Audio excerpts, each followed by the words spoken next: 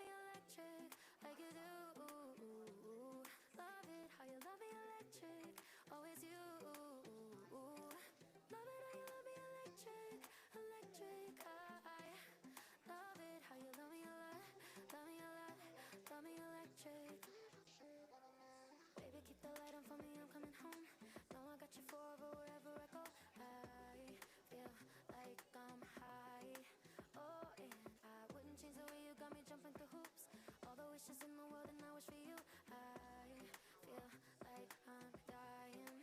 Oh, and I found heaven in your eyes. Tell me it's all mine, holding on too tight. You're like a neon sign in a starless night, showing up so bright. Can't get over how you talk to me, like I'm all you ever gonna need. Seeing colors that I've never seen. I love it how you love me electric, like you do. Love it how you love me electric, always you. Love it how you love me electric, electric. I love it how you love me a lot, love me a lot, love me electric. Wired in the moments like I'm walking on air, tripping over roses every time that you're there. I'm losing my mind. Oh, and I'm hot over the moon, you know that you got me good. I'm not even that, I need you more than I should. I feel like I'm dying. Oh, and I found heaven in your eyes. Tell me it's all mine, holding on too tight. You're like a neon sign in a starless night, showing up so bright. Can't get over how you talk to me, like I'm all you ever gonna need. Seeing colors that I've never seen. I love it how you love me electric, like you do. Love it how you love me electric, always you. Love it how you love me electric, electric. I love it how you love me a lot, love me a lot, love me electric. Found heaven in your eyes. You're like a neon sign, showing up so bright. Can't get over how you talk to me, like I'm all you ever gonna need. Seeing colors that I've never seen. I love it how you love me electric, like you do. Love it how you love me electric, always you. Love it how you love me electric, electric. I love it how you love me a lot, love me a lot, love me electric.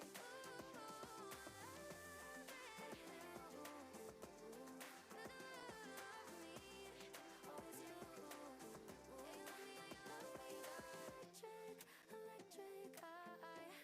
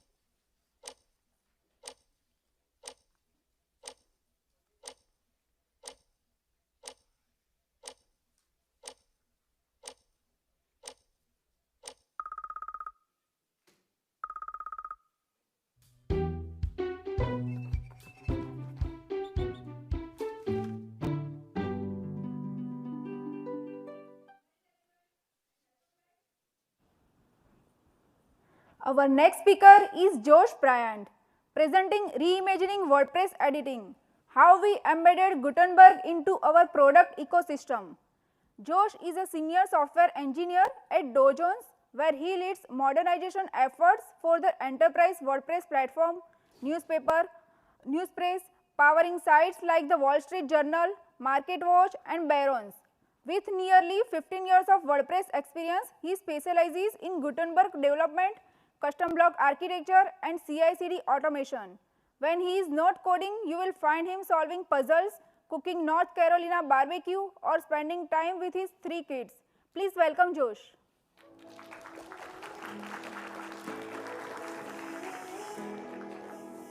Thank you so much. All right, good morning, everybody. My name is Josh, and when I was in college, they paired me in campus housing with my roommate, and his name was also Josh. So we were the Josh dorm. I don't know why they did that, but they did. And my parents gave me their 1996 Plymouth Voyager. It was green, it's a minivan, and it was probably not the best idea since I went to school 4 hours away. It had some interesting features. One feature was if you slammed the passenger side door, the windshield wiper went off. I mean, the car didn't even have to be on, which was kind of concerning in retrospect. It just went off one time. Also, if it ever shifted into 5th gear and then you had to downshift, like if somebody cut you off in traffic or if you had to stop at a stoplight, it would never get back over 40 miles an hour unless you pulled over on the side of the highway, turned the van off, and turned it back on. I don't know why my parents let me drive that, right? That is not a great vehicle, but it got me where I needed to go. And so Josh and I were in our dorm one day, and we wanted to listen to music, but we didn't have a radio. We didn't have a stereo or a way to play CDs inside of the dorm room. And we were just sitting around one night, and we said, I've got a great idea. Let's go to the van and rip out the stereo and put it in the dorm room, and now we have solved this problem. So we tried it. We were like, this is so crazy, it just might work. So we tried it, and it did work. And so I was like, wow, this is cool. And that's essentially what this talk is going to be about. At Dow Jones, we decoupled Gutenberg. We went into the Gutenberg editor, and we said, what if we could take it out of Gutenberg and put it in our React application and use it there? So why did we do that? Well, we needed to solve a problem. At Dow Jones, I work in the publishing section, and so we maintain 3, well, more than 3, but I'm going to talk about 3 of our main sites that we needed: the Wall Street Journal, Barron's, MarketWatch. They had a need where they needed to write posts quickly. And to understand that, I'm going to take a step back and tell you that we are a headless system. What does headless mean? Well, when you go to WSJ.com, you are not looking at a WordPress front end. We have a system over here. It's our front end system. It interacts with the posts we write in WordPress. So we do all of our writing and editing and saving to the WordPress database. We do that here at WordPress. And then our front end system takes that and displays it, right? I'm simplifying it, but you get the process. And then we have one other tool over here. It's a React application, and it's our planning tool. So we have a planning tool where we can plan things like, what assets do we want in this article when we write it? When do we want to write it? We want to have our posts scheduled out so that we have a steady stream of news that we can post. We want to propose headlines and talk to editors. And so that's our planning tool. Our authoring happens in WordPress, and then our front end picks it up. So let's take MarketWatch, for example. There might be a board meeting at Tesla, and some important information is being discussed in that board meeting. We need to get that information out as quickly as possible. We need to react to the market.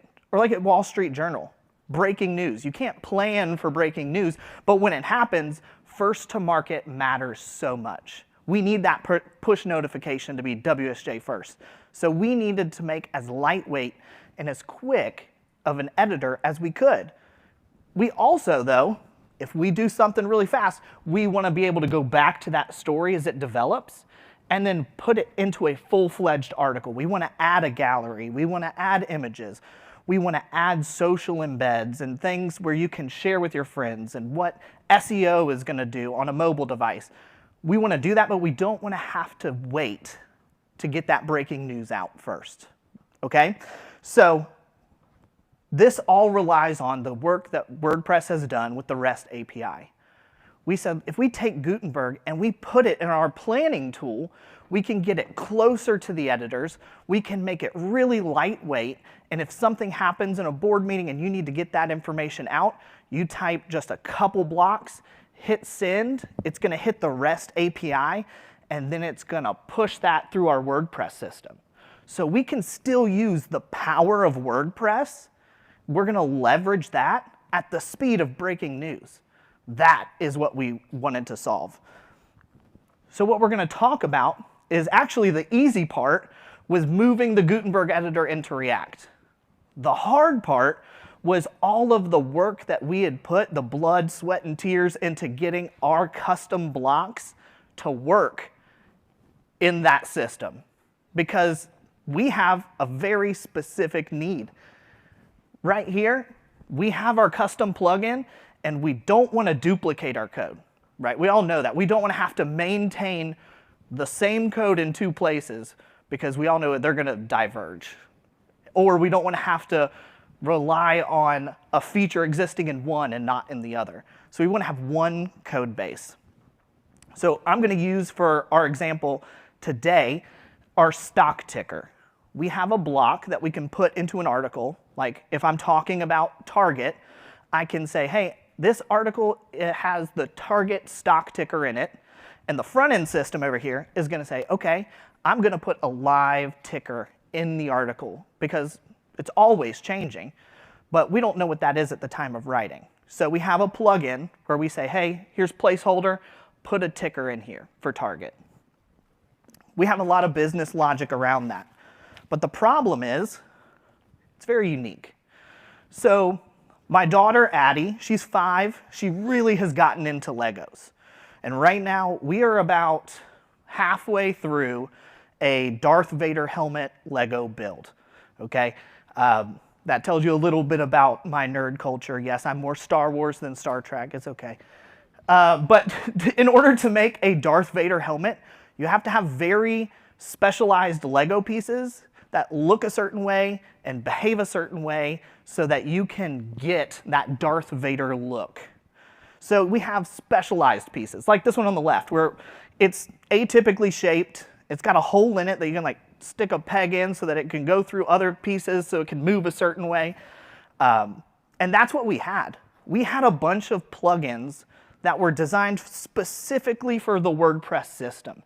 They were designed to do one thing and look a certain way right in the WP admin. And what we needed to do is make it more modular, like the Legos I grew up doing, where it's just the squares, and I built houses and swords and cars out of all of the same pieces, right? Different sizes, shapes, but it was very modular.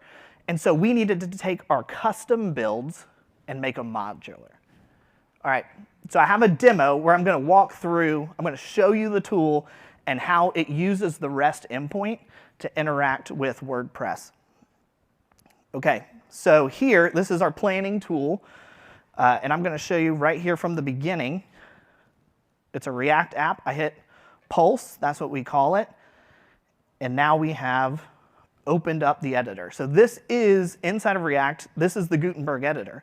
It's already made an API fetch call, and it's created this in WordPress. So this is an old article for this test run. So I'm going to refresh the page.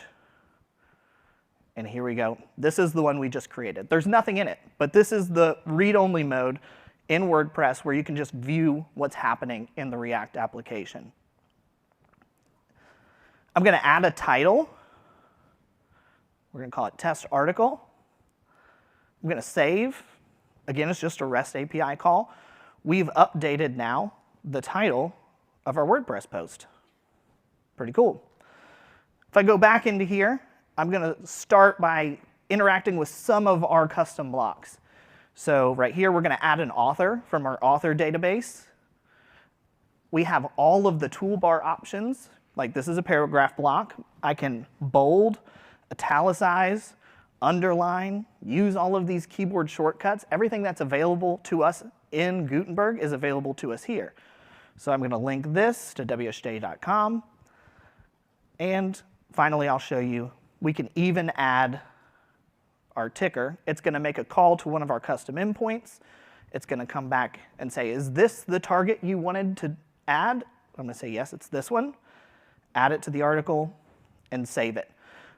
The cool thing about this is that it makes the exact same Gutenberg markup that's in the WordPress database. So when I save it and I send it, WordPress doesn't need to do any translating. Everything is exactly the same. And now I'm going to use the API to publish this.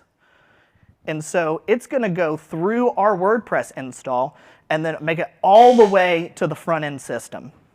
And our front-end rendering is going to pick it up. So we're going to get a notification here saying, hey, this article's been sent. It's published. And now that it's published, it becomes a fully fledged article in WordPress. So I can open this up in WordPress. And when I do that here in just a second, you're going to see that it's no longer going to be in read-only mode. I can say edit in WordPress, and I have additional blocks now. I can add a deck, which is just like a sub-headline. I can add images. I have a lot more sidebar options. This is the full editor that we're used to seeing. Okay, how did we do this? Well, like I said, Gutenberg was easy, but we faced a lot of challenges. But I'm going to talk about three today, three main challenges, because each of these hurdles that we faced taught me something new about WordPress that I didn't know before. The first one I want to talk about is the global WP object. I'll take credit. I had a really brilliant idea that just didn't work at all. I said, what if we fully bundle all of the code for our ticker inserter? What if we fully bundled all of that code and then we just did a JavaScript import and now our block is over there? It's so easy. Wow, I'm smart.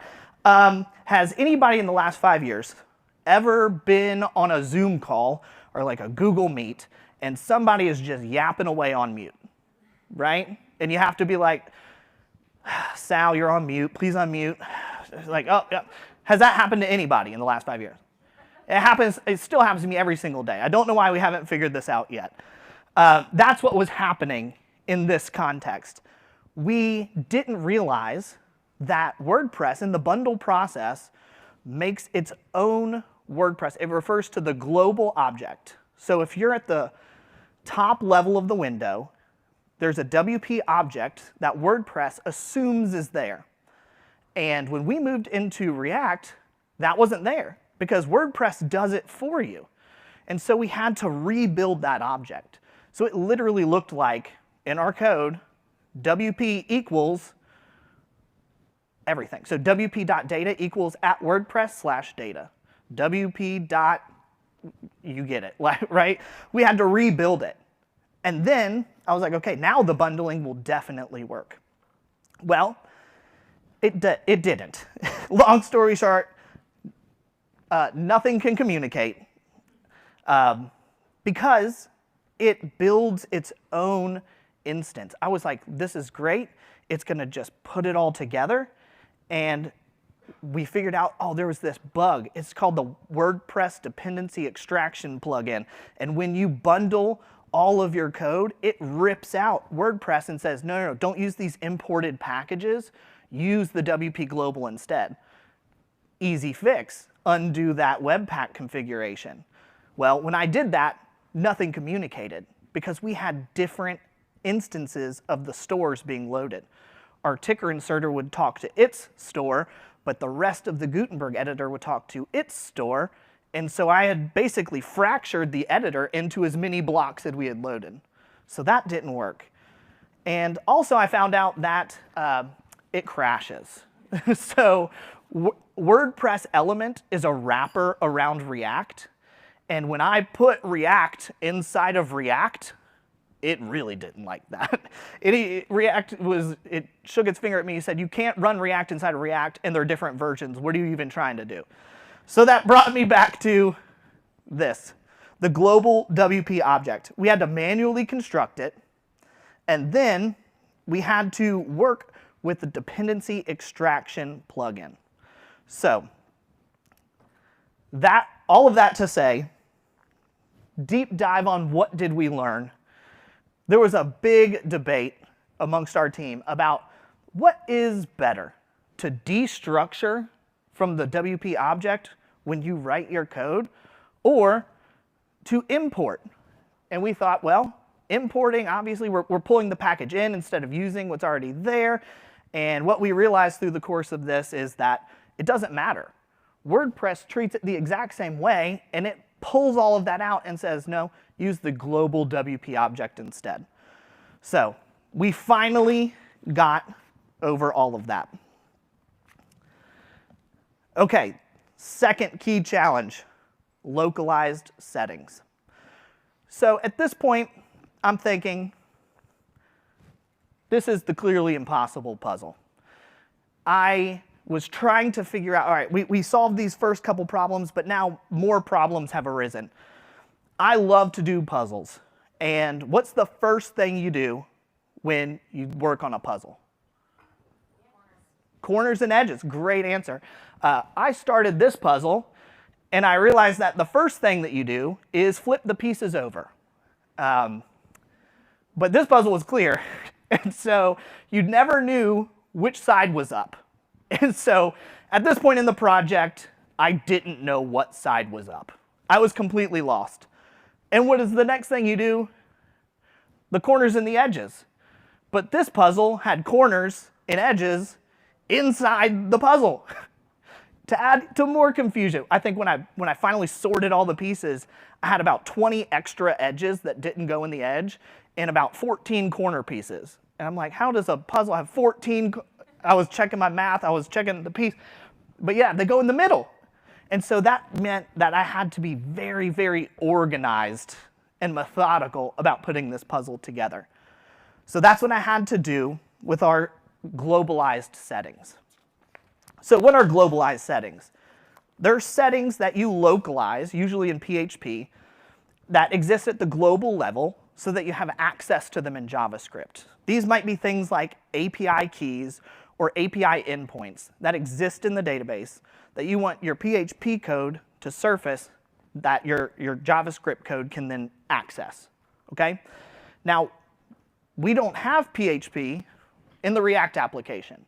So when we moved our code over, what was happening is that we would get JavaScript errors. It would say, no, you said that this exists, but this variable does not exist.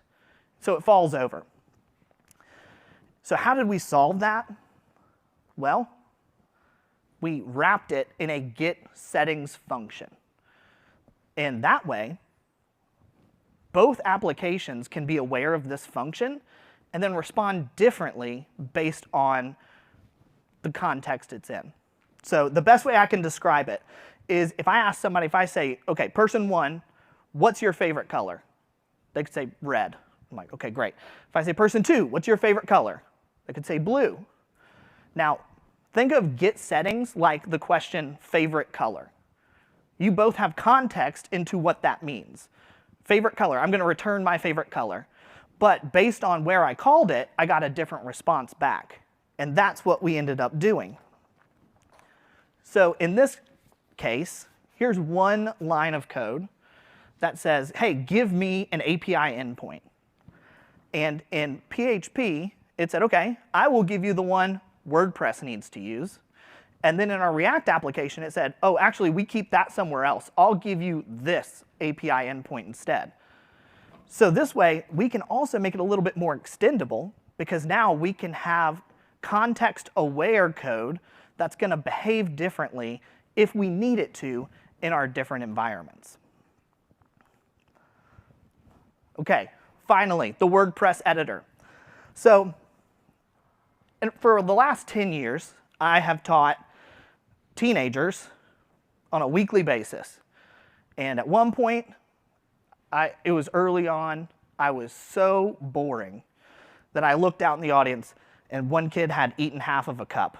I'm not kidding, a styrofoam cup, a little bit at a time. I don't remember what the lesson was on, he doesn't either. But I don't see anybody eating a cup, so I feel good about myself at this point. But let's talk about the WordPress editor. If you're like me, when I started early in WordPress, especially Gutenberg, I didn't realize that there's a difference between the editor and the block editor. So here is the block editor. This is what we moved into WordPress. Into our React app. Right? It looks similar. We didn't move the panels. We don't have a use case for them yet. We just moved that number 2, that middle section, and we moved it over here. Okay. The difference that really matters is that some things only exist at the editor level. The editor is the rest of the page. It includes things like the save button, but it has access to all of the post data. It has access to the metadata that's in the database. And so when we moved things into our application, we lost the ability to read and write metadata using data stores, and some of our code broke in weird ways. What I didn't realize is that sometimes you can interchange block editor and editor because the data stores have similar functionality. So one solution is try to use block editor wherever you can. Next, don't use post meta unless you absolutely have to. Save things as block attributes when available. And yes, we can solve that problem in React if we wanted to get post meta every single time. We can make a call using the API to the database, but that's a lot of noise, and that's just going to slow down this tool that's supposed to be built on speed, right? So we could do that, but don't do it. Unless you absolutely have to, then you could build an endpoint to do that. Or, my favorite, bail early. If you absolutely must have access to the editor and the post meta or anything that it does in WordPress, but you don't need it over here, have an early return. Just say, hey, if I can't find the editor, exit what I'm about to do. And then that will prevent your application from crashing. All right, finally, these are my honorable mentions because I spent so much time on these and frustration on these, but I don't have time to go into all of them. There's too much detail. But the first one is dash icons. Dash icons are those icons that we usually use in classes, class names, but they exist in WordPress because we have all the style sheets in WordPress. It was like, easy fix. We'll just put the style sheets in the React app. I never showed anybody else. I only did it on my local because it broke so bad. It broke all of the styles. Have you ever, in Microsoft Word, tried to like move something like an inch to the left and your whole document just, poof? Yeah, that's what I did. So I'm like, this is not a solution. Well, there is an NPM package. It's called @WordPress/icons. And you can use some of the same icons that you use in dash icons. Now, not all of them exist in the icons package that exist in dash icons. So we had to make some tweaks. But the good news is now we have icons that are consistent between our two editors and everything appears the exact same. Linting, so linting, WordPress has very specific standards, and our React app has very, very, very different standards. So when we started importing our blocks into there and trying to run a build, we were just getting walls of hundreds and hundreds of ESLint errors. And again, we don't want to change our code, so how can we in one code base have ESLint pass in one and skip in another? That was a problem we had to solve. Filtering. So if you're not familiar with filters, they allow you in a block to have differing functionality, and our brands have different functionality that they require for their various business needs. We usually handle the filters on the theme level. So we have the WordPress theme for MarketWatch and WSJ tap into the filter and change the functionality for their business need, but we don't have WordPress themes over here. So how do we do that differently? And then finally, this was the worst of these four, but I found out that there is no undo and redo functionality in the block editor.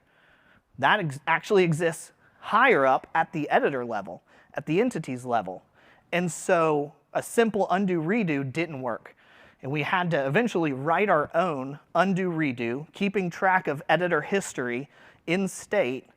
But then also we got to use some really cool WordPress packages to create keyboard shortcuts and register it to the block editor. So that was a fun one, but way too much to go into there. So that is essentially how we pulled out the car stereo and we put it in the dorm room, leveraging the power of WordPress at the speed of breaking news.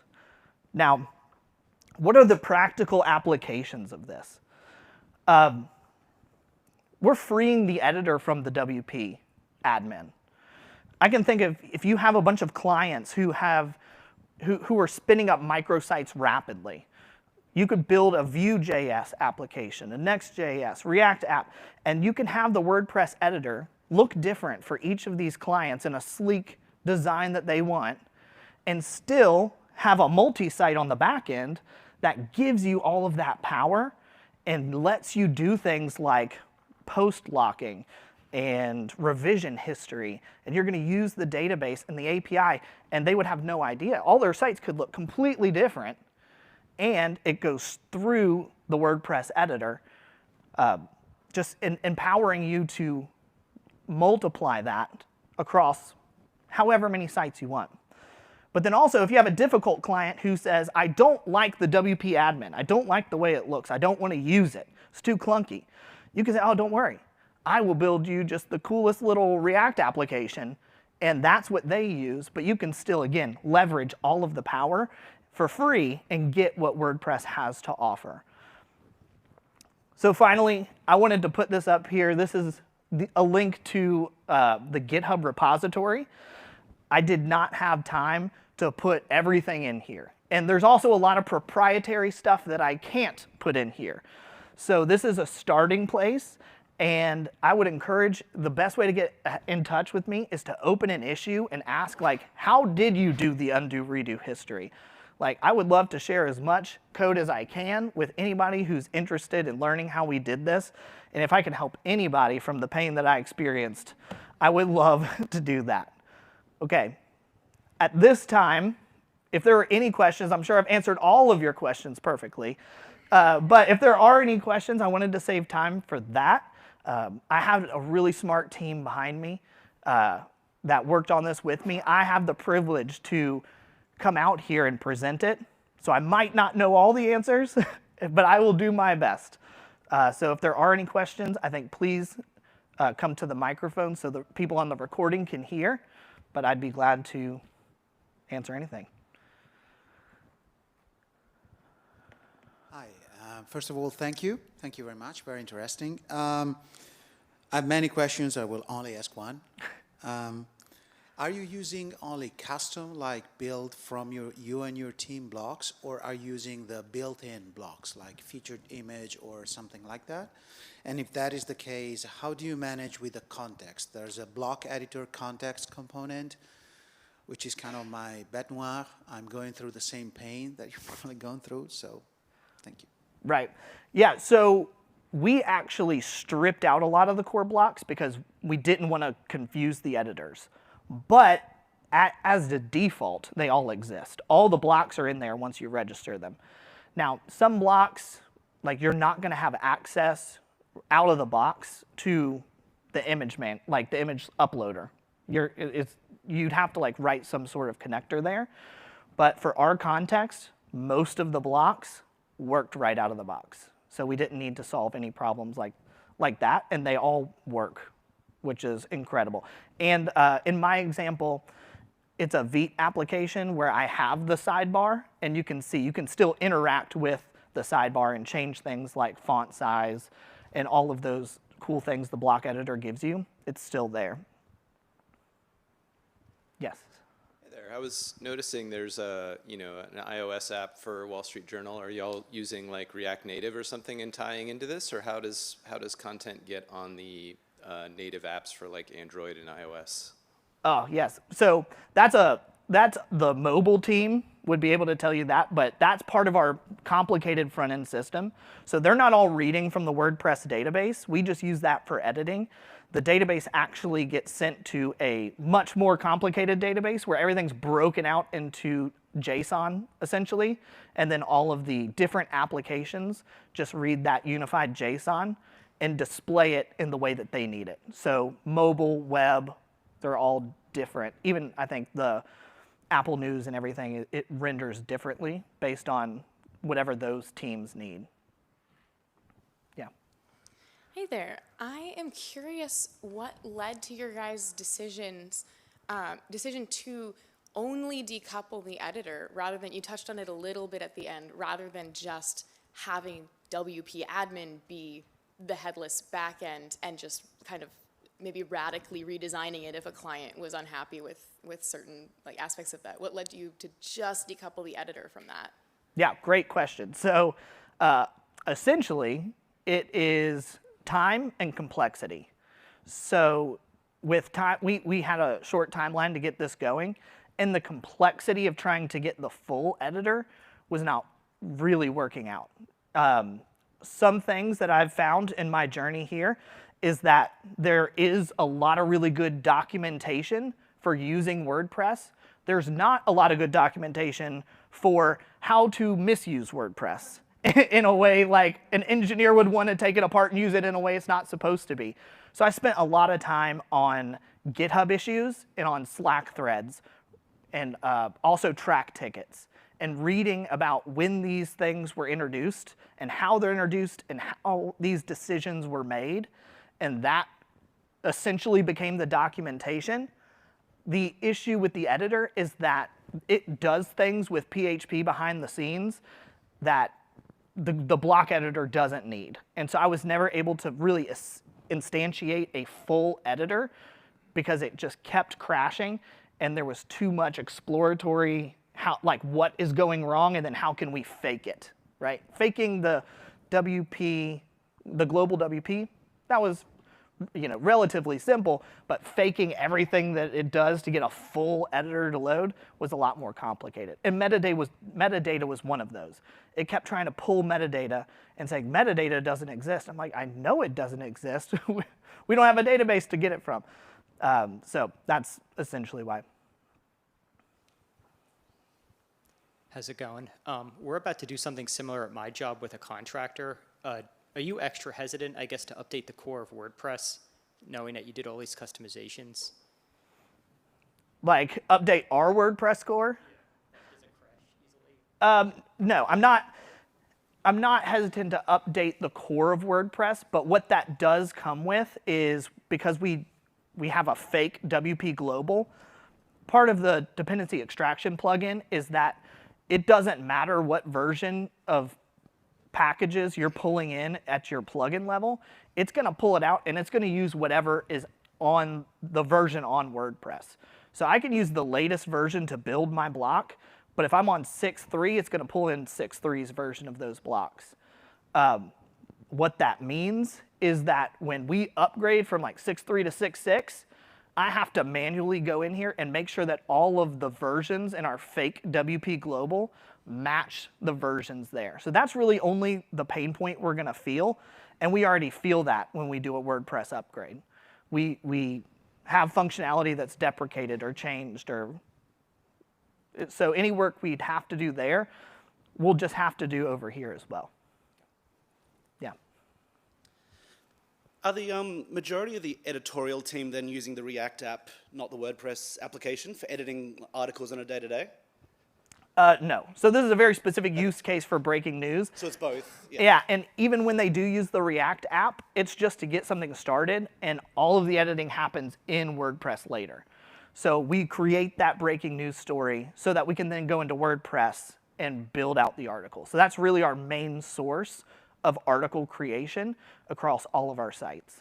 So when you were looking at that, I guess, for this architecture, yeah, I've seen other teams do similar things, but then they end up saying WordPress is really just acting as a database and going down a more database-driven CMS. Was it the editor, the Gutenberg editor, that was sort of the thing that tipped the scales to sort of go down and bite the bullet and sort of rip the Band-Aid at having to sort of jam Gutenberg into a non-WordPress instance, or were there other reasons, I guess, that you went down that architecture of picking WordPress? Well, we've been using WordPress for a long time, and we have put a lot of like custom business logic into WordPress, and so that's why we decided to move Gutenberg over, because we didn't want to lose all of that equity that we've built up in that system. Hey, thanks. Could you maybe explain from more of a non-technical, more operations standpoint, like when breaking news happens, like who's using this React tool, what do they do, and then where does it go, and then who does the next thing, and kind of how it propagates, like from the needing to be quick all the way through it showing up kind of on your different environments? Right. So let's say that we won't use breaking news, we'll use tickers. Let's say that a lot of market data is happening at the same time. We need to write these stories quickly. So I can have one editor in this React tool.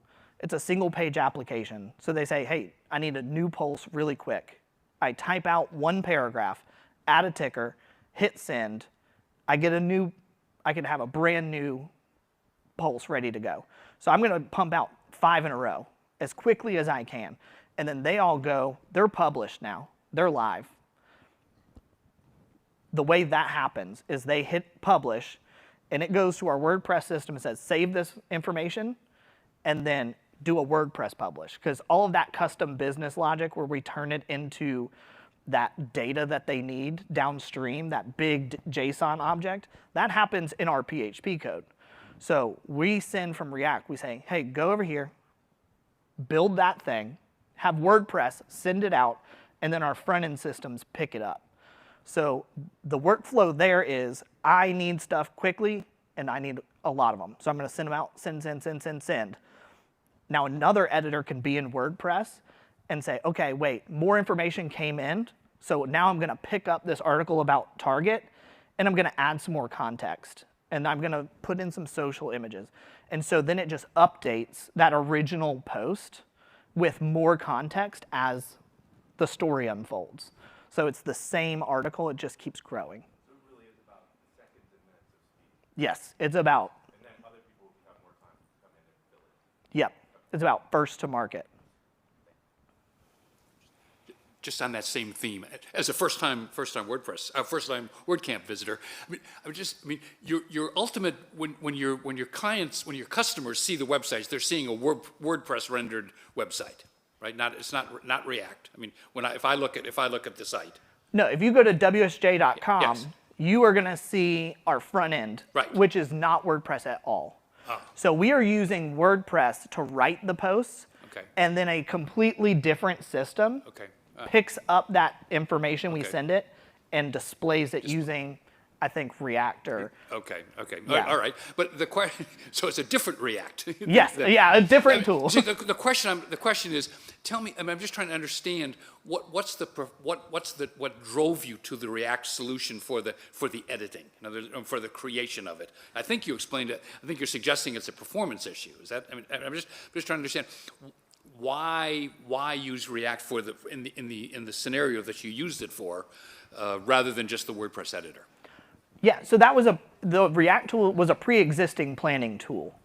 And that's where the editors are doing a lot of their pre-work in, and it's a little bit quicker. And so it doesn't have all of the heavy lifting things that WordPress Okay. does. And so it gave us just a performance improvement. Okay, thank you.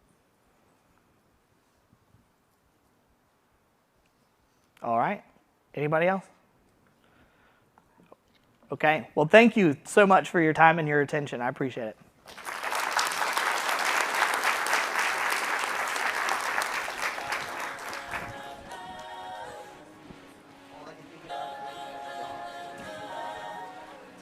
Thank you.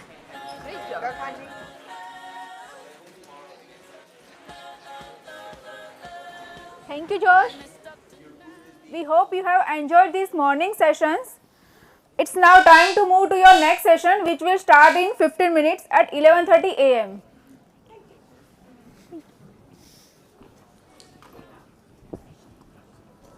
Okay. Perfect. So we just have to get up. Is there any quickly. mistake? No, no. Okay. Thank you.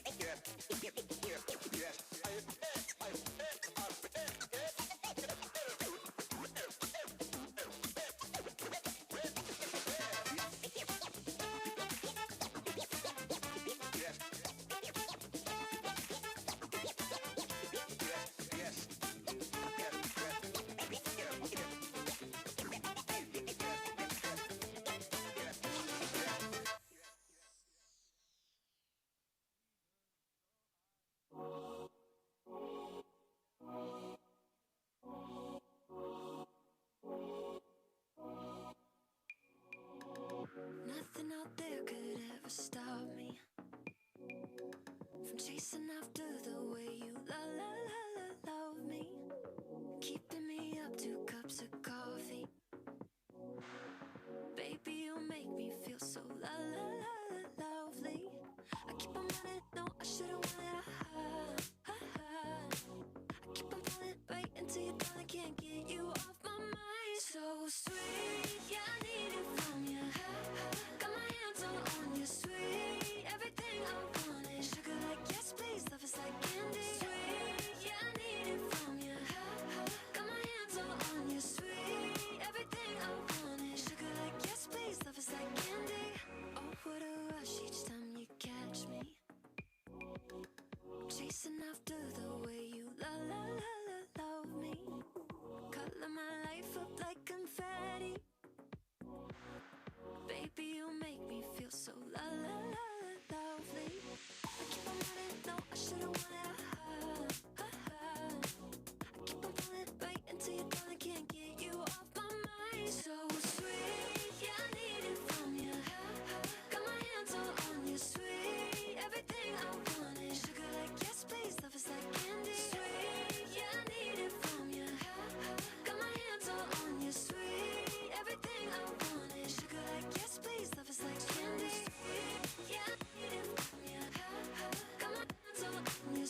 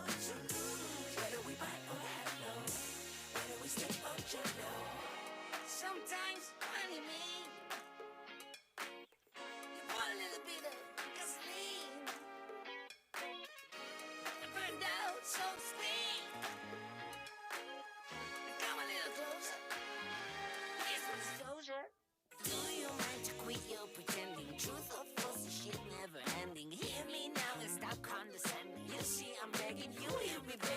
If you seek for love, don't try to hide it. Find it deep inside and try to hide it. If there's a way, I wanna know we tried it. Quit your games and now that you denied it. Losing this game, I can't afford to be losing this game. And I know you deserve respect. Losing my mind, can't find the words, no, I can't seem to find. But I'm really trying again.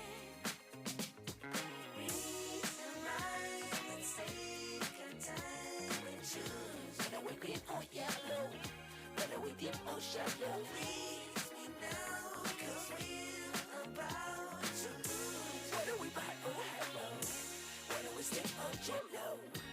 I got rules and make amends, but can't go through the same regrets.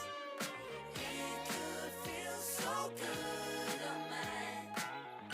Not about love, again.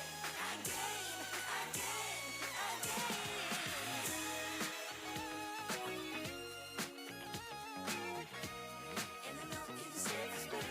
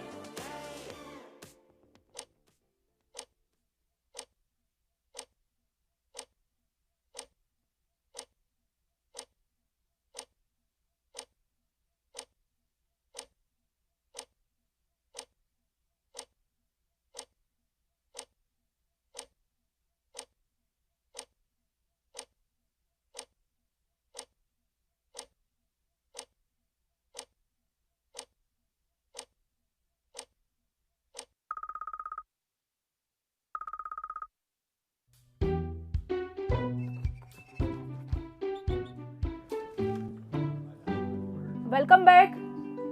Next up we have Western Router, the site speed frontier with Performance Lab and beyond. Western is a long-time WordPress contributor and core committer for over 10 years. He code-lead the WordPress 4.9 release and has made significant contributions to the platform's evolution. From 2010 to 2018, he worked at XWP in the agency space, and until recently, he was at Google, where he was sponsored to work on the WordPress core performance team. Please welcome Western.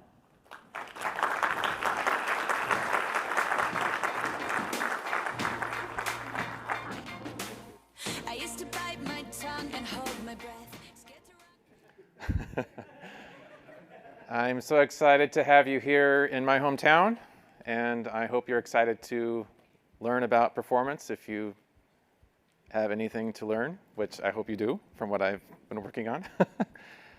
And I had just published a blog post on my blog that has everything that I'm going to be talking about, plus like 10 times more. So if you miss anything, don't worry about it. And if I miss or forget to say something, I'm not going to worry about it because you can find it there on my blog. And on the core performance team, where I've been contributing for a while, we do a lot of work on contributing patches to WordPress core to improve performance, but we also work a lot in this Performance Lab plugin, which, how many of you have it installed on your sites? Just a few hands. So I'm excited to see all the performance improvements we're going to be seeing after today on the web. But as we have the Gutenberg project, which is our testing ground and incubator for new editor features, so too the Performance Lab plugin is how we, as the core performance team, develop new performance features and optimizations to get them out in the wild to get feedback, to see the performance impact, and then we use that in the merge proposal for getting it into WordPress core. So by installing it on your site, it helps the core performance team to validate that the improvements are having an effect that we want. So please install it. And it's a collection of plugins. It's not just one mono plugin, mono repo. So if you can install just the ones that you need or want. And in this talk, I'm going to be talking about or looking at how the Performance Lab plugin impacts the performance of just the stock WordPress core theme 2025, which, as core themes go, they're generally the latest and greatest, showing the best performance, all the great features, everything that core has been working on as of late. And it should be fast, and it is very fast. But I'm going to show you how Performance Lab makes it even faster. Sorry. And with other themes, your mileage will vary. Either you'll get even better performance or less performance, and the different enhancements vary based on the content you have on a page and the page layout and what plugins you have installed. But I'm just going to look just at 2025, the theme with the plugin, with the various feature plugins from Performance Lab active, and we'll see the impact they have. Probably the most common way that performance is measured on the web is using Lighthouse. And you can see this either in Chrome DevTools or in PageSpeed Insights. And this is a good measure of like a sense of the performance of something. If you have a terrible Lighthouse score, it's a good sense that maybe your users are having a bad experience. But just because you get a great Lighthouse score, a 99 or even 100, you shouldn't settle for that because, number one, Lighthouse is a lab metric. It's not actually representing what your visitors are experiencing when they land on your site. But a 99 or 100 still has a lot of room for improvement, which I'll show you. And so just because something is good doesn't mean it can't be greater or perfect. So, but there's always room for improvement. So don't just settle for 100.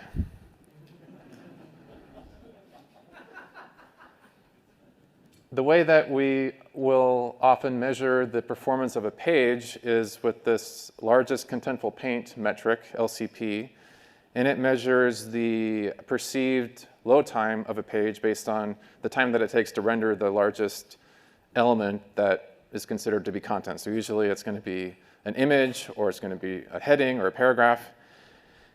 And this is among the core web vitals that WordPress struggles the most with meeting. And one component of that is the time to first byte, the TTFB, and that's how long it takes the server to respond to actually send the HTML for the browser to then parse and then to build a page. And so if you have a slow TTFB, then it's very likely that you're never going to get a good LCP because what was it? Well, you'll see in my blog post. A very large number of WordPress sites have, like, I think a third or half of WordPress sites have a second TTFB. And so that gives you only a second and a half to be able to achieve this good score or passing rate in LCP. So,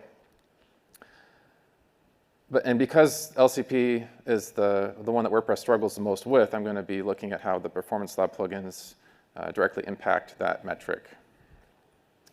And the way that I do that is, see, with Lighthouse, you get one measurement of the LCP, and that LCP is a large contributing factor to the overall performance score in Lighthouse. It accounts for 25% of the overall score. But that's just one page load, and there's a lot of variability in how a page loads that will cause the LCP to fluctuate a lot, either improved or decreased. And so the way to get a good sense of what the LCP actually is to do many requests, many page loads, and then to capture the LCP for each page load, and then to get the median value for all those LCP metrics. And the command the tool that I use to do that is one that I worked on when I was at Google with the team there called WPP Research. And this command will give you that median value for LCP as well as for other metrics. And the command that I use to do that, you can see here, for example, I pass in a URL without the plugin active, and then another URL with the plugin active, and then you say the number of requests you want to make before and after, and then emulate the device type and the connection speed, and then it will output a table like this, where you can see specifically the difference in the LCP before and after that optimization is applied. And here in this example, you can see that the improvement for LCP is almost 25%, which is great, and that's the kind of thing that we want to see from our Performance Lab features. And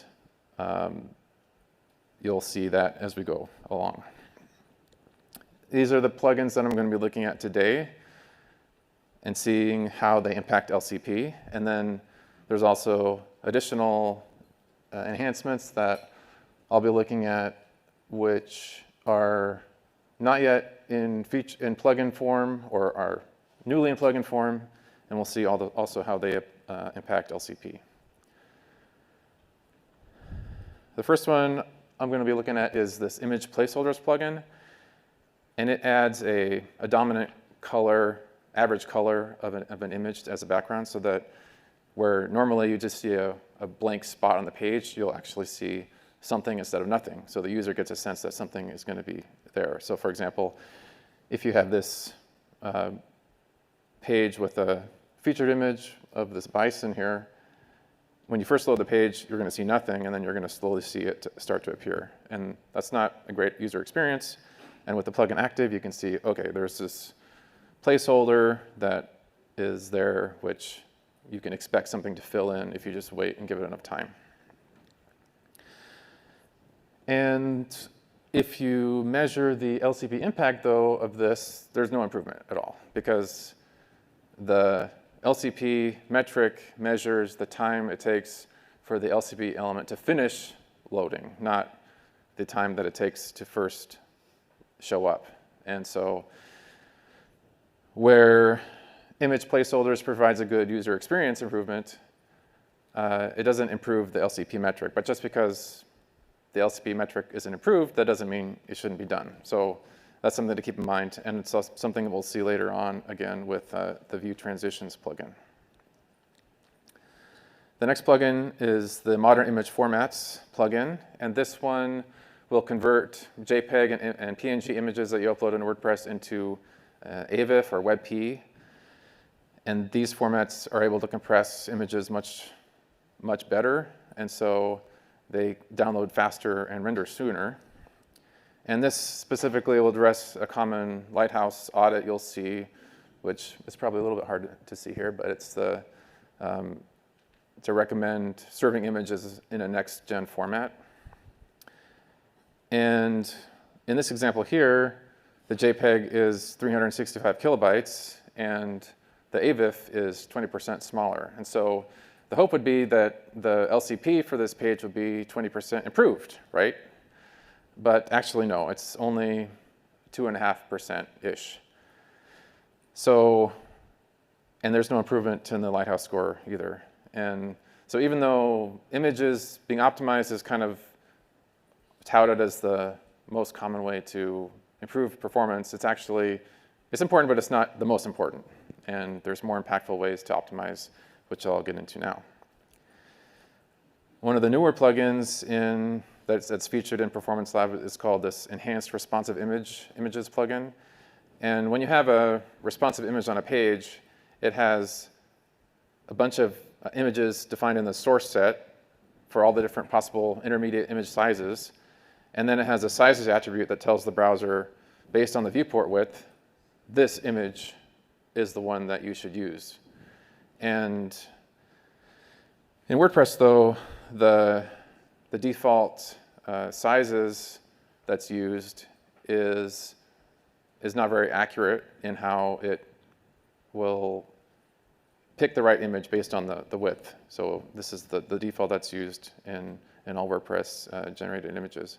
And so on desktop, or on mobile, it is actually okay because the images are more often to be the full width of the page. But on desktop, you often have a lot of extra space on either side, or you're going to have images that are just in a column. And so on desktop, oftentimes, you'll have a much larger image downloaded than is appropriate for the container.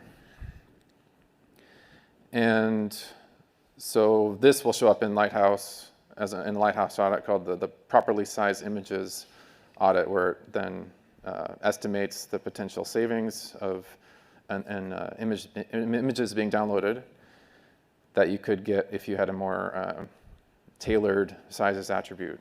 And so the Enhanced Responsive Images plugin uses the layout information available in block themes to compute based on where that image is in the block structure.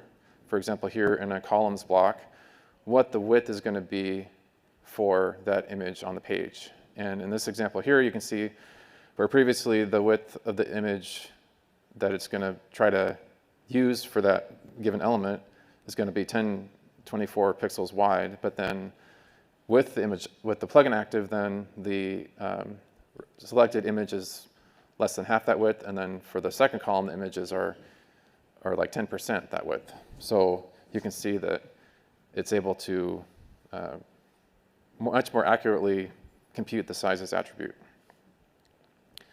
And here you can see the improvement is almost 25%, which I showed in that teaser before. A dramatic improvement on LCP, reducing the load of the LCP element by a quarter. So that's awesome. And this is also reflected in the Lighthouse report, going from a 96 performance score to 99. And the audit will also show an improvement, showing that there's less opportunity for more accurate sizes to result in fewer bytes downloaded. But you're never going to probably ever see this completely go away because WordPress has a limited number of intermediate sized images that it will generate. So it's a trade-off between disk space usage versus reducing the sizes, reducing the bytes being downloaded by visitors. But then if you use a image CDN, then you could potentially have many more intermediate sizes without that storage issue. And then you can see if the original page had 1.5 megabytes downloaded, if you use AVIF instead, then you're saving about 30% in the download. But then if you use an accurate sizes attribute, you're almost 90%. And then if you're using AVIF and the accurate sizes attribute, then it's still going to be just another couple percentage points of improvement. So a more accurate sizes attribute is much more impactful than using a modern image format in this example. So that's enhanced responsive images. And now here is the next one, image prioritizer. And this is one that I gave a talk about at WordCamp Asia earlier this year, which you can watch for a lot more details. And this one is about, as the name implies, improving the prioritization of downloading, which images are downloaded for on a page. So the LCP image is, for example, prioritized. Images that are not visible at all, they get lazy loaded. Images that are in the initial viewport, they get lazy loading omitted, and so on. And you can see in the README that there are many optimizations available, but I'm going to highlight just a couple of them. Continuing what I was discussing before about responsive images, we'll look at prioritizing those properly, and then how to prioritize background images. You can see here in this example of a gallery that on desktop and mobile, there's a different layout for those images. And WordPress doesn't know how the page is laid out because it's PHP. The server doesn't have the page rendered out, so it doesn't know how it's going to be structured in the end. And so WordPress is adding fetch priority high, this attribute, to on the image that it thinks is going to be the LCP element, and it adds it to the first image that's sufficiently large. In this example, it's that first image in the gallery. But if you can see on desktop, it's actually the second image on desktop is actually the LCP element, and then on mobile, it's the third image because the third image is appearing on a row by itself. And so what Image Prioritizer does is it removes fetch priority high from the first image in the gallery because it's not the LCP element on either desktop or mobile. And then it adds preload links for the second image on desktop and the third image on mobile based on the media queries that are according to those responsive breakpoints. So it outputs these, for example, in the head of your page so that the right image is prioritized based on whether you're a mobile or a desktop visitor. And the improvement here is even greater than we saw with enhanced responsive images, where the LCP is improved by 28%. And the Lighthouse score improves from 95 to 99 on mobile. And then on desktop, the performance improvement is a 50% reduction in LCP, meaning the LCP element renders in half the time compared to without this image being prioritized properly. And the Lighthouse performance score here increases from 93 up to a perfect 100. But don't let that fool you. There's still more to go. So another common example in web pages, in pages built by WordPress and page builders, is background images. And you'll often see page builders use these components, blocks with background images to implement the desired layouts. And WordPress, though, only is able to prioritize image tags, image elements. It doesn't have the ability, because a background image is CSS. It's not something you can attach a fetch priority attribute to.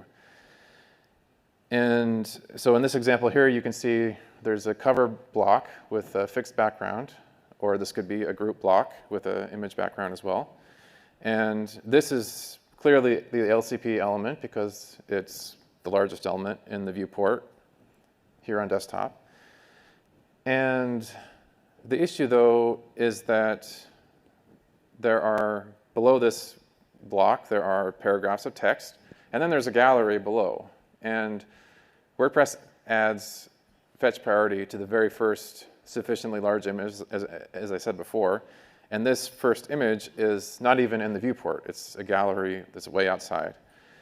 And also WordPress omits lazy loading from the first 3 images in the content. And so those are also being loaded even though they're not important because they're not even shown. Whereas the background image for the all-important LCP element is loaded after all of those. So it's the most important image is getting loaded after ones that you can't even see. So then Image Prioritizer, what it does is, based on the optimization detective framework that it depends on, it will remove fetch priority high from the first image in the gallery, as we saw before. And then it also will remove, or it will add lazy loading to all those images in the gallery.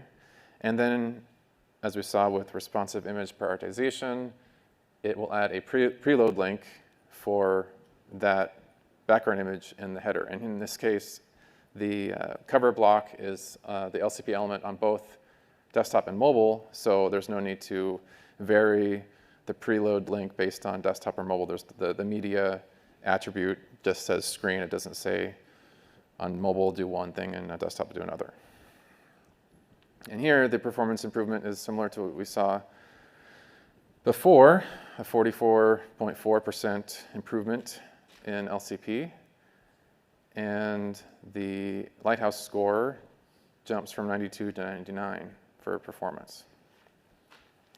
So those plugins, image placeholders, modern image formats, enhanced responsive images, and image prioritizer, those are all image-related plugins, right? So now, though, let's get into another plugin that's featured by Performance Lab that isn't directly related to images, and that is speculative loading. And this is actually something that landed in large part in WordPress 6.8, and it is this feature plugin, this speculative loading, or the speculation rules API, it allows you to prefetch or pre-render links. So if you are able to prefetch the HTML for a given link, then you should get a TTFB, time to first byte, of 0, because when you click the link, the browser already has the response in cache. And with pre-rendering, it not only fetches the HTML, but it also will download the images and render them out, execute JavaScript, so that you can potentially get a 0 LCP with pre-rendering. And whether or not you are able to get a TTFB of 0 or an LCP of 0 depends on how the feature is configured. There's eagerness configuration and a mode configuration. The eagerness is about how proactively it starts prefetching or pre-rendering. So you can go from conservative, where it just starts prefetching or pre-rendering when you mouse down or click on a link. And then, mouse down or pointer down or touch. And then with moderate, though, it's on desktop when you just hover over the link, it'll start prefetching or pre-rendering. And then, and also coming now soon in mobile, it will start to also prefetch or pre-render links as they come into the viewport based on some heuristics that are I haven't seen the details on yet, but that's starting to roll out in Chromium. And then then there's the eager eagerness, which is the browser will start prefetching or pre-rendering without any user interaction at all. And for the initial core merge in 6.8, the conservative prefetch configuration was used because this has the least risk in wasted prefetches or pre-renders, and also with pre-rendering, there's some potential compatibility issues where if you have ads or analytics and they're not aware of this pre-rendered state, they could erroneously register a page view. And so you need to make sure that what you're using on the page is compatible with those, with pre-render. But if we look at the impact that speculative loading has, in this first column, you'll see what the experience was prior to 6.8 without speculative loading. The next column is with conservative prefetch, which you get by default in 6.8. And then the plugin enables these other modes where you can opt into this moderate prefetch, where it'll have a TTFP of 0. And then the last one is moderate pre-render, where you'll see that you can get an LCP of near 0 as well.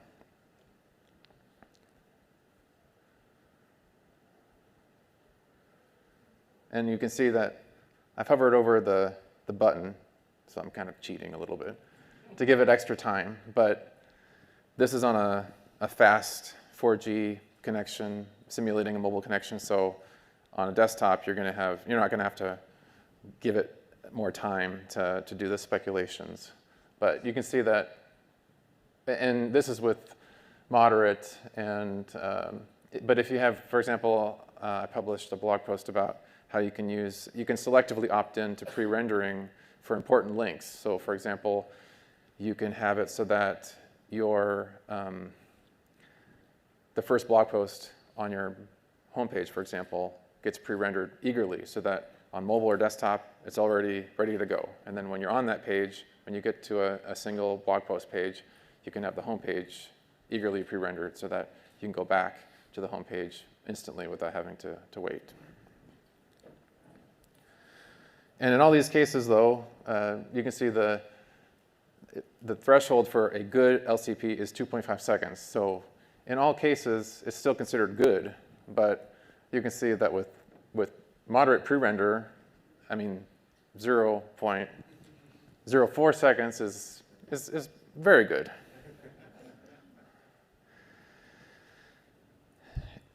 But there's a problem with being too good, and that is you're used to pages loading in a certain way. You click a link, you think the browser is doing some work for you, and then you see the spinner, and then you see the page go white, and then you see things go into the page, and then you know, okay, something happened, and the page loaded. But with pre-rendering, it gives you an instant page load, and it can feel too fast and somewhat disorienting, at least for me, because it just loads too quick. So you think maybe something's broken, or like, why is it so good? And so view transitions is a way to fix something being so good. And so it brings this new web platform feature called view transitions, specifically cross-document view transitions, to WordPress. So you just activate the plugin, and then you can opt into having a page load experience that is similar to what you would get with a single page app, but without all the complexity that you have with implementing all the page navigation in JavaScript. And here you can see an example before and after speculative loading. You can see in the first example, without it, navigating between the homepage and the blog post page has a bit of a flash of white, and it just feels kind of, I don't know, not smooth. But then with the plugin active, then you can see there's this nice animation where you can retain state, and you can feel like you're moving into something instead of just like, bam, you're there.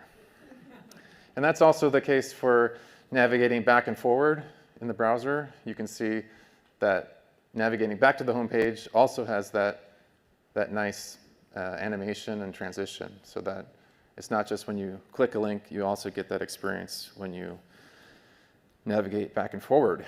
But as you saw with the image, as we saw with the image placeholders, this doesn't have any impact on your LCP at all. This is just a user experience enhancement. And so, but just because you're not getting a raw LCP metric improvement, that doesn't mean there's not value in doing it. So that's just something to keep in mind. That brings us to the Beyond section in my talk. And those were the plugins that are already that are featured by Performance Lab. But then now I want to get into some enhancements that are either brand new or actually just landed in Performance Lab or are not even yet in plugin form or are just being directly targeting WordPress 6.9. And the first is related to what I just showed with navigating back and forward. And this just was started to be featured in a Performance Lab as of Monday. It's a plugin that enables that instant back-forward navigations even when you're logged into WordPress. Or, for example, oftentimes you will have like an e-commerce site where the shopping cart or the checkout page or the account page will have headers sent, the no store header or directive of the cache control response header, which will tell the proxies to not cache the page and serve those to other visitors, because that would be embarrassing to have someone else's shopping cart showing up for you. But it also has the side effect of preventing the browser from storing the page in its BF cache, the back-forward cache. And without it being in BF cache, then you don't get that instant back and forward experience that you get with BF cache. So what this plugin does is it uses the private directive for cache control, which tells the proxies to not hold on to those responses, but it lets the browser go ahead and store it in BF cache. And then it has a way to invalidate pages from BF cache, so that if you are logged into WordPress and you're maybe manipulating some API keys or something, and then you go log out, if you just have BF cache enabled out of the box without anything else, then somebody maliciously could hit the back button to go back into WordPress and access those API keys that you had been working on. But with the privacy enhancement that this plugin provides, is it invalidates those pages so that malicious users can't access them. And you can see this, for example, not just, it improves the admin experience because you don't have to wait for a round trip to get a page if you navigate back in the admin, but also on the front end of the site. Here's an example with 2025 as well as the BuddyPress plugin active. And you can see that I'm on the activity, well, you can't see yet. I'm on the activity tab, and I'm entering an update. And then after I've drafted that update, I click to navigate to other tabs from BuddyPress. And then I try navigating back to the initial tab. And you can see when you have BF cache, you can go back instantly. And you can see that the status update is preserved. Whereas if you don't have BF cache, then every back navigation causes the browser to have to refetch the HTML, and then it rebuilds the entire DOM. And so if you have controls on the page that are, like, for example, the block editor, the entire page has to be rebuilt from scratch, and so you lose any JavaScript state. And so, but the BF cache allows you to, it captures a snapshot of the entire DOM and the JavaScript state, so you don't have to rebuild all that, so you can get this instant back and forth experience. And the benefit there is you can get, again, almost a 0 LCP with BF cache enabled. Whereas in this example I showed, without BF cache, it was 1.5 seconds. And this will also improve your your CWV, your core vitals passing rate in the Chrome User Experience Report, because it turns out that these back-forward navigations, which we often don't think about, but according to research done by the Chrome team, 1 in 10 navigations on desktop are back or forward navigations, and on mobile it's 1 in 5 navigations. So you could be giving users a 20% of the time they could be experiencing a 0 LCP. And so that can be an easy way for you to get your site into a passing Core Web Vitals passing rate. Moving on from BF Cache, this is a less flashy enhancement, but another way to improve the LCP is to reduce the network contention for downloading the LCP resources, or the LCP resource. And for example, if you have a single blog post in 2025, you got a featured image, and by default, every page is going to have the navigation block, and on mobile, that's going to provide you the mobile nav menu. And that depends on having a script module added to the page, which has the interactivity for opening and closing that nav menu. And there's actually, and also in this example here, if you have the image block with the lightbox functionality, that also depends on having a script module added to the page. And by default, WordPress will browsers in general will load script modules with a high priority. And what that results in is they compete with the loading of the LCP image. So you could be loading these script modules, which are for blocks using the Interactivity API, and the Interactivity API has a key design principle that all blocks should be using server-side rendering. So by design, these script modules should not be prioritized. And yet, currently in WordPress core, they're competing with the loading of the critical resources. And so the way to solve this, there's 2 ways. You can add a fetch priority low attribute to these script tags. And also, the script tags can be moved to the end of the body, into the footer. And this has a nice 9% improvement to LCP just by deprioritizing those scripts that aren't in the critical rendering path. And script modules are defer by nature. They don't block rendering, but they do compete with the network. They have network contention. But there's something else on web pages that will always block rendering.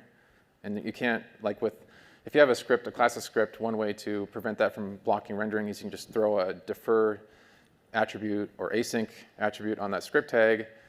If it's not a script module, then it will load it after the page, or execute it after the page has loaded, so then it doesn't block rendering. But with CSS, you can't do that, because if you implement an async CSS solution, then you're going to have an unstyled page load instantly, which is great.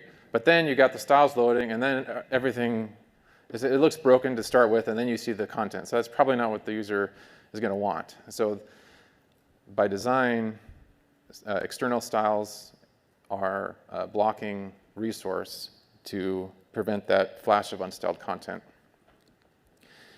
And on a WordPress, on a 2025, on a site using 2025, on the sample page, you're going to have always 2 external style sheets right now: the theme style sheet and the navigation blocks style sheet, which is relatively large. And even though they are blocking resources, you're still going to see a nice 100 performance score. So what's to worry about? I mean, we're already perfect, right?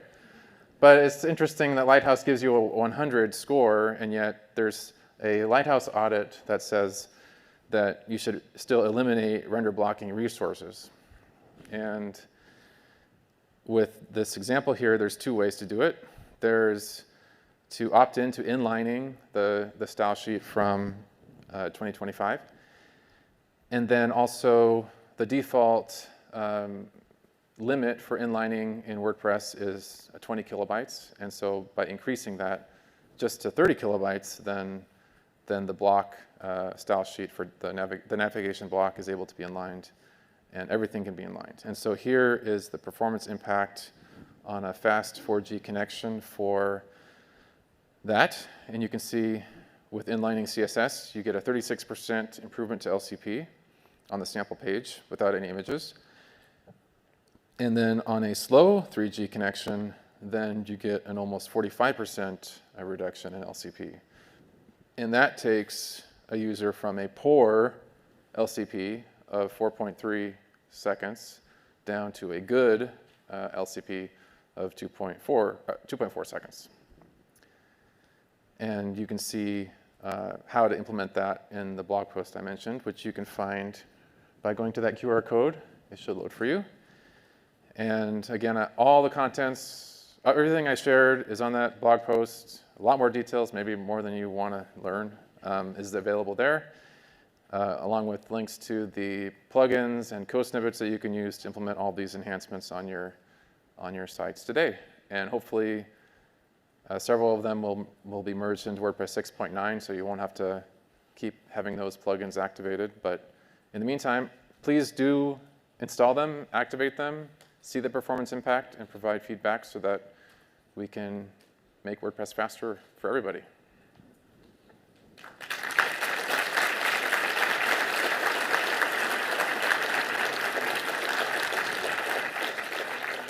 We have time for 2 minutes of questions. Please use the mics. Yes. Yeah, hi.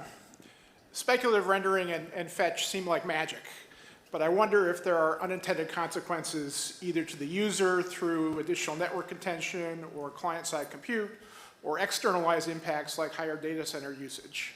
Can you comment on that? Yeah, so it is true that speculative loading does add more network bandwidth usage and increased server load. So it's important to activate those more aggressive enhancements, modes, and eagernesses to sites that are able to scale to more traffic. So for example, have a persistent object cache active. Make sure you have page caching active. And these will reduce the server load to ensure that you're not overly taxing your WordPress site. And then for client side, though, network contention, that should be handled by the browser. It should be aware of your connection speed, and it won't then speculatively pre-render or pre-fetch something if it's going to interfere with your user experience for loading that page itself. And that's kind of the design of speculative loading or speculation rules is it's declarative. So instead of having to manually use something that will pre-render pages, the browser handles it for you. So you should just trust the browser, I guess. I have a question about capturing and monitoring results over time. So sometimes it feels like there's so many variables with optimization, it's hard to know kind of like the best way to present kind of the results of your work to, say, end clients empirically. What tools do you use to do that?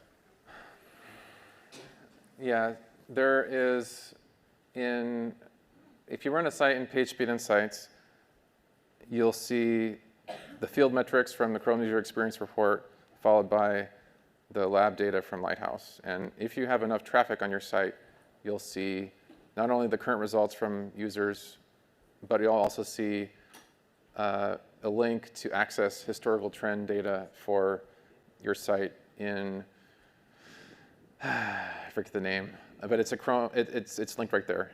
But the issue is that you may not have enough traffic to qualify for visits to be in the Chrome User Experience Report. I, for the first time, got my site in Chrome User Experience Report recently, but then I just checked again and it's not anymore. So easy come, easy go. But yeah, so, but there are other real user monitoring solutions that you can add to your pages that will track what actual users are experiencing when you visit their site, your site. And so then I would recommend one of those to capture the actual impact. So don't use Lighthouse to get a rough sense of the benefit, but especially relative improvements before and after. But you really need to use either what the Chrome User Experience report provides, or if you get a real user monitoring provider to give you that data, then you get much more real-time results, and instead of having to wait like a month for the Chrome User Experience report updates to come out. Yes? Hi. So if you're supporting a site that has not yet been migrated to blocks, will any of these plugins work for that classic site? Yes. All of them except for the Enhanced Responsive Images plugin will have improvements for classic themes. Yes? I know the same question, but for custom blocks built with like a PHP render. Yeah, all of that is, it doesn't matter if it's static blocks or dynamic blocks, all these performance enhancements will apply.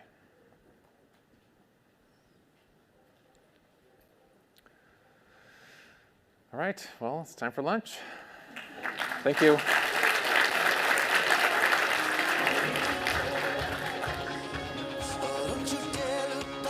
Thank you, Thank you, Western. We will now break for lunch. Please enjoy and be baked in your break.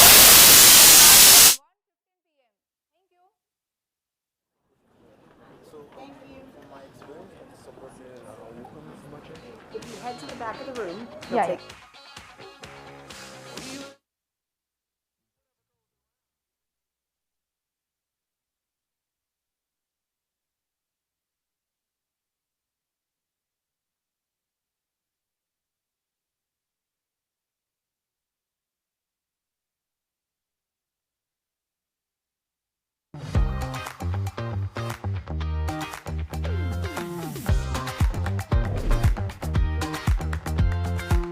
Agentic really has kind of taken shape, and that is essentially interacting with an AI agent for the purposes of them completing a shopping task on a consumer's behalf. There was no formal way for two agents to communicate with each other, and that's what MCP did. If you want to talk to PayPal, you can now talk through our MCP toolkit.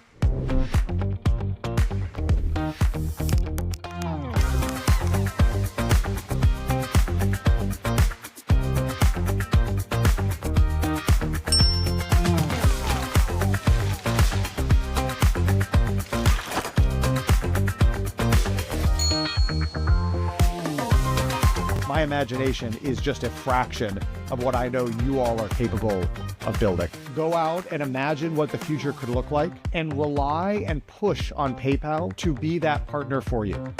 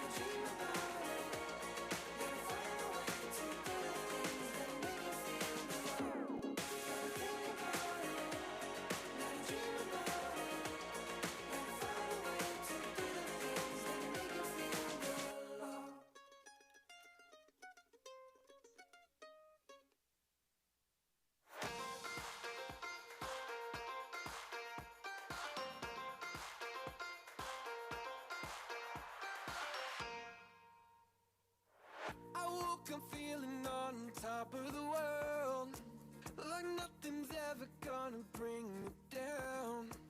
This feeling got me flying high as a bird. I may never touch the ground. It may not be my birthday, but I just wanna celebrate. I just wanna celebrate, 'cause it's a good day, good life.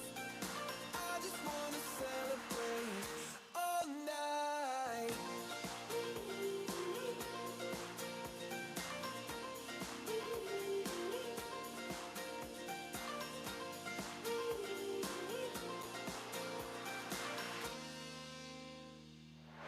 There's magic coursing throughout my veins.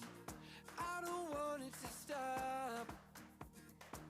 I feel invincible in every way. I'ma give it all I got. It may not be my birthday, but I just wanna celebrate.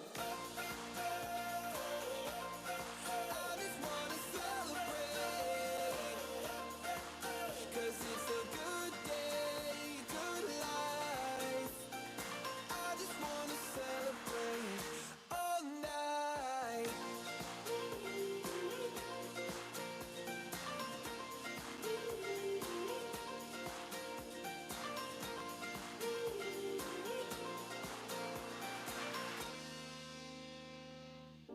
There's nothing like feeling alive.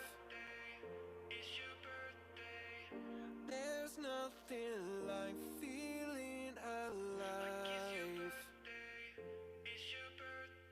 I just wanna celebrate.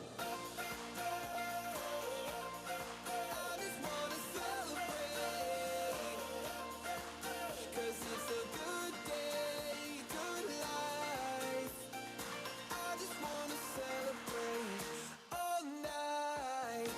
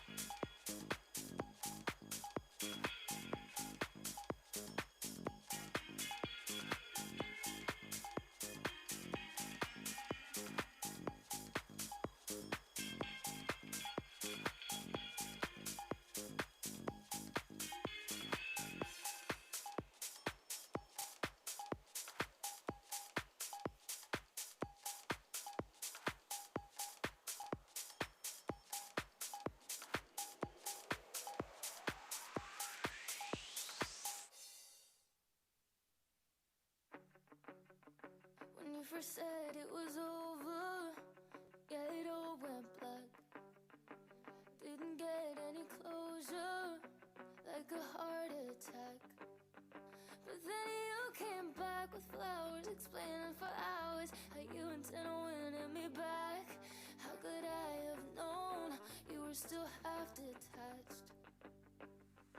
And I hoped things would change, but I know where you were last night. Yeah, I know what you did last night. I can smell her all over your t-shirt. Pull the knife straight out of my back. Next time, do better job to cover up your tracks. I can smell her all over your t-shirt. I bet you didn't think I'd be strong enough to leave you.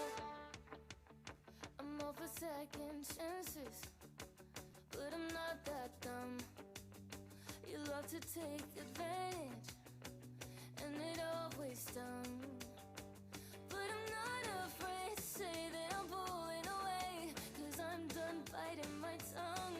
You wanna try and have it all, then brace for the fall. I hoped things would change, but I know where you were last night. Yeah, I know what you did last night.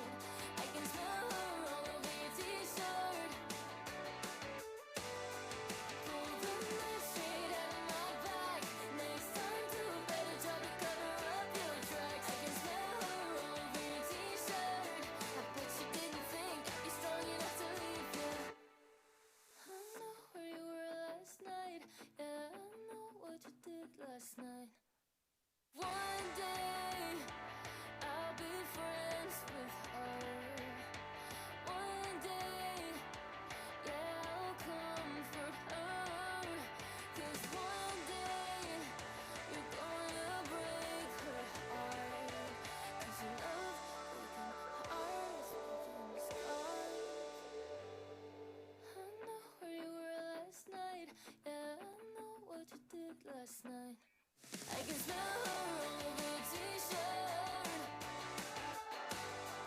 Pull the knife straight out of my back.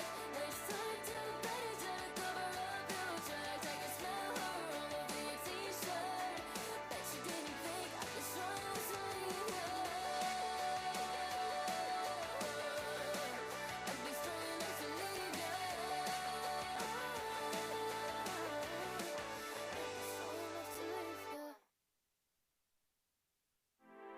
OMW, on my way to you. Good at what I do.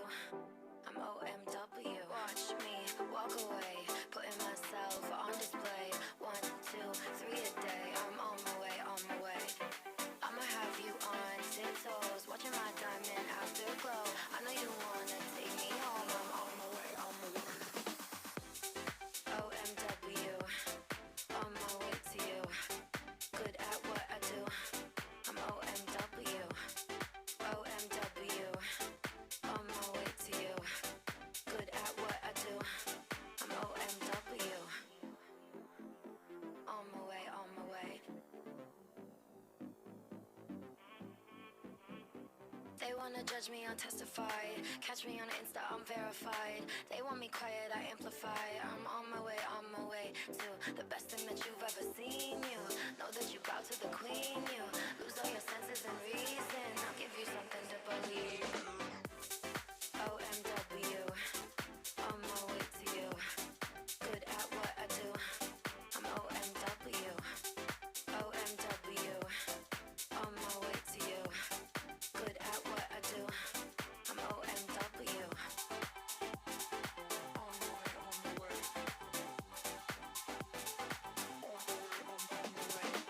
Yeah. OMW. Nothing left to prove. So enjoy the view, taking a picture like Malibu. I'ma have you on tiptoes, watching my diamond afterglow. I know you wanna take me home. I'm on my way, on my way.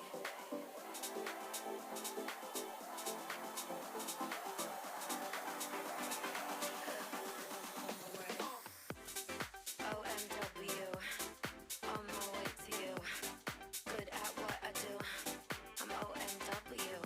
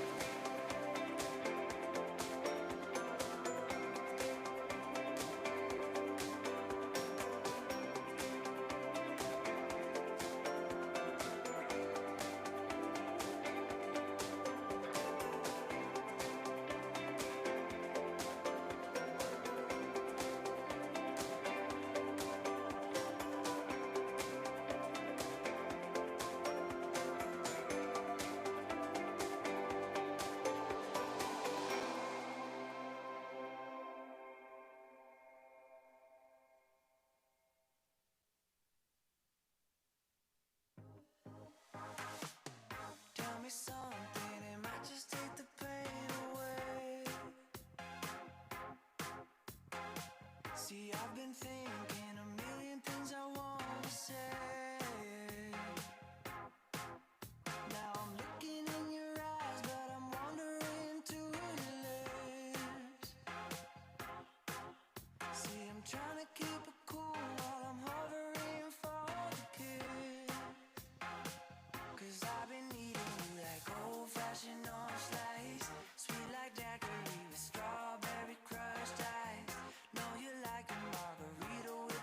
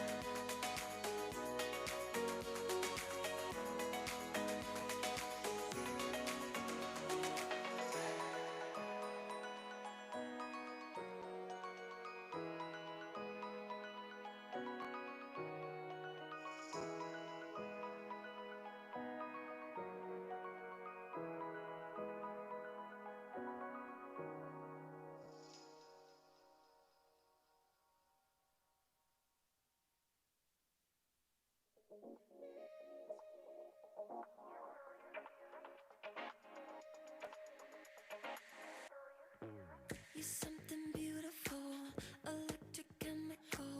You take my breath away, feel my emotions push and pull. Shooting stars in your eyes, you're bringing me to life. Love how you say my name, you make it feel like summertime. When you reach out your hand, I find myself again. Electric wonderland, no, I just can't get enough. You feel like magic, magic.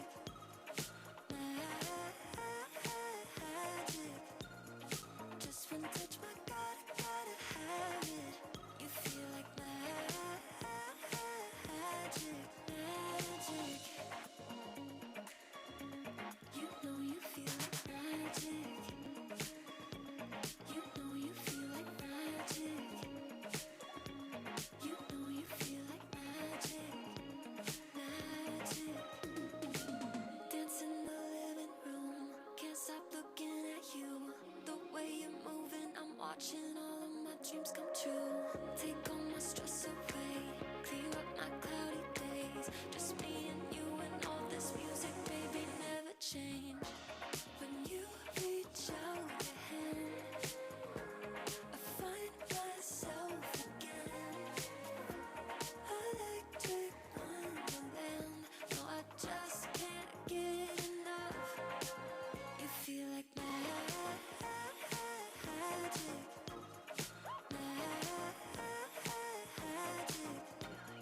Just one touch, my God, I gotta have it. You feel like magic, magic. You know you feel like magic. You know you feel like magic. You know you feel like magic. You know you feel like.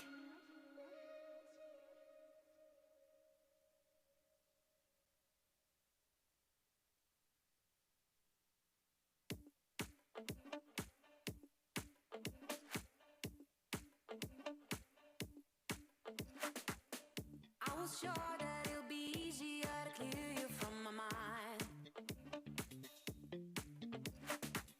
Struggle with dusty corners till we're filled with faded bombs.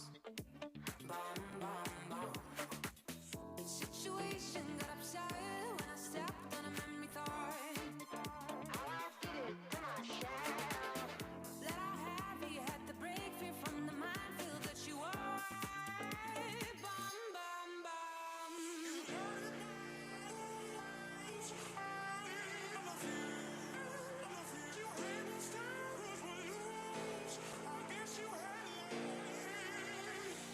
I wish you fall off from the window, take a bad trip to the ground. It'd be my pleasure, see your pressure just before you break the bone. I wish you fall off from the window, take a bad trip to the ground. Ooh. It'd be my pleasure, see your pressure just before you break the bone. You're reflecting, I'm deflecting, burning tires to move on. Too many noises, clash the choices, future came and left like ghosts. No more messing, no caressing, heavy pending on the walls. How I did it to myself, craving out here, practice land, sleeping on my bed, it's golden side.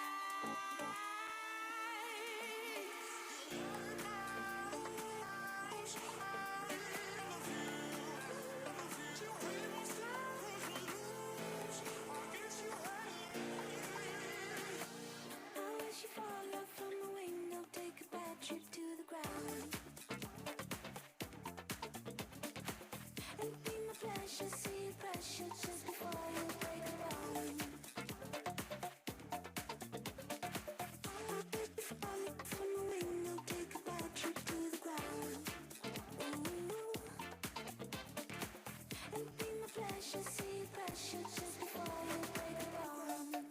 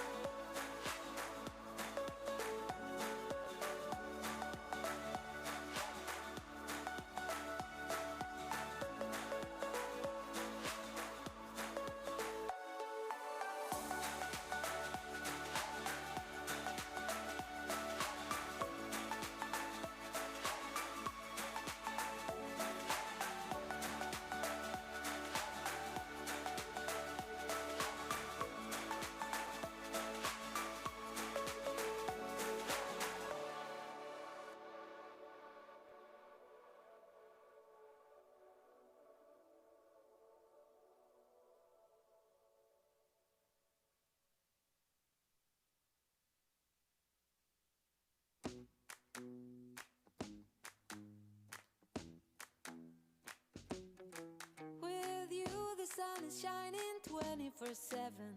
Cause when we're together, it feels like we're in heaven. If it will get dark, you'll be my million stars. I know I can lean on you. Ooh, you catch me like a leaf falling from a tree. If I'll be a shooting star, you make a wish. No, I don't fake this kind of feeling, never felt so real. My heart is on the table cause you're my everything. I do, I wanna marry you. Cause when you're around, I know it's true. The way you make me feel is so good, baby. So good, so good. Every single day we spend apart, I wanna be with you. Baby, take my hand, hold it tight just like you do. Feels so good, so good. When I wake up in the morning and I see your face, I'm becoming blind by your dazzling grace. What a beautiful feeling to be close to you. There's nothing else I wanna do. Ooh, and from the fields of flowers you chose to pick me. You're spreading sugar on my misery. And I don't fake this kind of feeling, never felt so real. My heart is on the table cause you're my everything. I do, I wanna marry you. Cause when you're around, I know it's true. The way you make me feel is so good, baby. So good, so good. Every single day we spend apart, I wanna be with you. Baby, take my hand, hold it tight just like you do. Feels so good, so good.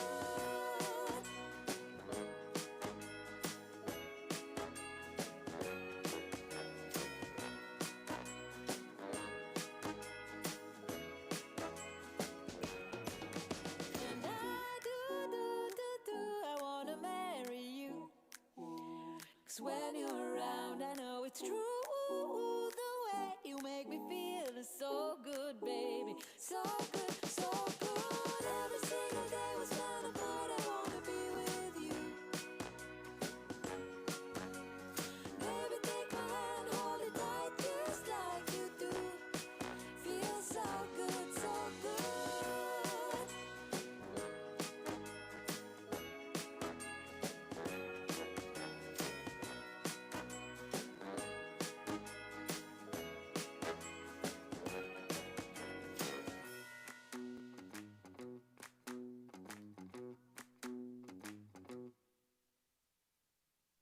Love it how you love me electric, like you do.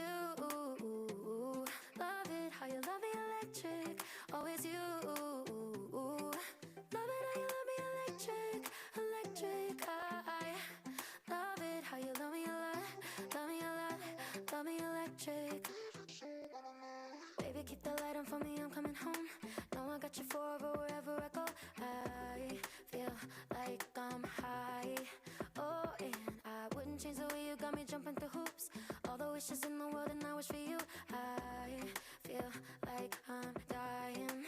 Oh, and I found heaven in your eyes. Tell me it's all mine, holding on too tight. You're like a neon sign in a starless night, showing up so bright. Can't get over how you talk to me, like I'm all you ever gonna need. Seeing colors that I've never seen. I love it how you love me electric, like you do. Love it how you love me electric, always you. Love it how you love me electric, electric. I love it how you love me a lot, love me a lot, love me electric. Wired in the moments like I'm walking on air, tripping over roses every time that you're there.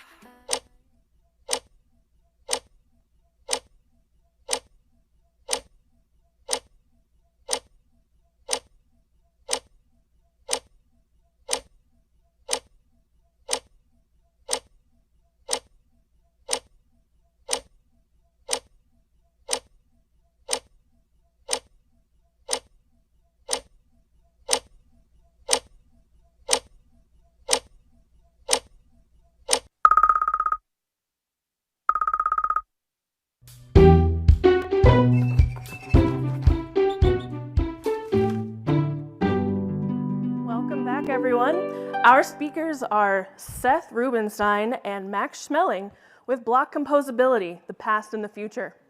Seth has worked with WordPress since its earliest days, bringing 20 years of experience and a passion for the block editor. A contributor to Gutenberg and an early adopter of blocks, he now serves as head of engineering at the Pew Research Center, where he leads the team managing their WordPress platform and pewresearch.org. Max is an engineering team lead at Automatic with 2 decades of software development experience across mobile, web, and desktop platforms. After early roles in Fortune 500 companies and a startup later acquired by Automatic, he now leads development of the Remote Data Blocks plugin, powering seamless integration with remote data sources in WordPress. Please welcome Seth to the stage.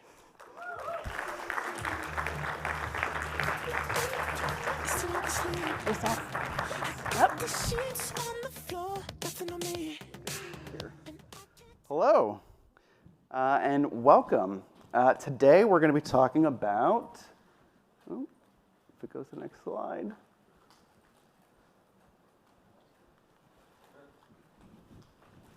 When it goes to the next slide. Oh, sorry. Block composability. Okay, so block composability. What is it?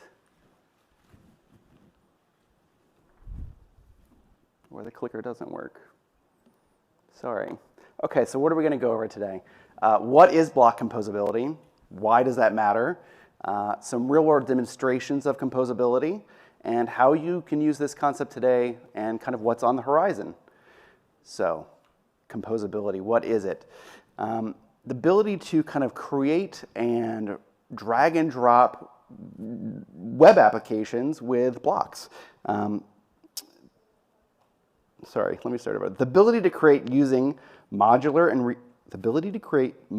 reusable components and create web applications using them, which sounds a lot like blocks, because blocks are modular and self-contained units that can handle their own content, style, and behaviors. They can also be combined, nested, and reused. And now with the Interactivity API, blocks can inherit and replace functionality. So we're going to go over some products that were developed using only blocks that handle modularity, that is being able to change functions by snapping blocks together, extensibility with other blocks and third-party plugins, and reusability, meaning these are not meant for one product, they can be used across the site. Composability is kind of inherent to Gutenberg. It's included in the developer resources, goes over the concept of composability for blocks. One of the reasons that composability is important is it's going to scale up your efforts if you're in a multidisciplinary team. From developers to designers to content editors to, in our case, researchers. Everybody can have their part to play in the block editor. Developers can focus on reusable code. Designers can focus on crafting the perfect design and user flow for a product. And editors and researchers can focus on their data and content without having to rely on developers to make updates to the products in the future. So we're going to go over 3 demonstrations of this today. One is our religious landscape study. Another is our quiz builder plugin. And another plugin that we just started, which is remote pivot table, which uses remote data blocks as its backbone. So let's talk a little bit about what's possible today with composability. What you're seeing here is our religious landscape study. It's a once-a-decade census of Americans' religious attitudes and trends. And this product was built entirely with blocks. Everything from tabs to charts to dialogues are all just blocks in the block editor. On the back end, all of this data is driven by a custom WordPress data table and a really complex PHP querying class. But for the design and layout and management of this product, it's entirely handled in the block editor. So let's take a look at what that looks like in the back end. You'll note here there are a number of blocks on this page. Some of them really custom, some of them very specific to RLS, but a lot of them very generic and reusable. You'll note here, keep a note of tabs and dialogue, which you'll see in a moment. So this is the home page of the RLS, and and this is a topic page. And one of the important things that you'll note is this, available tabs. Inside of available tabs is our tabs block. And there's one tab, and then a button. Well, that button is repeated multiple times for every chart. And here you'll see we set up the styling, kind of the layout of this, what icon it might have, and furthermore, what's inside of it. So in a moment, you'll see her opening a dialog. And in here is a placeholder chart. Now, this isn't a great example of kind of editing in the block editor because this is kind of low fidelity. There's a lot of complexity on the back end to make this work on the front end. But you can see from here how all of these blocks are just kind of, let me go back and replay that video. All of these blocks are either core blocks or just very specific block for one visualization. We use the paragraph block throughout. We use image block, bindings for our logo, and in the case of tabs, this is actually something that we intend to submit to Gutenberg for the core block library. Oops. Let me just get to the end of that. Okay, next is Quiz Builder. Quiz Builder is actually one of our oldest block plugins. This year's update brings block bindings and full interactivity API support. What you're seeing here is a new quiz we just launched about 2 weeks ago on Americans' views of public behavior, kind of rudeness, things like this. What's interesting about this particular quiz is it was thrown together in a few weeks. Here you'll see the editing interface, which is extremely high fidelity. This is a one-to-one representation of the quiz. Everything from the layout of multiple questions is just handled by rows. And here you'll see kind of the structure. Before, this plugin was kind of very static and not very flexible. You couldn't pick where answers appeared. You couldn't pick where question text appeared. Now, with block bindings and the interactivity API, everything on this quiz is fully customizable by designers. A designer and an editor and a developer threw that together in about 4 weeks. Before, the RLS that I just showed you, that took my team about a full quarter. So from a quarter to a few weeks for this quiz.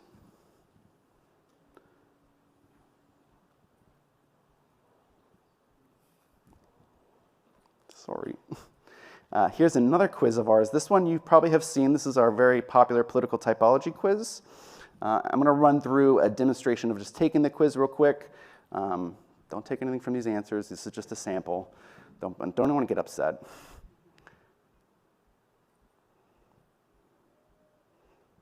And you'll note this looks very different than the public behavior quiz, but they're all running on the same plugin, same blocks.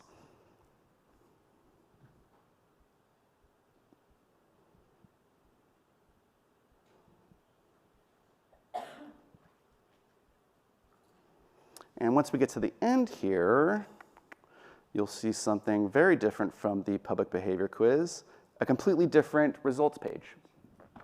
Now this is very complex compared to like a standard quiz. This isn't just yes, no, what's true, false. We're taking a lot of your answers and computing a very complex algorithm to place you into one of these political typology groups.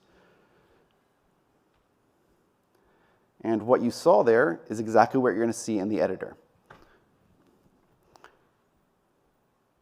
Everything from questions, answers, to, you probably noticed the Create Group Quiz button there. You'll see that in a moment. These are all using a lot of the same standard blocks that you saw in RLS. Here you'll see answers are a block, but their text, what's inside of them, is really just a block binding. You could put an image in there. You could put a chart. You could put a video, whatever you want to put in there. Here you'll see the selected group thing. This is actually an example of kind of a pseudo block bit. So this lets us kind of place dynamic data inside of a string. We'll play that again. So you can see that. This might have been too fast. Sorry about that.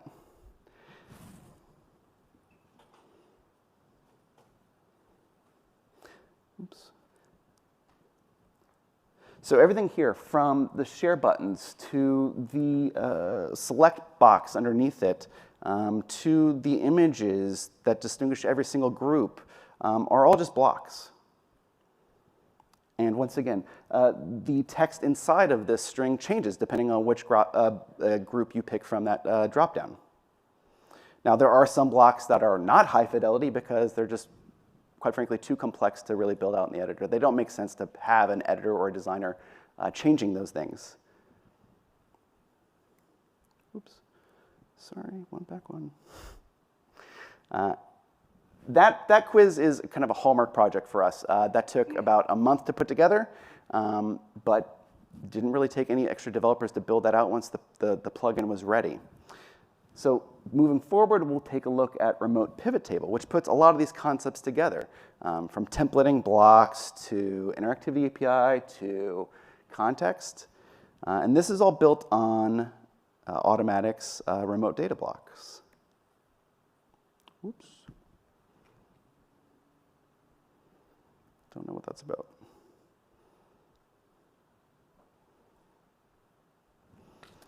And this is pretty simple, right? It's a set of tabs with some other tabs inside of it and a table. It could not be more simple. But building this block took maybe a day, and then putting together the content took 30 minutes. So we've gone from a full quarter to build a product to a few weeks to a month to 30 minutes. That's what composability brings to your team. So how do you adopt some of these concepts?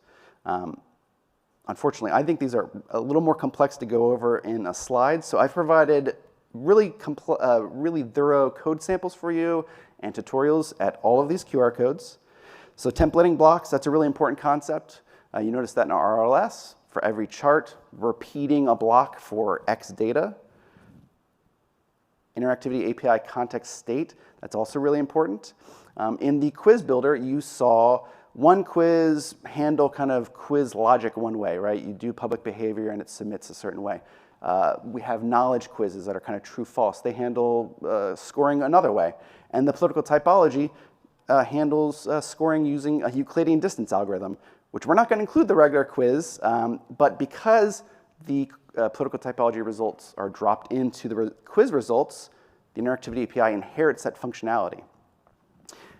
At all of these examples, you'll see more complex code samples and more thorough explanations.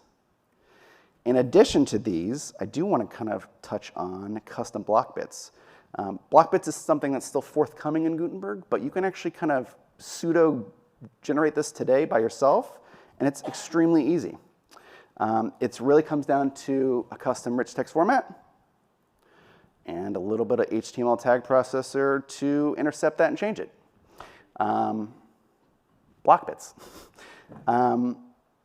Next up, we're going to talk about remote data blocks. I'm going to have Max come up and give a demonstration.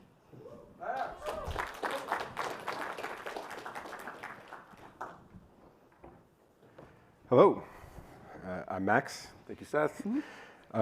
I work at Automatic, and I lead the team that built remote data blocks, which Seth and his team has been an early user of. And I just want to give you a little bit of introduction and a little bit of an interactive demo and show you how you can kind of start to play with remote data blocks and try it out and see how it might be useful for you.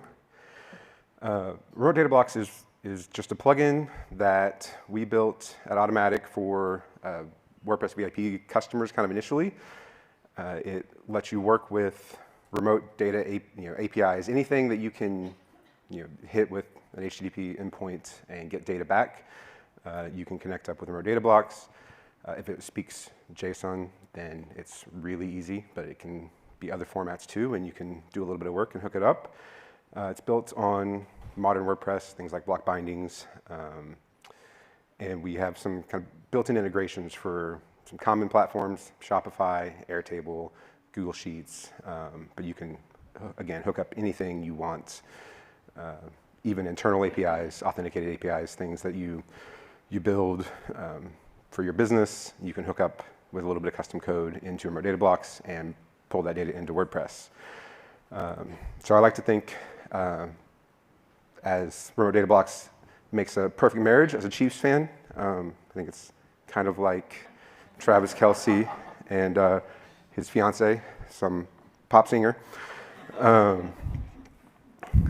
So real quick before we get into the interactive demo, I wanted to share a little bit. Like I said, it's built on, uses block bindings extensively. And last year at WordCamp, I worked with a colleague to, Carlos here, to extend block bindings, make my first core contribution to open up block bindings to more blocks. Originally, it was limited to 11 attributes across 5 blocks, intentionally, for simplicity and not to get carried away early on in block bindings. And we worked last year to put a change in to open that up, where you can customize what blocks are supported. That just merged in a couple weeks ago, so I thought it'd be cool to include. And there's a picture from just out, up the stairs and around the corner from last year. So that's in WordPress now and will be released with the next release of core.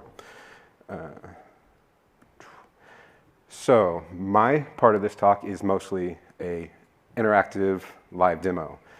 If you point your phone at this QR code, it will bring up a form, an Airtable form. You can submit your name, I think it's your name, your home city, and like what you're wanting to get out of WordCamp. And we'll pull that data into an example and show live results from what you guys submit. So I'll give you a second to pull that up. While you're doing that, I'll talk a little bit about remote data blocks and why we built it. I think lots of data can live inside of WordPress. There are things that bring in external data sources and sync them into WordPress and let you work with data that you have elsewhere inside of WordPress by pulling it into WordPress. That doesn't always work for large data sets. And like I said, we built this originally for VIP customers. That was the need that drove us to build this, where there's really large data sets that exist outside of WordPress, and syncing them into WordPress is problematic. And then you have to make sure things don't get out of date. You might have like a commerce site and a marketing site, and you want to have data shared between the two. But if you're syncing in tens of thousands, hundreds of thousands of products, things get out of date, syncs break down. It's a pain. You've got duplicate data, all that stuff. You really want to be able to work with that data like it's in WordPress, but have the source of truth be somewhere else. And that's what led us to build this. So that source of truth can live somewhere else. You can use your commerce system, your Airtable, your Sheets, your anything, and have that data live there, be edited there, maintained there, and not have to sync it into WordPress when that just might not be feasible, or how you want to work with it. So, assume everyone's had a chance to do that. Let's jump out. And here's the remote data blocks documentation site. My goal here is really to show you just what you can do today. You can go follow the same steps we're going to follow and play with this live in just a few minutes. So we're just going to start with this link here. There is a playground button on the homepage of the remotedatablocks.com, and you can click on that and launch a playground that has remote data blocks already set up in it. Give it a second to load.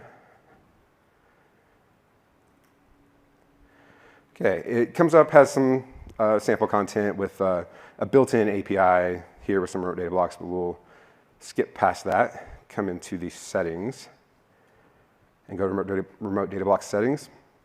Here's where we have the data sources. This is where you can hook up any of the built-in integrations. So Airtable, Google Sheets, Shopify are built in. You can also hook up, I'll show you this, just like any endpoint. You can put in your internal company API, any other external API, anything you want, put in authentication, all that stuff, and work with it through here. But we'll start with Airtable.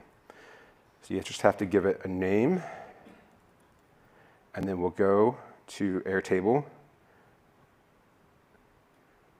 You see people already got lots of data in there. Let's go to the Builder Hub. I already have a token, but I'll create another one to show you how it's done so you can do the same thing.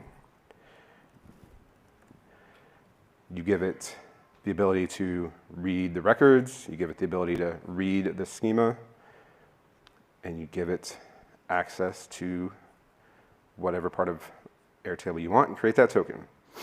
Copy it, and we just paste that token in, wait for it to validate, connection successful, hit continue, select the base, and select the table. It has a auto register blocks feature, so you can just enter your credentials, use the credentials as part, and provide your own custom code for integrating. But since we know the Airtable API, we know how to pull the schema, we know how to load in the data, we're able to generate blocks for you. So a very basic setup is just built right in. You auto-generate blocks, and it will work out of the box. So now that we have that connection to Airtable, go to Pages, and just call it attendees.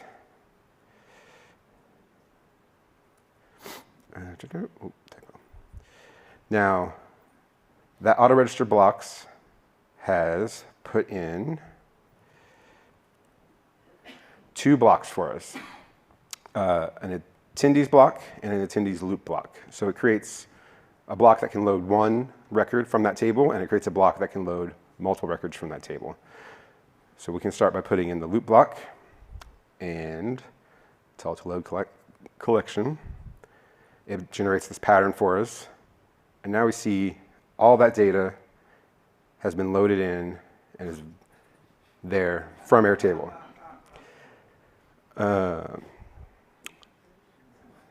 I don't think Taylor Swift is watching this talk, but you never know. You never know. I'm a big Chiefs fan. Maybe they're a big fan of mine.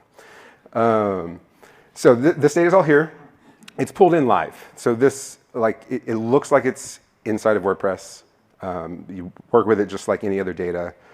Let's go up here. Like this block right here, if you go look inside this template, that is just a heading block. This is just a paragraph block. You can come over to our little controls over here, and you can change around what fields they're bound to. So this is changing the block bindings of it.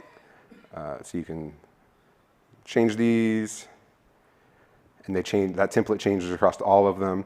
You can even come into this template and say something like before.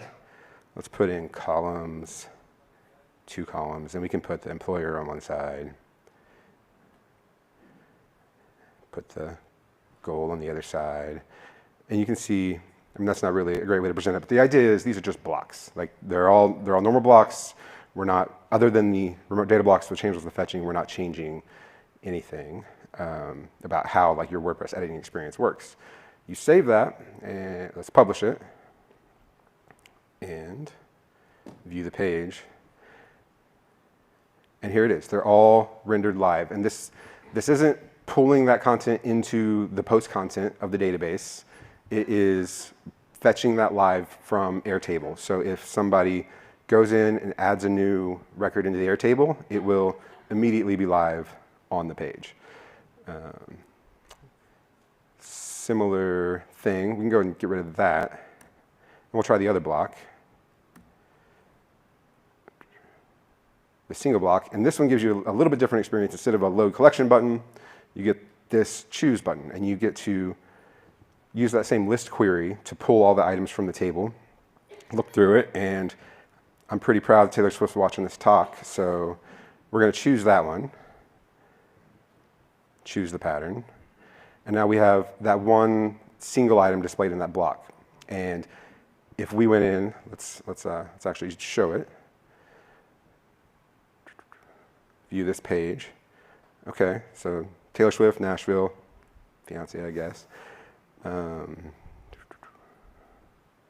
Let's go.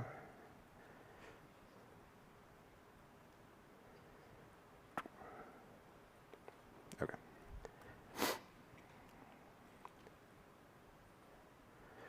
Let's come down here, edit Taylor Swift.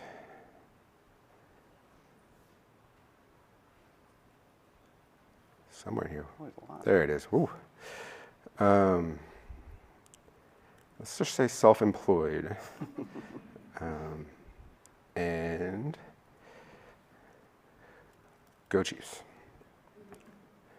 Okay, so we've saved that. We've updated the data. Now this live site a little bit of maybe some caching, give it 1 second. And now that data is live on the site. It's pulled straight through from Airtable. In a real production environment, not in Playground, you would have your page cache and then an object cache for the queries in the background. So it's not like every time you load the page, it's going like a client-side fetch to get the stuff. It's hitting the WordPress server, it's using block bindings, pulling that data in, it's cached, and is live on the page. So your source of truth for that data can live in the systems that you have it in to start with, and everyone can edit it where they want to. One other thing here. So I'll just show you a quick example of another system that we integrate with, which is Shopify. We'll go copy our token from Shopify.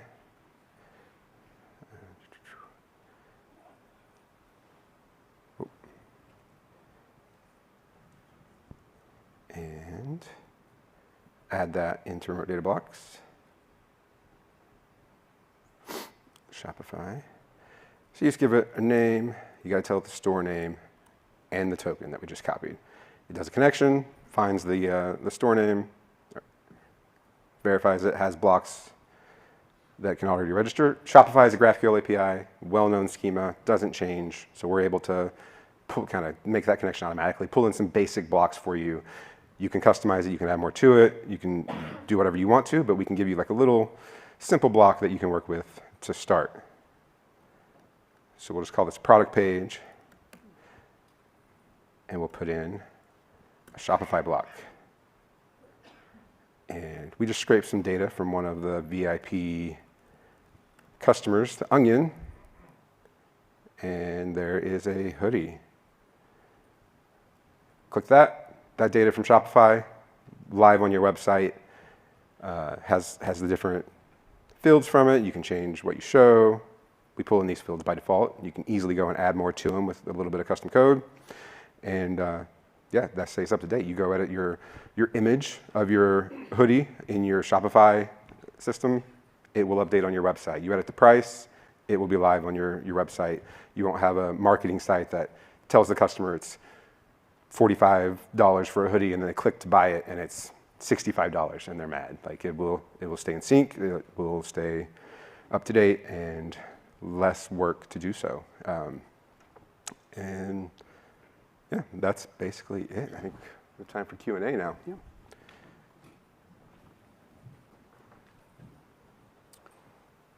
I think we have some more QR codes too. After so, questions? I have no idea what time we're at. Could you go into some more detail about the differences for block bindings in 6.9? Like, what exactly does the custom support entail? You want to take that? Yeah, so when we, right now in WordPress, the block bindings are limited intentionally. There's like code that's like, it's this block and these attributes, and if it's not that, we bail and block bindings don't work. And so we added a filter. I can go back to it, but there's a filter that's added that'll be there in 6.9. You can use it now in like the nightly. That lets you just say for any block that you want, you can add attributes that will be supported and let it get through that check.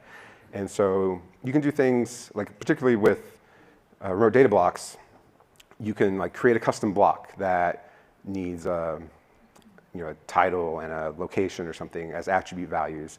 And then you can just add this filter, make those available to block bindings, and then you can, through the UI, be able to bind those attributes to values from your remote data. So you can then just compose these blocks together, drop in your little custom block. Maybe it's something that just has custom styling for different event types or something, or a map that takes in location data, and like you can then hook those things up to the data that's available through the UI and bind those attributes however you want. And so it just gives you the ability to customize the bindings for any of your use cases without opening it up to like try to work for everything, because we're not there yet.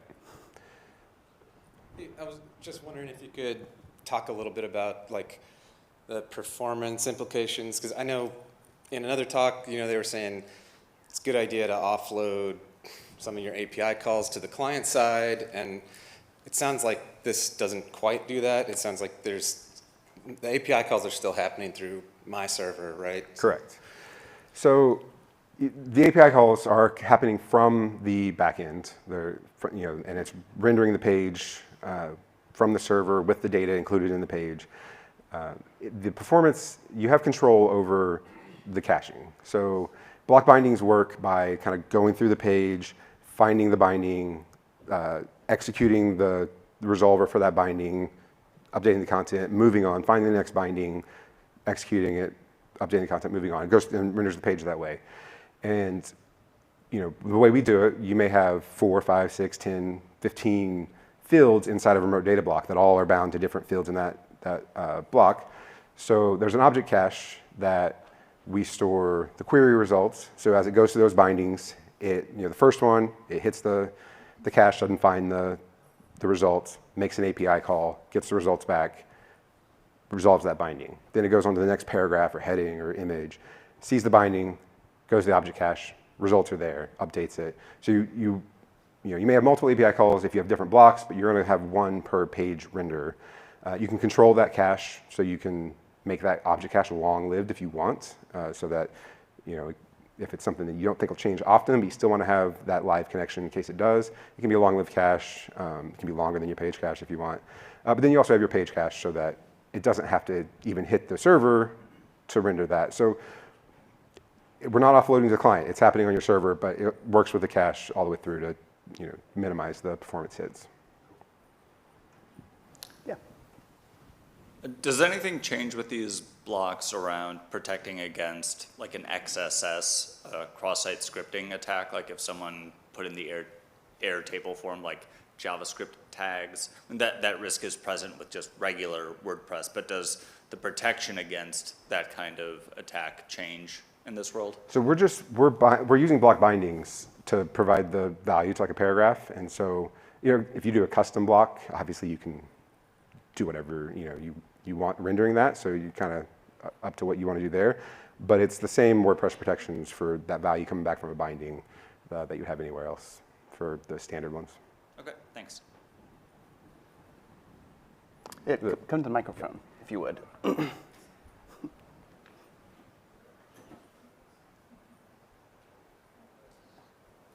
Did you look into hooking this up to like Amazon? I don't know if that's possible or not, but it seems like that'd be a huge opportunity.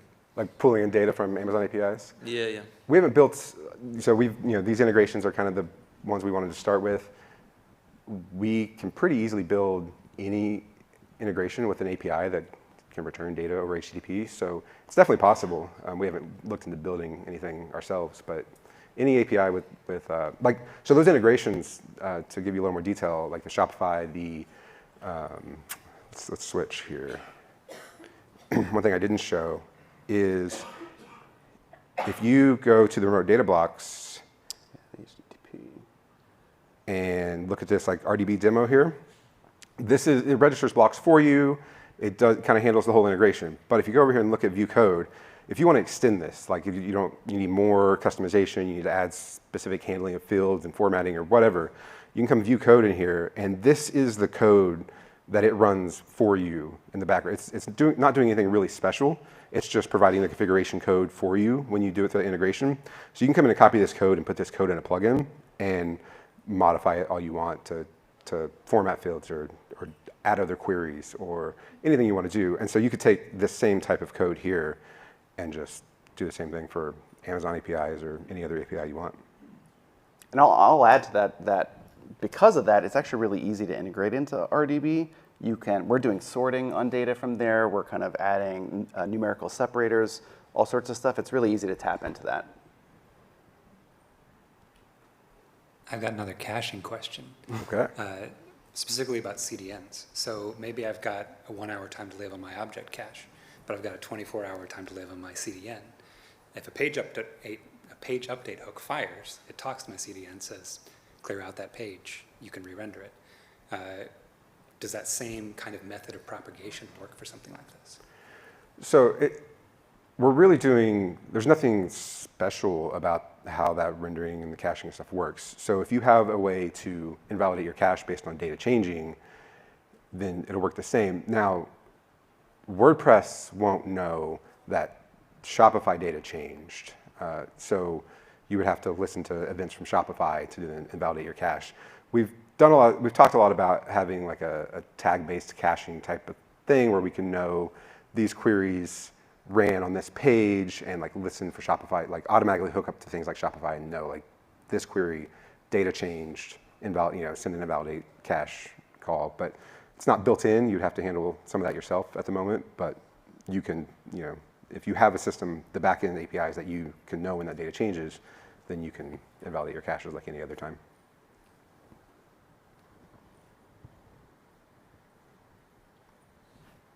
Anyone else?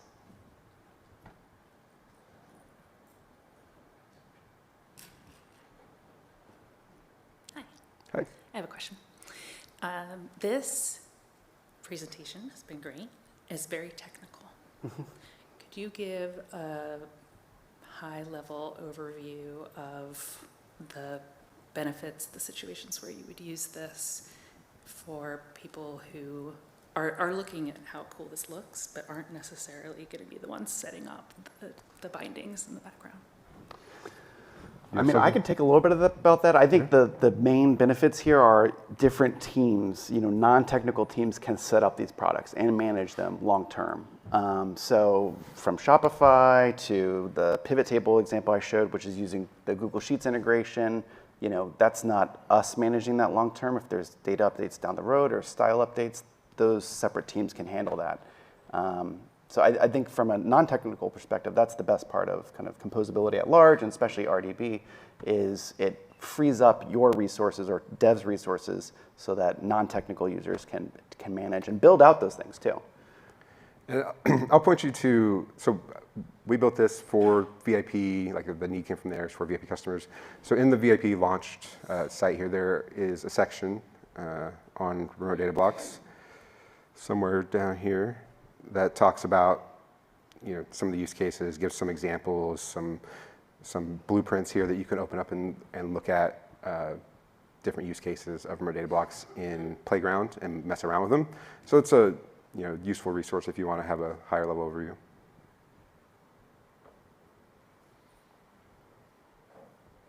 Internet. Unimportant, but the launch.wpvip.com has some stuff there.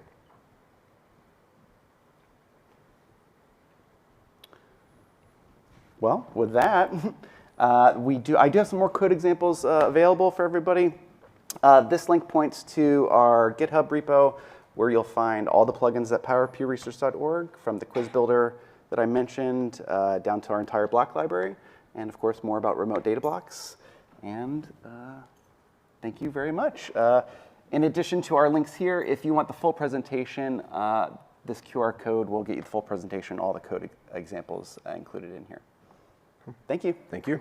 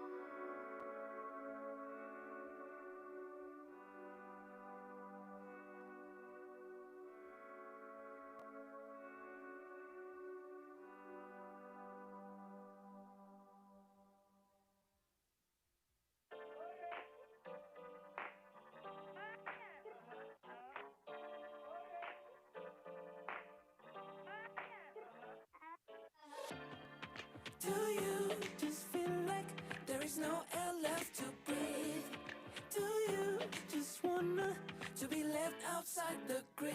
It's all for sure. You didn't know. I wonder what it meant to be.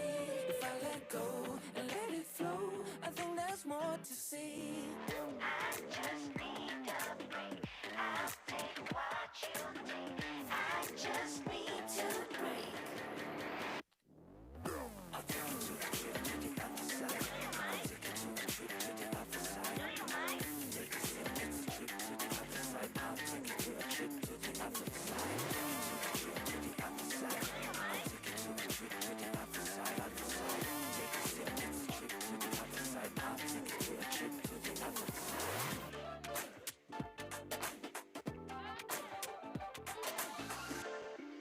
Do you just feel like there is no just left to see? Do you just wanna to rewriting down your script? It's all for sure, you didn't know. I wonder what it meant to be. If I let go, so let it flow. I think there's more in me. I just need a break. I'll take what you think. I just need to break. I'll take you to a trip to the other side. I'll take you to a trip to the other side.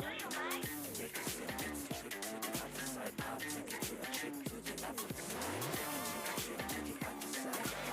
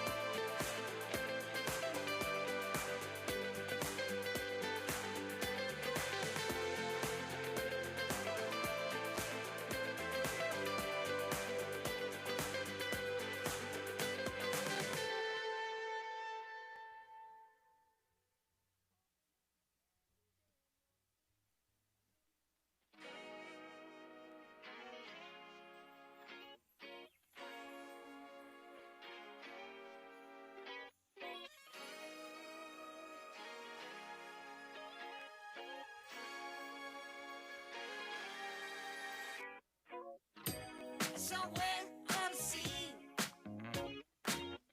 It got a little longer, so it seems. I burned out, so to speak. Now come a little closer.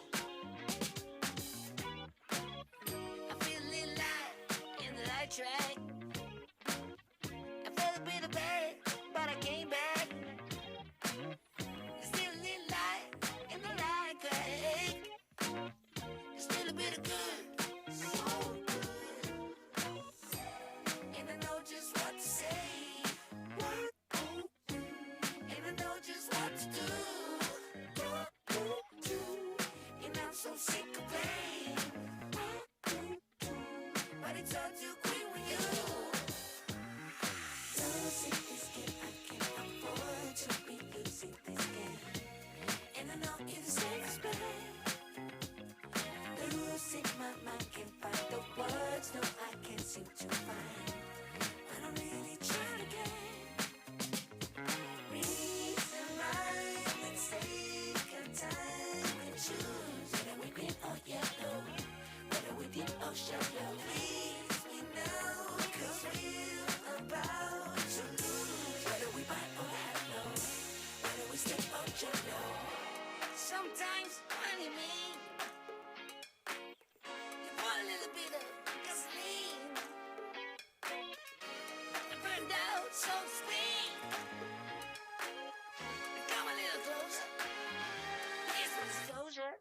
Do you mind to quit your pretending? Truth or false, the shit never ending. Hear me now and stop condescending. You see, I'm begging you, hear me begging. If you're sick for love, don't try to hide it. Find it deep inside and try to hide it. If there's a way, I wanna know we tried it. Quit your games and now that you denied it. Losing this game, I can't afford to be losing this game. And I know it's the safest bet. Losing my mind, can't find the words, no, I can't seem to find. But I'm really trying again. Reason right, let's take our time and choose whether we're green or yellow, whether we deep or shallow. Please me now, 'cause we're about to lose, whether we buy or hello, whether we step or jello. I got room and make amends, but can't go through the same regrets. It could feel so good on mine. Love by love, again, again, again, again.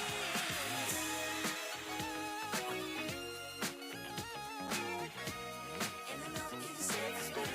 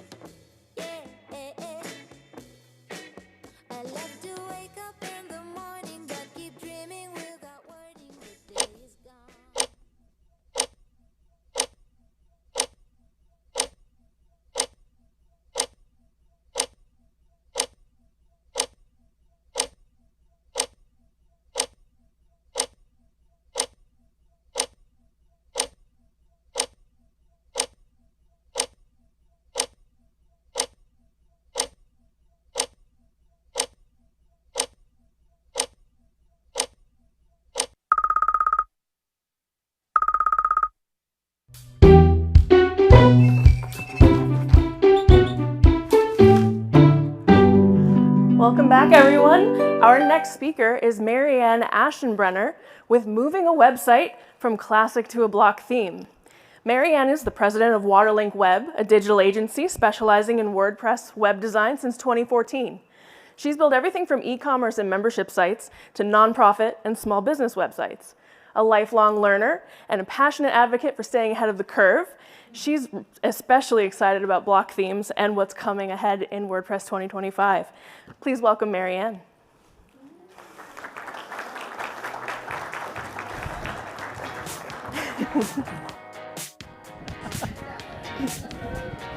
Thank you.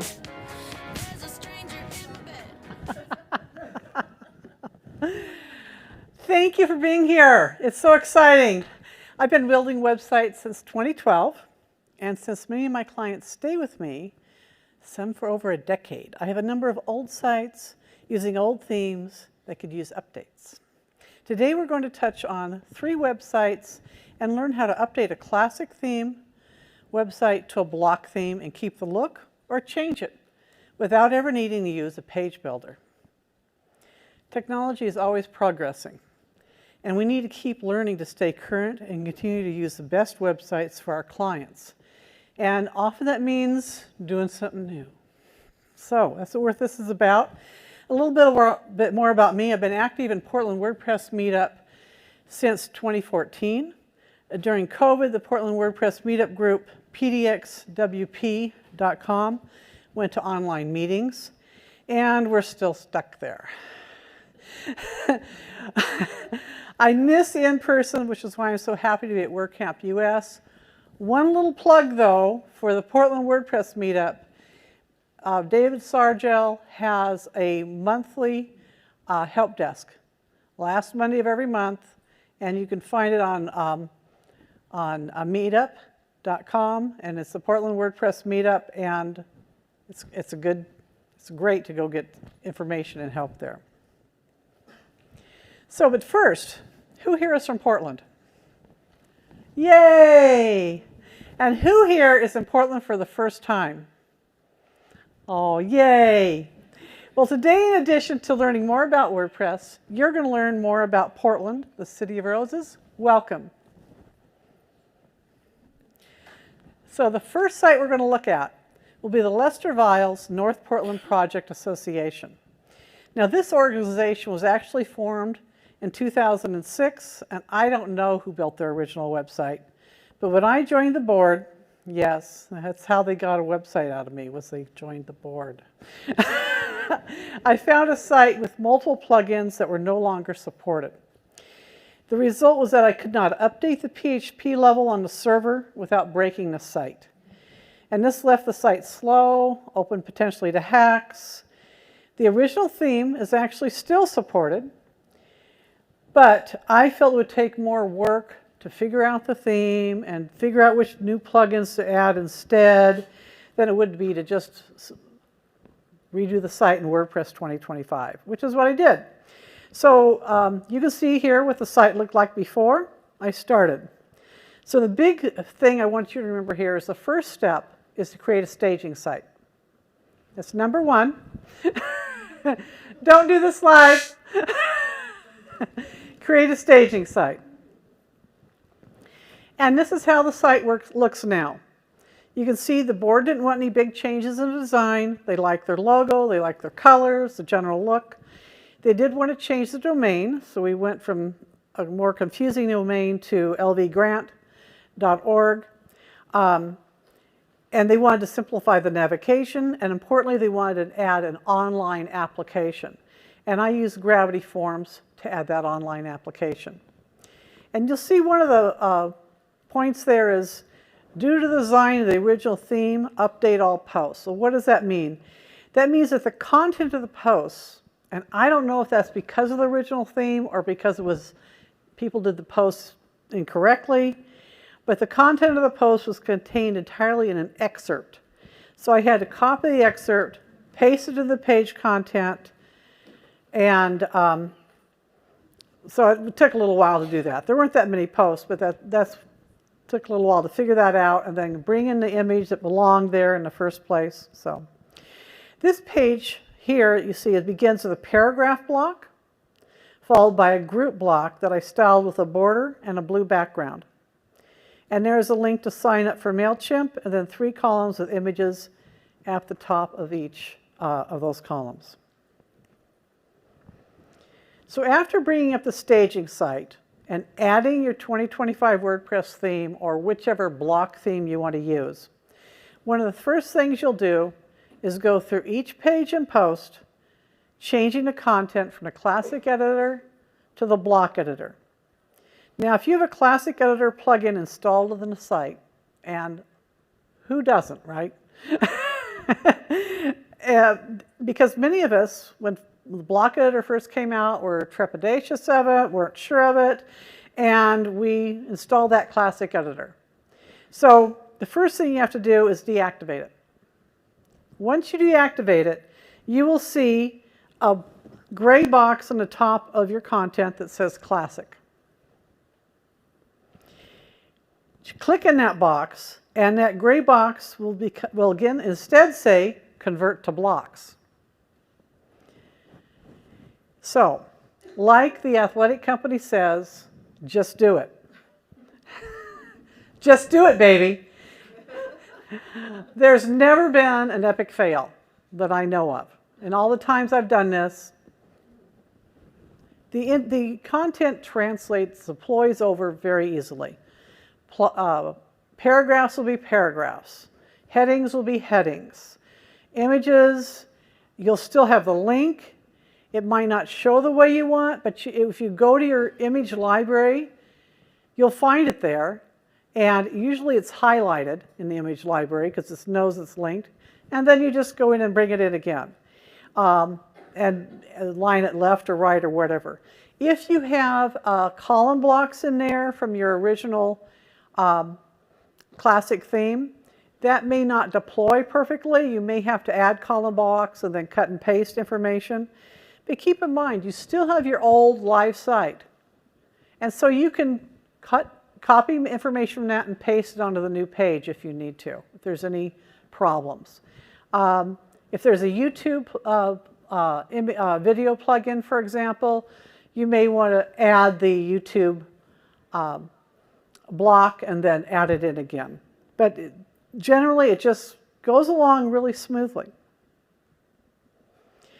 This is the second site we're looking at today. I built this site in 2015 using the Canvas theme. And Canvas was a theme developed by WooCommerce before it became part of WordPress. I actually built a number of sites using this theme, and it deploys to modern WordPress without any problems at all. So this is the before. You can see that originally it had a sidebar on the home page. And this is the after. They weren't using the blog, so I removed it from the navigation. And the most time-consuming part of this was going through the meeting materials, which had piled up. They had a very long home page. They just kept adding more stuff on top. The board changed, you know, this happens. Okay. Working with the board, I removed all but the most important meeting materials and put them on the meeting materials page. Also, the client had inserted an image of the Register Here button. And that was linked to their online registration for a meeting. I changed this to an actual button by styling the button block. You can see that the top of the page is a paragraph block. Below that is a column block with 2 columns. The first column has a heading, a button block, and a paragraph block. The second column has a heading, and then as a 3-column block was added inside it, where I included images of a downloadable PDF that they wanted up there. Okay, so this is the third site. I will talk about MP Greenway the most today because it took the longest to complete. This site was originally built on Blogger in 2006. Who here can remember Blogger?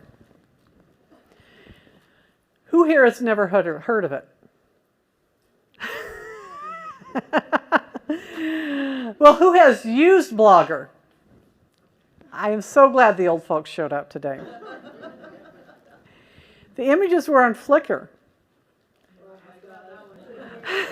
Who thinks Flickr is a kind of bird? Well, Flickr spelled without the E is a place you could upload images. And by the way, it's still there, and so are your pictures. In 2015, I was asked to build this new site on it for the MP Greenway. I brought over the posts from Blogger with their embedded Flickr images and added them to the new site. That was 10 years ago.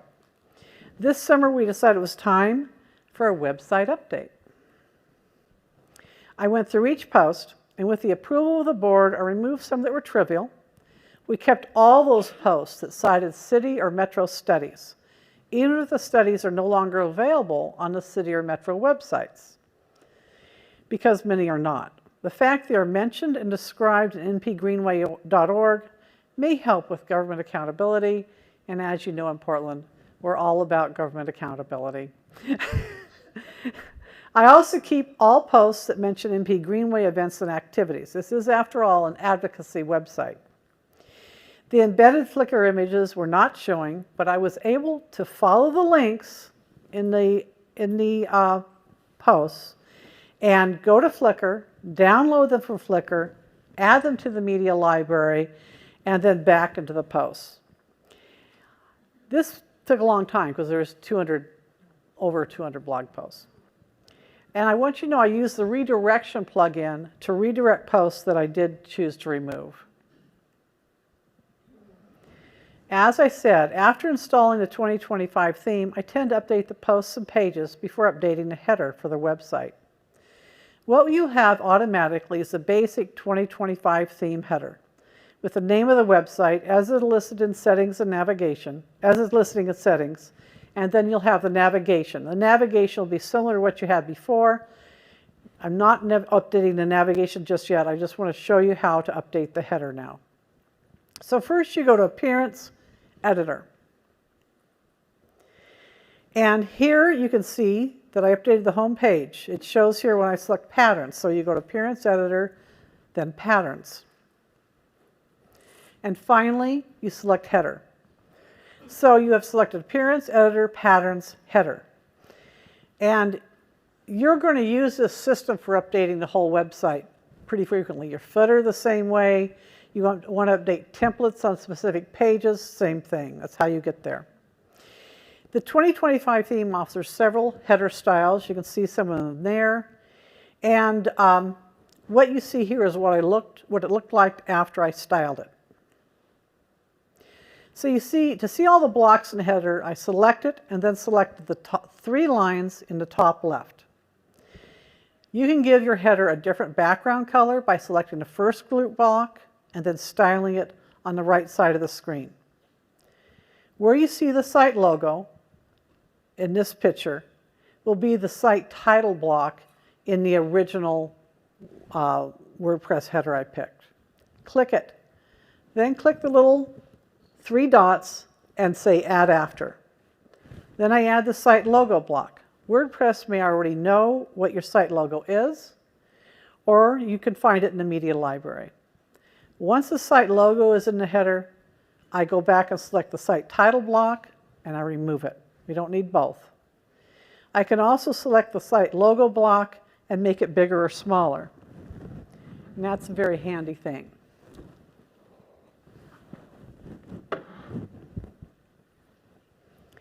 Similarly, on the Lester Viles header, I added the image below the navigation by selecting the second group block, the 3 little dots, and hitting Add After. So after adding the image, I made it wide width. So you can see that there's a group block that covers everything in the header. Then there's another group block that covers the logo and the navigation. And then after that, but still in the first group block, is that image. And this is how I styled the Salem Capital Connections header. We wanted the logo to be large with the navigation below it. So I added a separate block before the row for the primary menu and after it as well. That's a separator block. I added the color for the separator block when I clicked on it, and its styling options appeared on the right side of my screen. So just like you edit blocks on a page, you edit blocks and the header the same way. So going back to the npgreenway.org site, this is a new website. The top of the home page, just the top of the page, I'll talk about the bottom later. Like the others, it is using the WordPress 2025 theme. This shows a 2-column layout with a heading at the top of each column. In the left column, the image is left aligned. In the second column is a YouTube embed block for a video shot in 2010. Still on YouTube. Below the video is a link to the MP Greenway Flickr account, so you can see all their old pictures.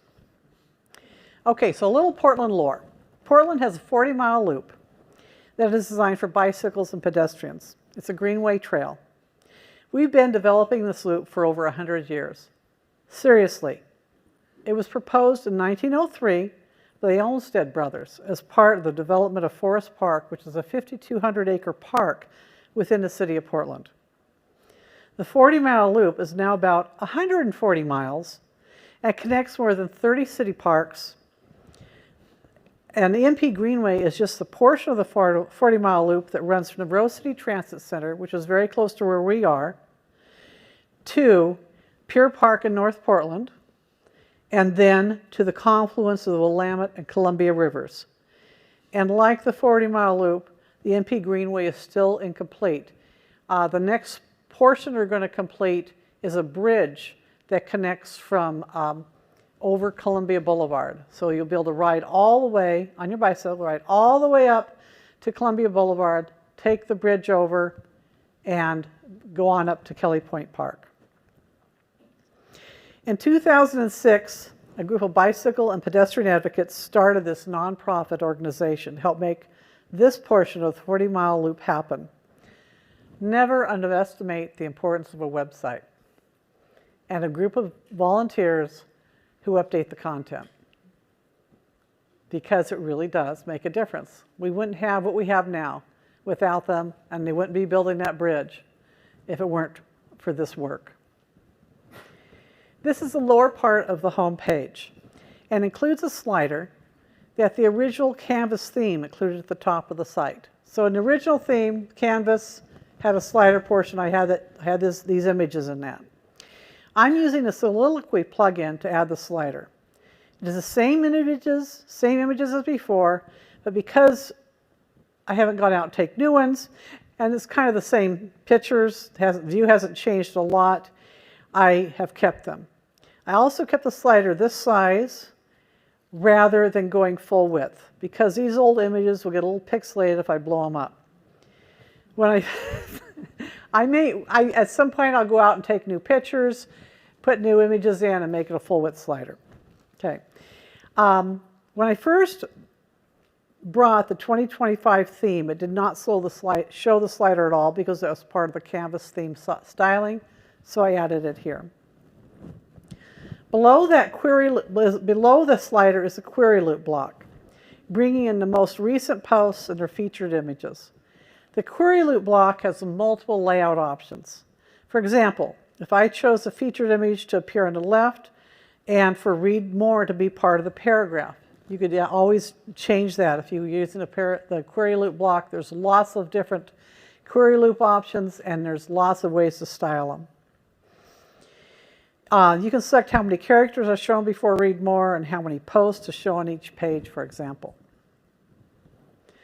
Of the 3 websites, I'm showcasing the footer for the MP Greenway website because it contains a lot of information important to this organization and important to links. Note how the copyright information reads. It is added with a short code from a plugin. And we'll look at that again in a couple of slides. So right now it reads, it's really small. It reads 2026 to 2025, 2006 to 2025 copyright, lists the copyright symbol, etc. Getting to the footer is same as going through the editor to get to the header. There are several footer options in a 2025 theme. I didn't take a screenshot of how it looked before I styled it, but this is how it looks now. When I click on the footer and select the 3 lines at the top left, you can see how the content was added. In this screenshot, I've added the site logo. I generally like to make sure the logo in the header is the same size as the logo in the footer, and that's one reason I like being able to just use a little slider and styling that, make it bigger or smaller. If we break down the columns, you can see that the first column is pretty direct with a heading and 3 paragraphs. In the second column, I wanted to really highlight the supporters, particularly the legal firm. So to accommodate the smaller logos shown across from each other at the same line, I added 2 columns within that column. So there's that 1 column block with the name of the attorney's firm, and then we got a 2 column block inside with the 2 images, and then another one, and then 2 more, just single, it's still part of the 1 column. I also styled the column to have a white background and rounded corners, which highlights it. The 3rd column has printable maps, the trail alignment plan, and contact information. And this is the bottom of the website footer as seen from the site editor. I made the navigation full width here. Note the very last line. This is a row block with 2 paragraphs. One is aligned left and the other is aligned right. I could probably have used the shortcode block instead of the first paragraph block, but the paragraph block allowed me to style the content into a smaller font. Of course, on the site, the copyright reads copyright 2006 or 2025 and includes a copyright symbol. The plugin I use to generate the shortcode is current year, symbols, and IP shortcode, and it'll update automatically on January 1st, 2026. So this is just a summary of what we covered today.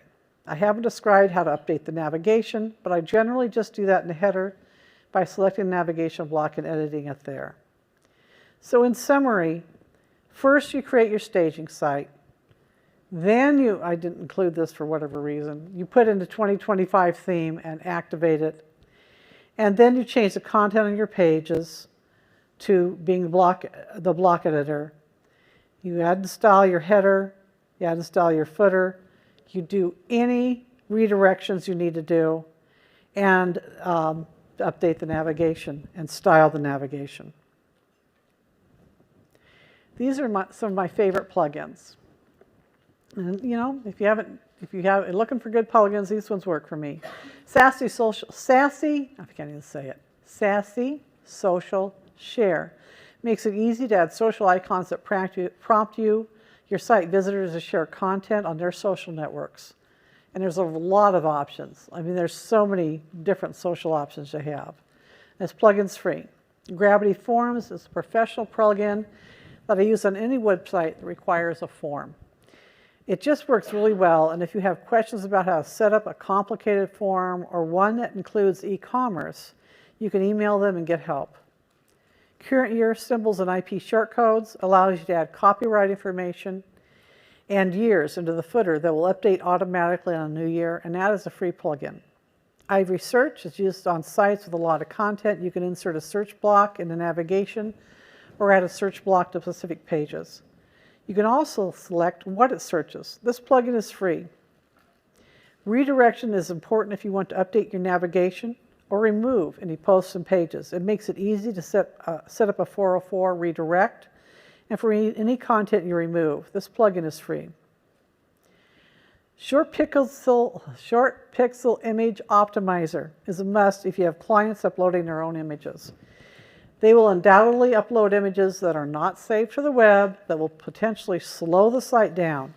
It is a professional plugin. And finally, I like the soliloquy slider. I only use it when I want slider images, but it allows you to set up sliders in a variety of sizes and includes MIDI options, and it is a professional plugin. There's always more to learn, and these resources have information and answers. So I want to really highlight anything by Wes Theron. Just every time I've watched his videos, it's like he really explains it easily. You get it. You can find his on learn.wordpress.org. Log in and search for anything you need. And most of the videos there are, 7-8 minutes, pretty short. and they really focus on one specific thing.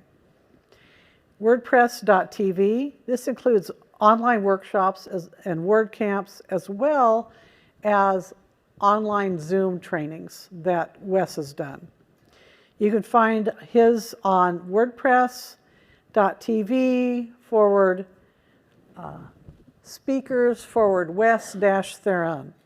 And there's about 200 videos he has up there covering pretty much every aspect of WordPress. And if you have questions on how to do your header or how to make a different image in the header for every single page, you can learn how. And it's not hard to do. And I've done sites with a different image for every page on the header, and people love them if they need it.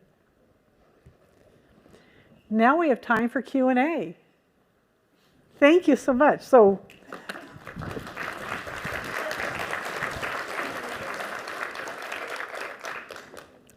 questions. Oh, we got a question. And please use the microphone if you can. Hello. Thank you so much for the presentation. This may be a bit too much of how the sausage is made, but I'm wondering from an agency point of view how you approach scoping these, giving project quotes on these, because it feels quite hands-on from what you're doing, and it borders more, in my mind, on kind of a design refresh or even a redesign, more so than simply converting content over. So you don't have to quote any numbers. We can always do that in person, but yeah, I was just curious how you approach that part. That is a really good question. On something like this, I don't usually do a contract. Instead, I tell them it's going to be a per hour.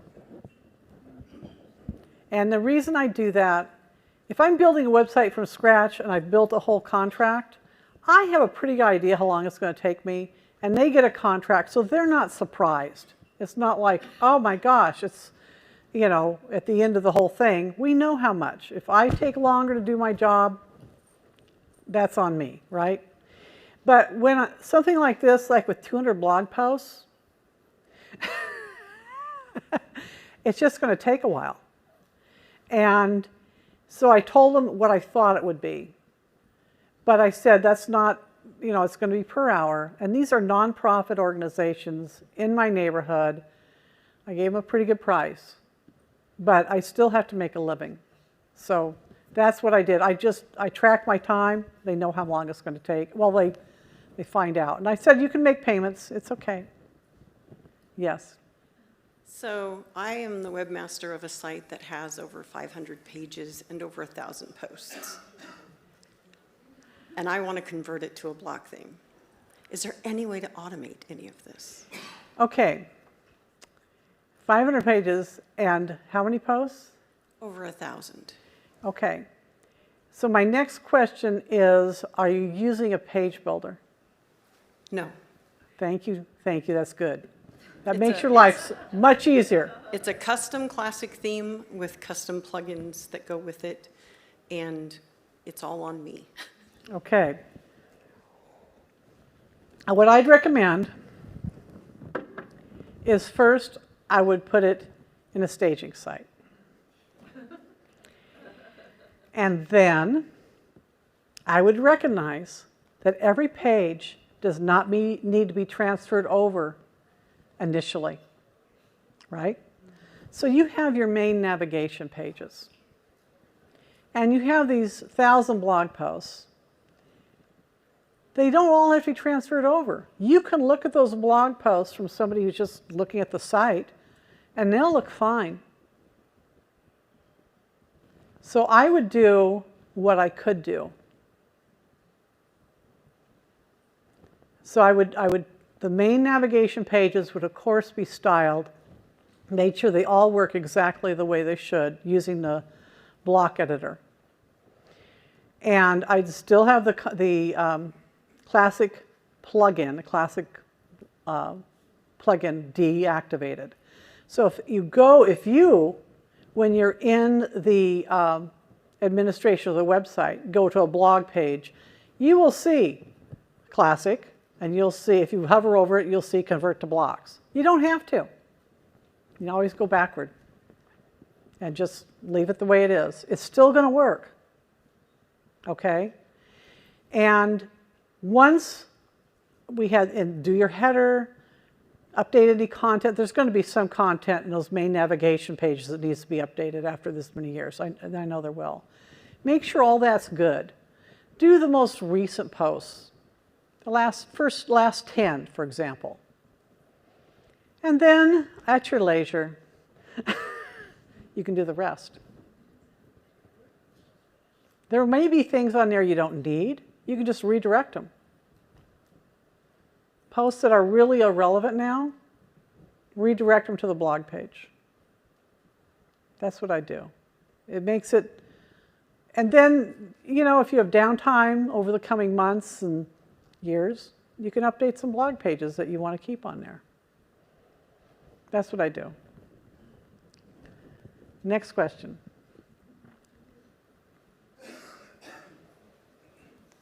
Hi. I'm wondering if you use, I've got a two-part. Do you use any kind of version control, and how did you move it from staging to live? Both very good questions. Version control, no, I don't. Okay. Moving from staging to live, I found out that depends on your host. I'm used to using SiteGround, and I am sure if I hosted on Automatic, it would be the same. There's just a button I have to push, and it deploys the live site. Takes a couple minutes. However, the LV Grant people had their site hosting on another hosting platform, which was a real pain. And their hosting was too small to download a copy of the site. So we ended up, they did it for me. But if you have good quality hosting, setting up a staging site is easy and deploying is easy. It just should be, talk to your host. If you don't have that ability, really think about changing. I mean, I would have gotten LV Grant off that hosting, but I didn't want to be responsible for staying on that board forever.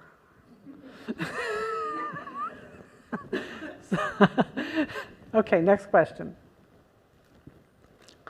We can't be done yet. Okay, I'm going to tell you what you didn't ask about, and you should have. So there's more.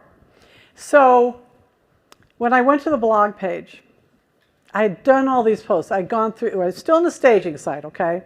I'd gone through all these 200 some posts. They were all looking pretty good. They all had the images they needed. I was happy.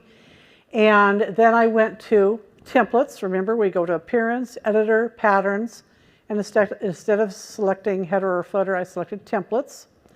I found the blog page template. And I selected the query loop I wanted to use. Okay, I thought this will look good. We got, you know, 3 images going across, a little content. I styled it, added a little content, figured out how many characters I wanted, etc. Published. Went to the blog page. It looked great.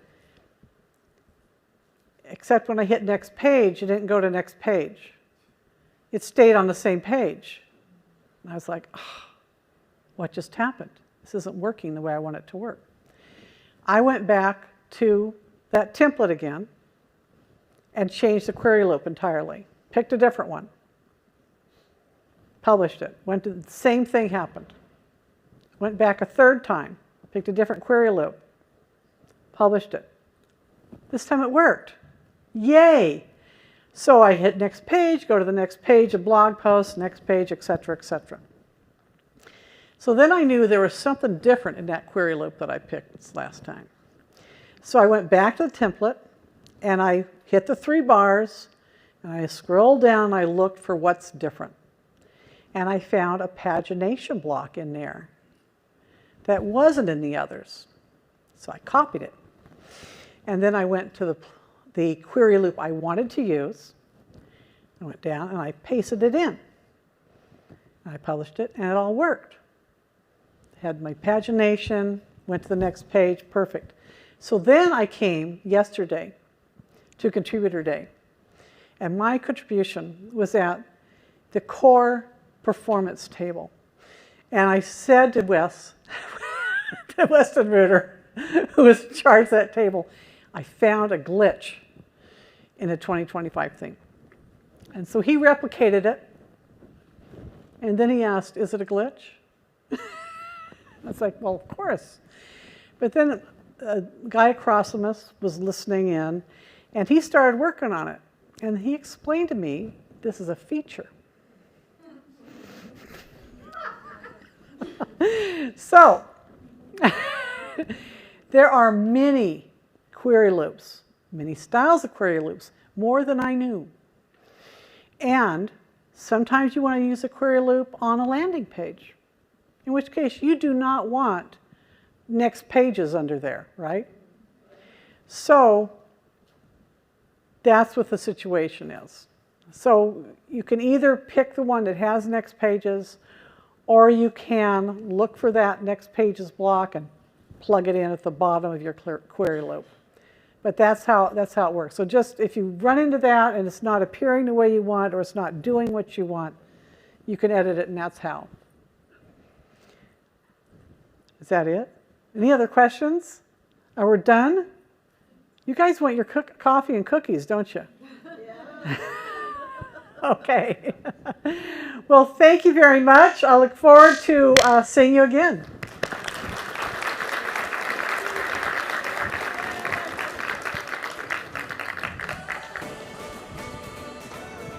Thank you.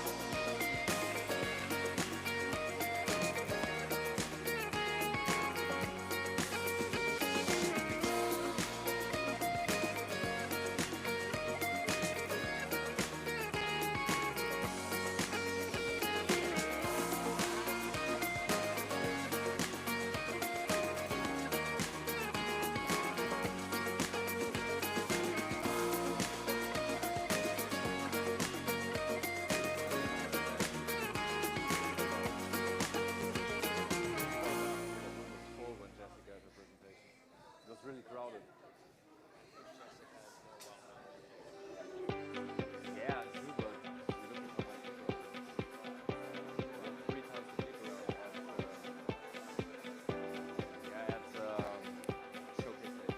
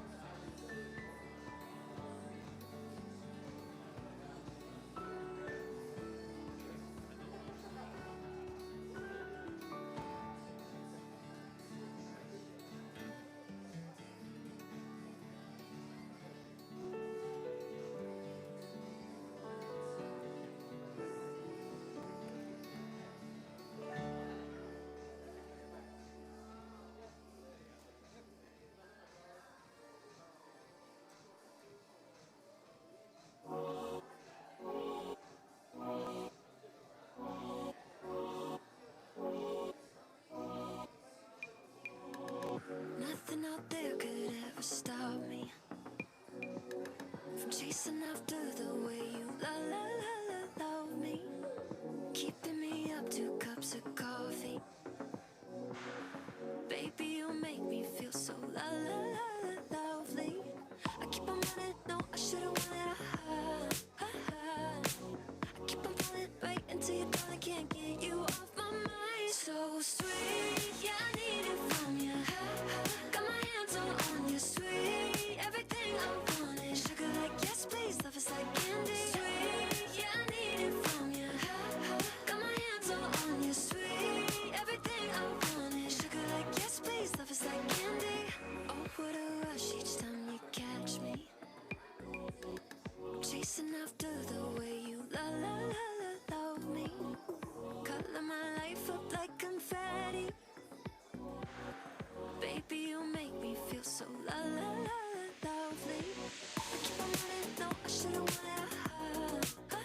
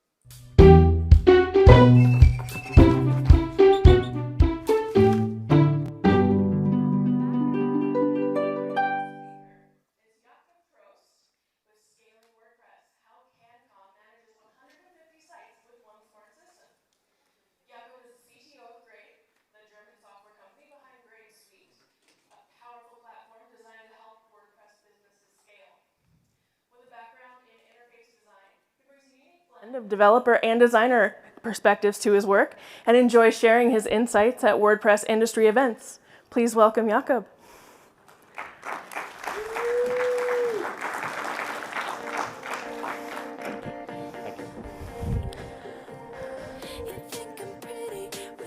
Hello! Today I will share with you how we helped Cancom's marketing team to become fully independent. As of right now, just a handful of designers and content editors are managing 150 plus sites with one system that they've built themselves.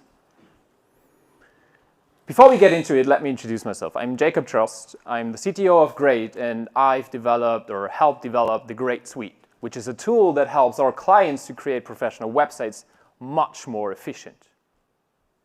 But today, I'm actually going to talk about pain. The pain of hundreds of websites being managed by one marketing team. They didn't have any scalable structures, they didn't have developers on their team, and they didn't even have efficient coordination. So what does that pain look like? So we have this small marketing team, and they were already responsible for hundreds of sites. But every site worked with different plugins, different themes, different systems, different workflows, different people involved in there. So chances are, if you look into one system, it's completely different. You might have to contact a third-party agency just to get some changes done. And that was painful, because each update meant a lot of manual work, a lot of working hours spent on the projects. They had to coordinate each and every change with different stakeholders. Who knows how to do that change over there? Who knows that? And that, at the end, led to delays in all their deadlines and led to a lot of frustration. So I want to give you an example. Let's take a look at this contact form. We're going to focus at the first three fields here.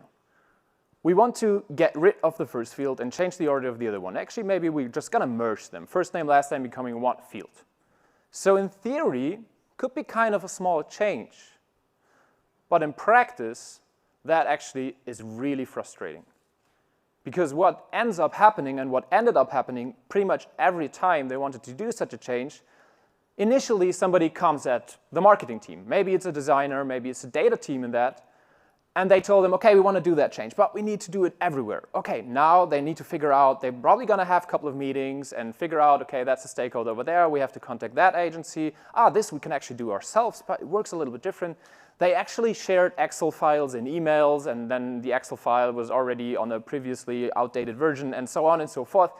And at the end of the day, that led to a lot of these changes never actually being implemented.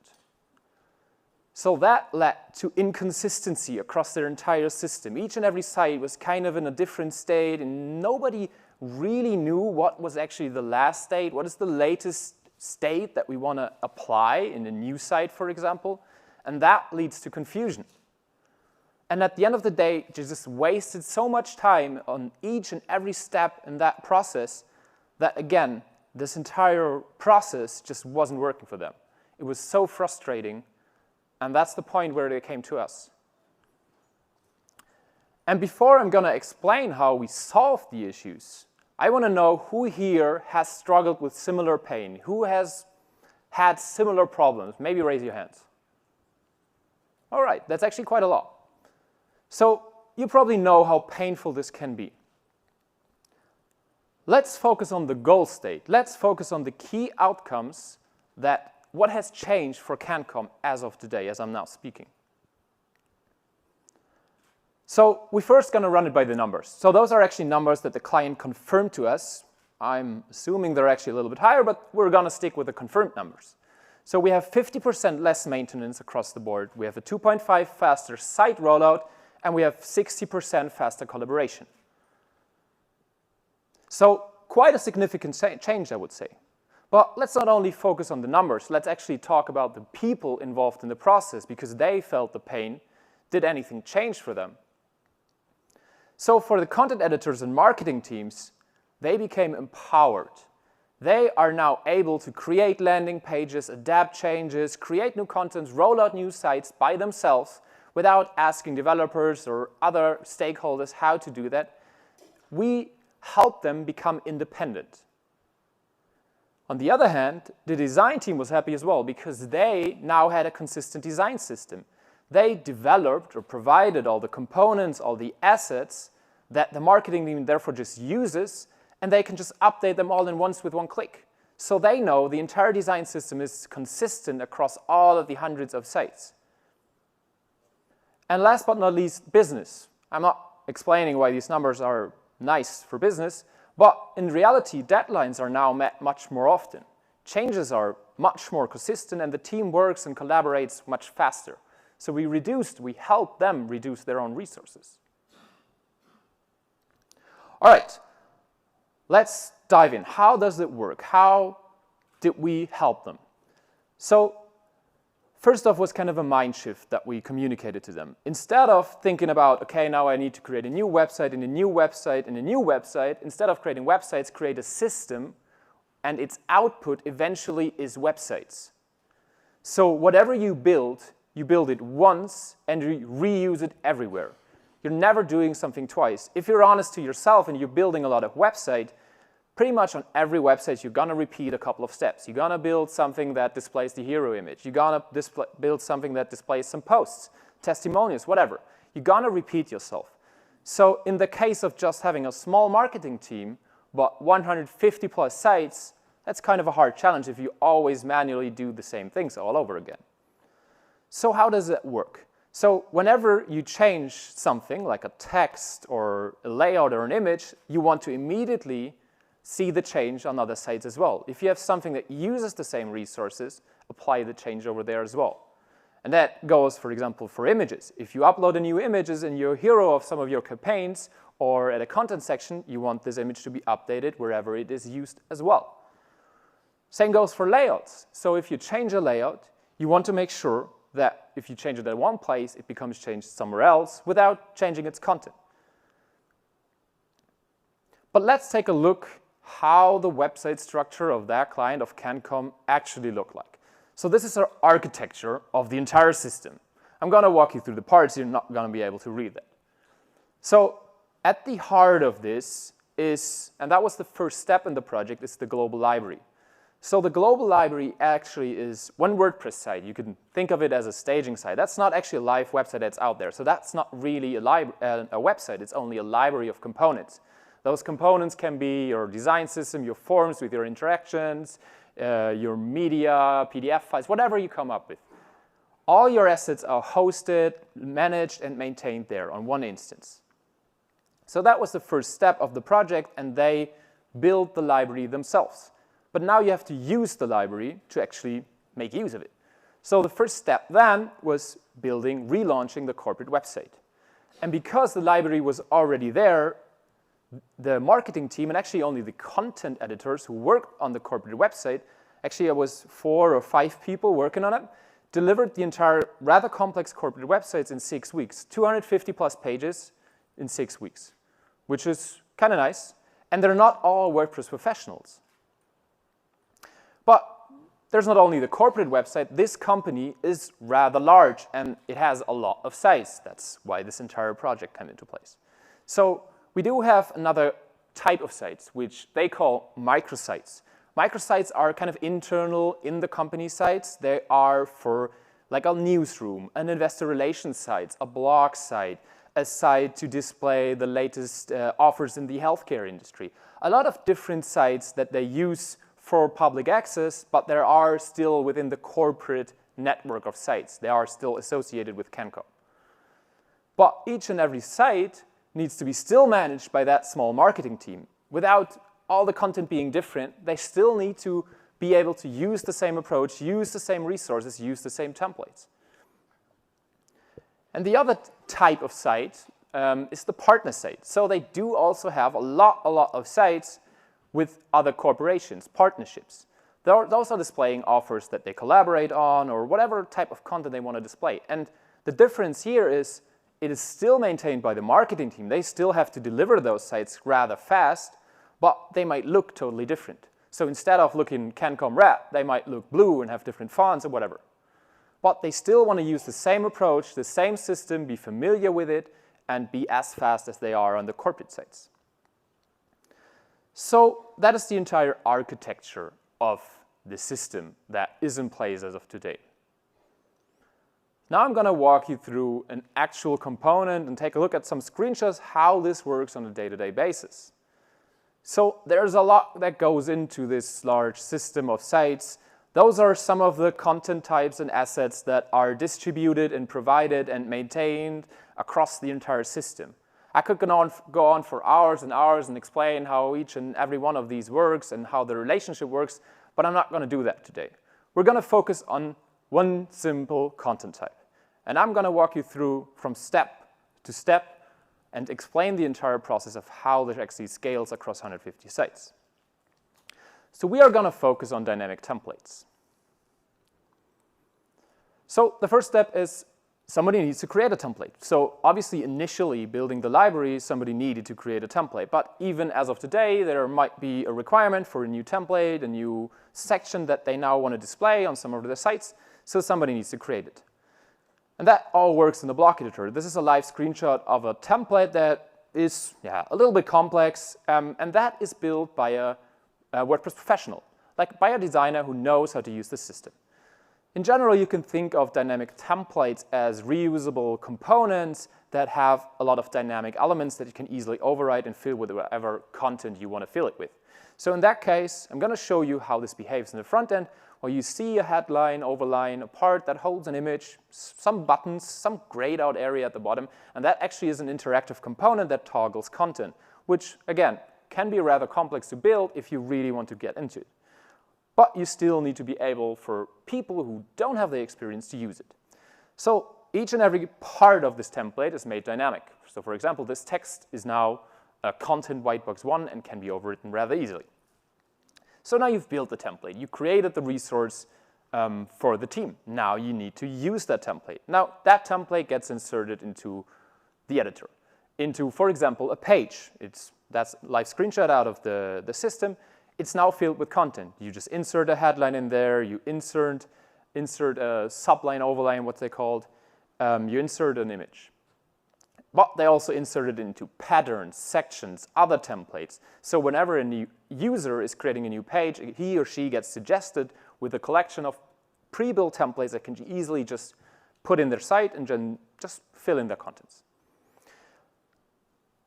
And let's take a quick look of how this looks in the front end. Rather similar, but now you can see what actually happens if somebody clicks the button. So that is all made perfectly fine by the designer, and it's accessible, and the designer took care of it, and the content editor can easily fill it with content. And they cannot mess it up. So you cannot get rid of elements, you cannot change the structure, and you cannot change the responsive behavior, all that. It's just perfectly created and kept in control by the design template. So now you have that template, now you're going to use it across all your sites. So those are screenshots from all different websites that use that template in different use cases, standalone. You can see a 3-column layout, 2-column layout, whatever you want. Let's focus on the one in the middle.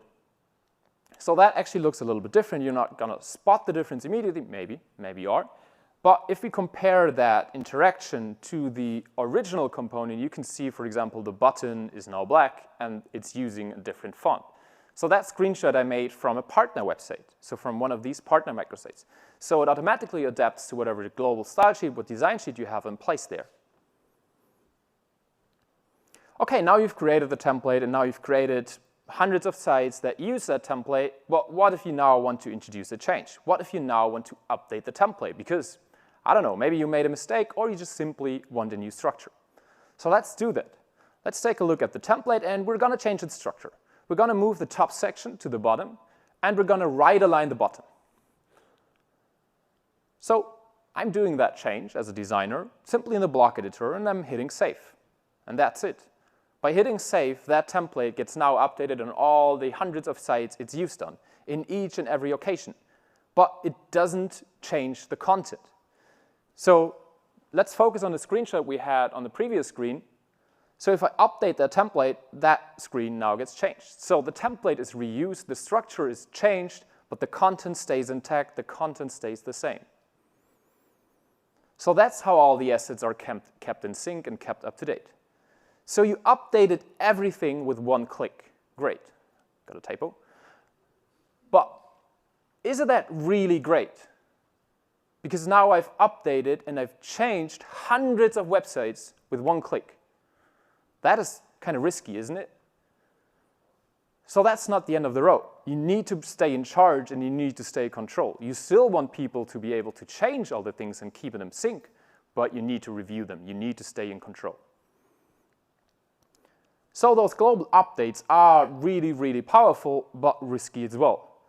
And on the other hand, the distribution process and the conditions that are within this entire process, so for example, deciding whether this template goes live on that side or on that side, whether it's actually used over there or over there, all these conditions are maintained by the client globally. And somebody who changes that piece of content shouldn't need to worry about that. They should just update the asset. So all of these things could be rather complex, but we still want to empower less experienced people to stay in charge and update the resource whatever they find it necessary to. And that's why we added a review process in there as well. So let's walk you through that real quick. So when you're updating that original template, you're going to see a notice something like this. That's a screenshot I made from the site, not from that template specifically, because that was used on way more sites. But you see, it will be reviewed before it's actually published and used on other sites. So you can see 5 linked posts. So now I am the designer. I made the change and I hit save. So now I can close my laptop, no need to worry about it. And now a reviewer will be notified about this change, or a team of reviewers. You can define that, can define that themselves. And then they get a notice, they're going to log into WordPress, and they're going to see something like this. So this source post is now in review. So it's actually not published anywhere. It has been adjusted, and now you can do 3 things. You can approve the change, which will then update it everywhere. You can request modification, or you can revert the change. So let's first request the modification. Now I need you to make the main headline an H1. Thanks. All right, you can just leave a message and send it to the editor. The editor now will receive a similar notification. Hey, there has been changes requested to your site. Please log in. So they're logging in to the site and see that their change has not been approved. They're seeing display of the message that the reviewer team left for them, and they can now work on that. So whenever they update that content, it gets notified to the reviewer team again. You can go over there a couple of times if you really want to. But at some point, you probably or most likely gonna approve the change. How does that look like? Once I approve the change, I can automatically see, okay, wherever this goes live, what effect it might have over there. And I can just go in there, take a look, see, okay, yeah, I'm actually fine with it, and I publish the change. All right, close down my laptop, go home. Now I log back in tomorrow. And then somebody told me we have an issue. And actually in that project, we streamlined the entire feedback loop using Adarim as well. That helped breaking down the coordination effort significantly. So somebody logs into Adarim, sees an issue on the site, and with the tool, they can just live comment on the website itself. And you can prompt it with the live comment. You can see there's a display issue on that site. I'm going to log in, I'm going to take a look, and I see, okay, that is actually caused by my change by the template yesterday I've published. And that can happen. I'm a human, I can make issues, or I just didn't check enough. But now I can go back into the same system and revert the change.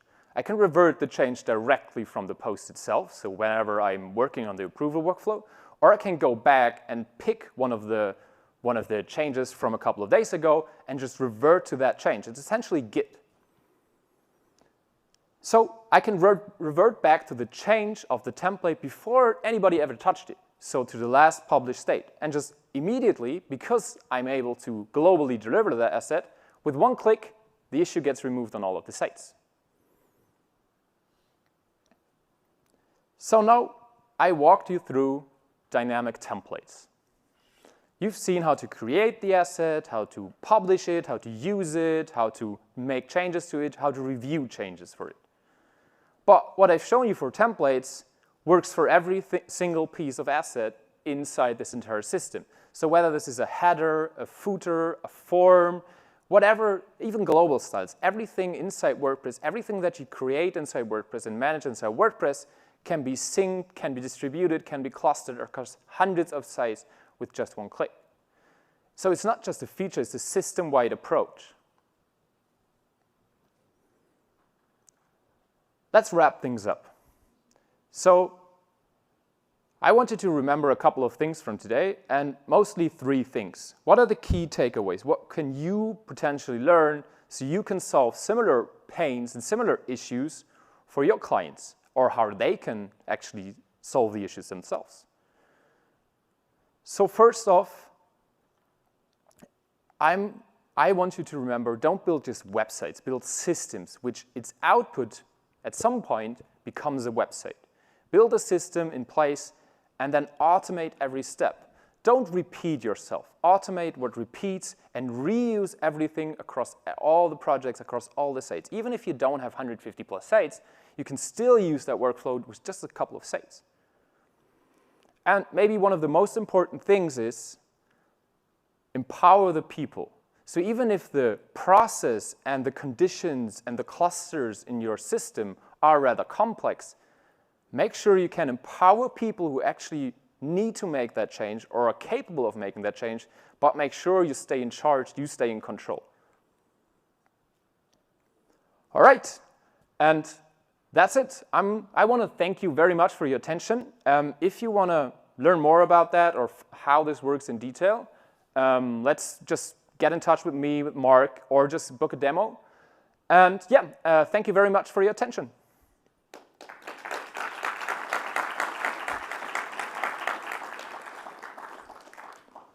All right, we now have a little Q&A. So if you have any questions, I would love you to go to one of these mics in the middle. I can just see them and ask whatever question you have.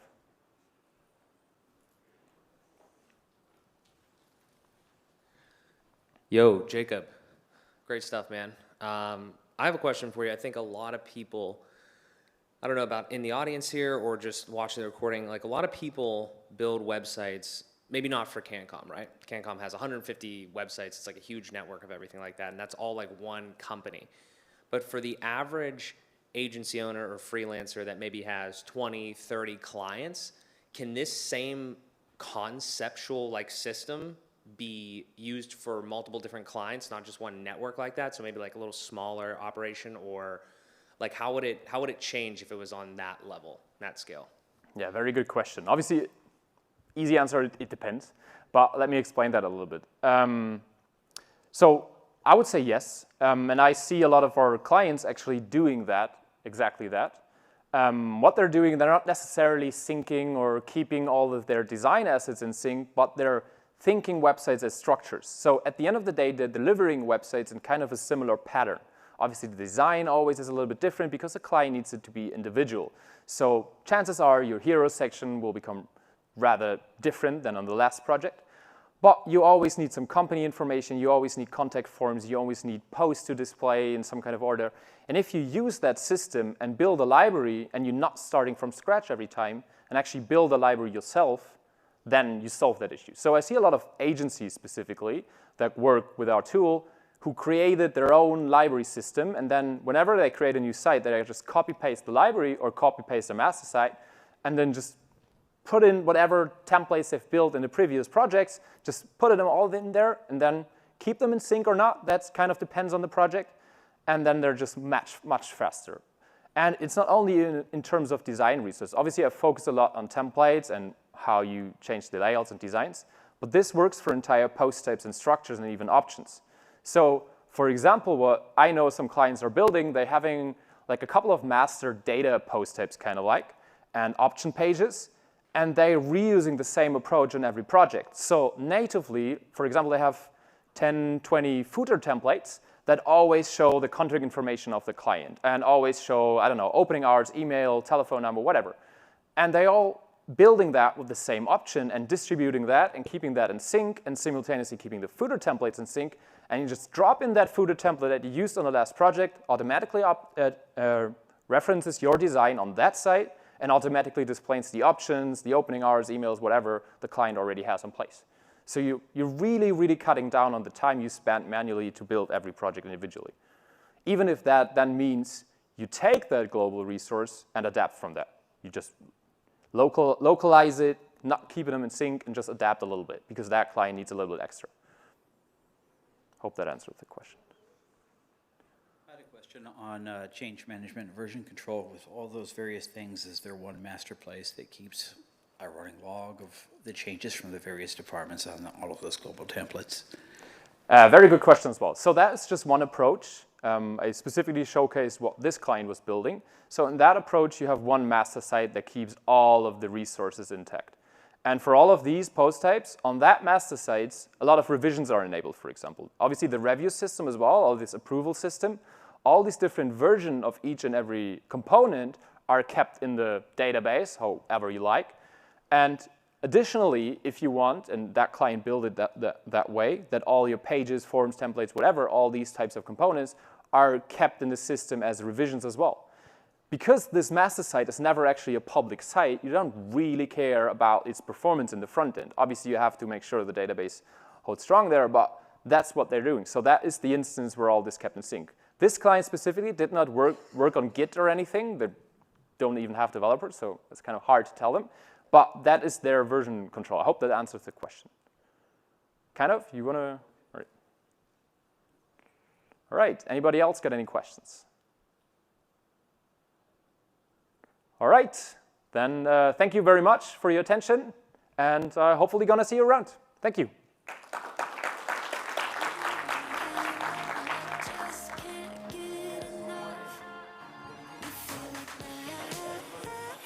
Big thank you to Jacob. And we now have about a half an hour before your next session, which will begin at 4:15 p.m. Thank you.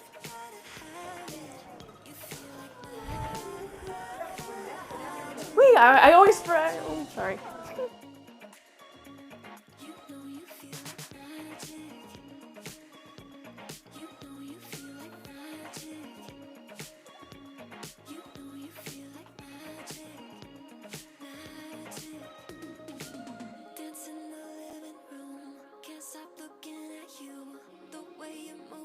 Watching all of my dreams come true.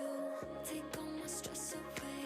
Clear up my cloudy days. Just me and you and all this music, baby, never change.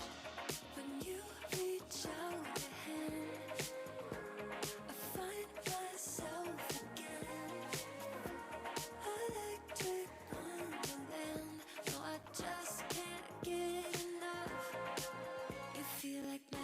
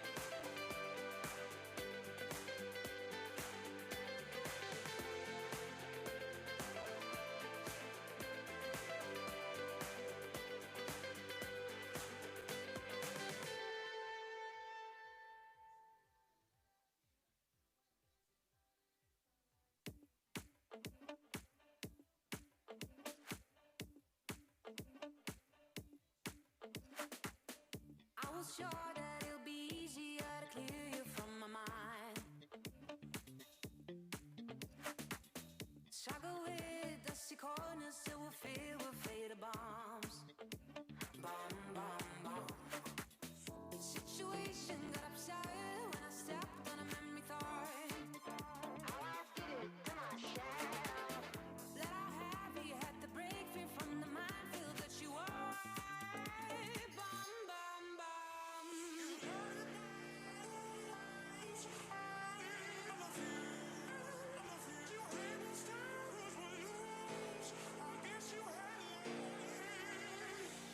I wish you fall off from the window, take a bad trip to the ground. It'd be my pleasure, see you pressure just before you break the bone. I wish you fall off from the window, take a bad trip to the ground. Ooh. It'd be my pleasure, see you pressure just before you break the bone. You're reflecting, I'm deflecting, burning tires to move on. Too many noises, clash the choices, future came and left like ghosts. No more messing, no caressing, heavy pending on the walls. How I did it to myself. Craving a hip, practice land, sleeping on my bed, it's golden side.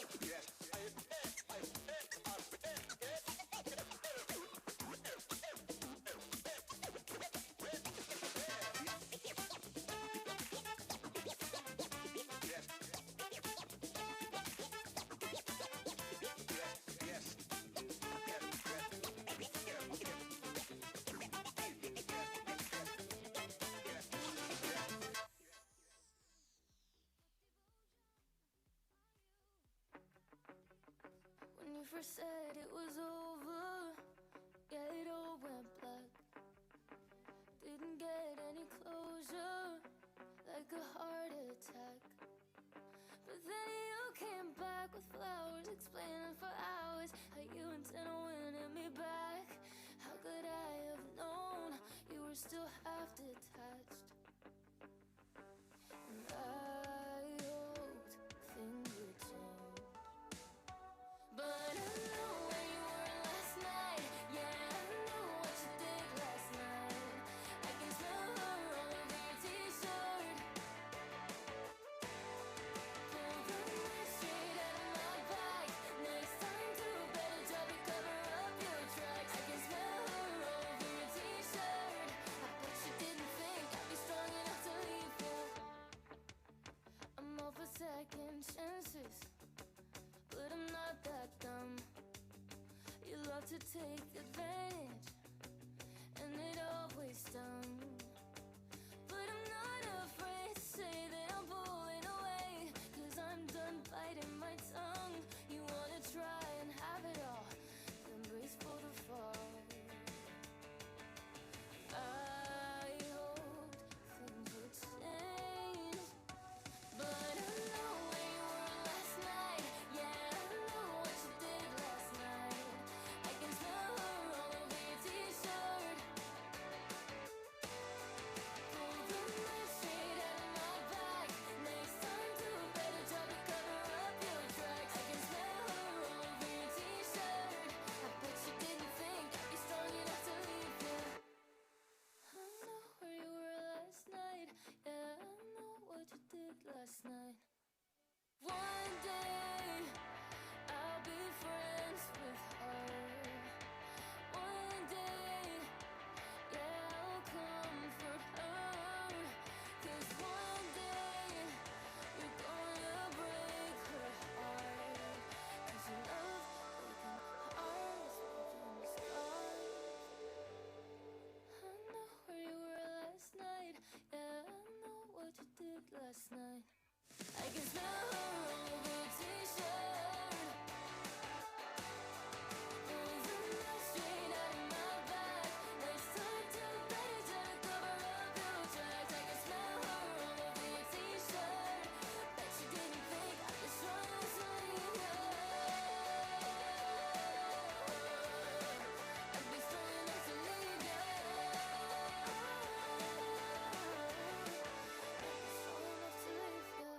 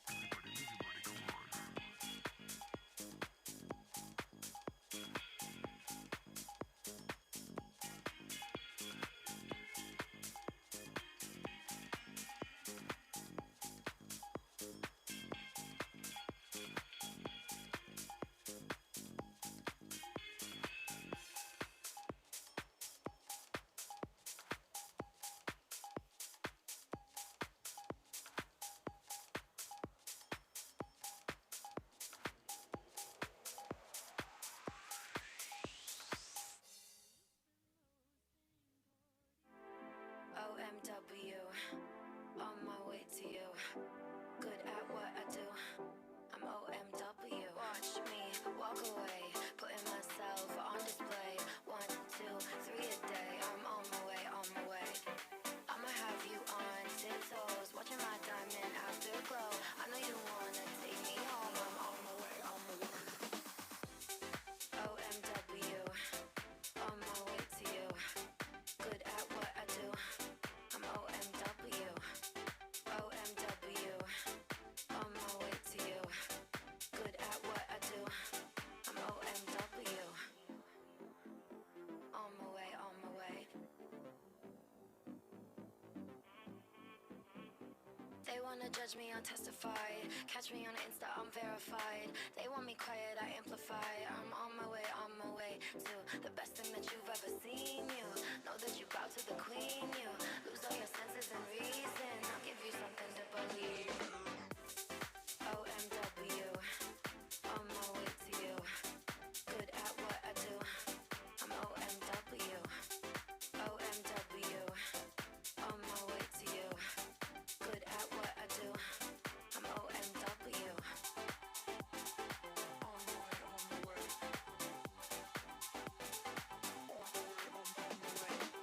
Yeah. OMW, nothing left to prove.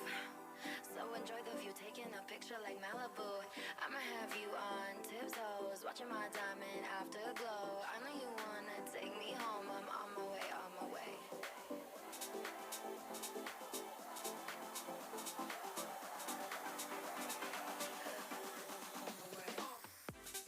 OMW, on my way to you. Good at what I do. I'm OMW. OMW, on my way to you.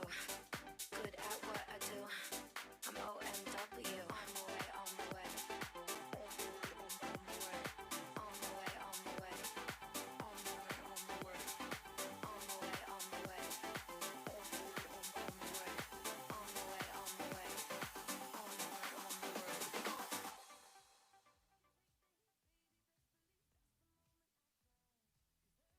Ooh, that sugar sweet, you got what I need. Sipping on the potion, all that good emotion, just my kind of heat. Keep it on repeat.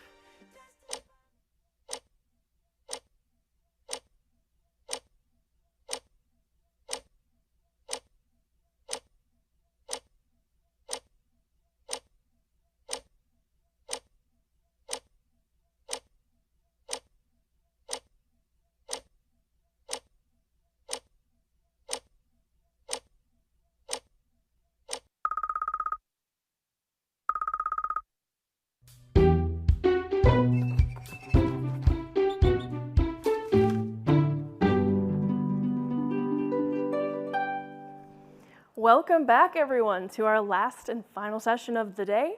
We have a panel from WordPress Campus Connect, empowering WordPress's future generations, with moderator Destiny Fox-Cano and students from the WordPress Campus Connect program, Andres Parra, Javier Montes de Blas, Mauricio Barrantes, Elineth Morera Campos, and Raul Anton Cuadrado. Please welcome Destiny to the stage.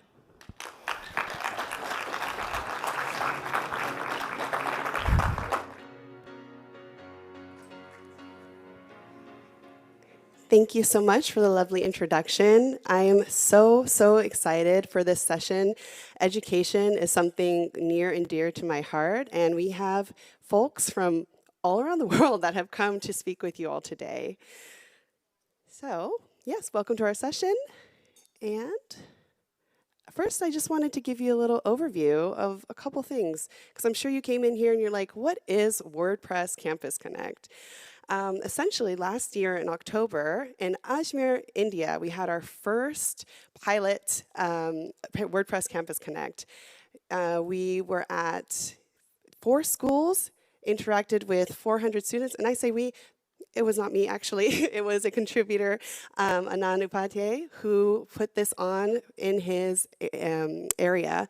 So now, since then, in May of this year, it has been launched as an official event series alongside our regular meetups and WordCamps. And essentially, we are taking WordPress to educational institutions, to their campuses directly. We have volunteers and contributors going in, teaching about WordPress, beginner to advanced, whatever they would like to do. And so this is a great opportunity for us to engage with students and teach them valuable WordPress skills and empowering them for future success as well. So we've made it a key initiative since May of this year to expand this further. And we're very excited to talk more about how those experiences have gone so far. The impact we've had is last year, Ajmer, India, but we've also had 4 more locations that have had their events. Rivera, Spain, where we're going to have 3 folks talking to you today from Cartago, Costa Rica as well. We'll have some folks there. San Jose, Costa Rica, and then also Cagayan de Oro, Philippines. So as you can see, this is already a very global event series, and I'm just like, when is the next one coming in North America, huh? We've got already Europe, we've got Latin America, we've got Asia. So yeah, don't hesitate later on as well to ping me if you're interested in organizing.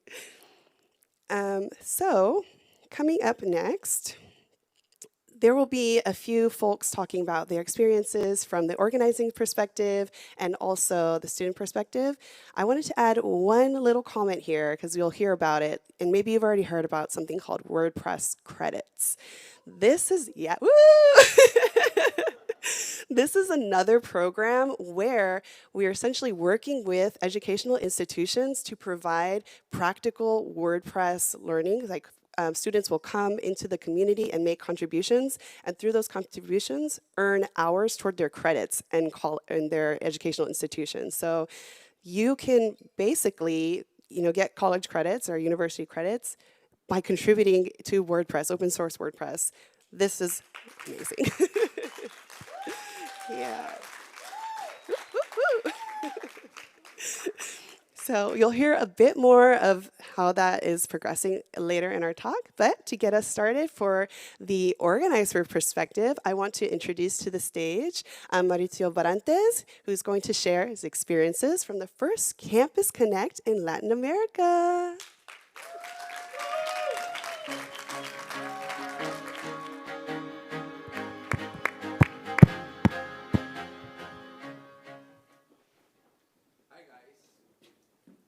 Oh, okay, muy bien. Hi guys, I'm very happy. My name is Mauricio. I'm from Costa Rica. I'm very happy to share my experience. The organizer Campus Connect in Cartago with you all today. What is WordPress Campus Connect?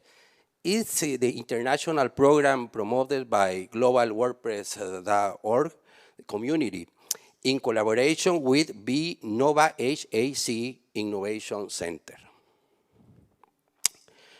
This was the Campus Connect. This was the first Campus Connect, Cartago, and is first the Latin American. It was only one. It was only one the month ago, with 19 students. The first edition Latin American is event 6 to inspire and connect students with digital innovation. WordPress.com supported us and providing free hosting to the students. The website project is during 2 months of the event. We official launch event, total attends 19 people, 5 speakers, and 3 volunteers. Today, we have active the group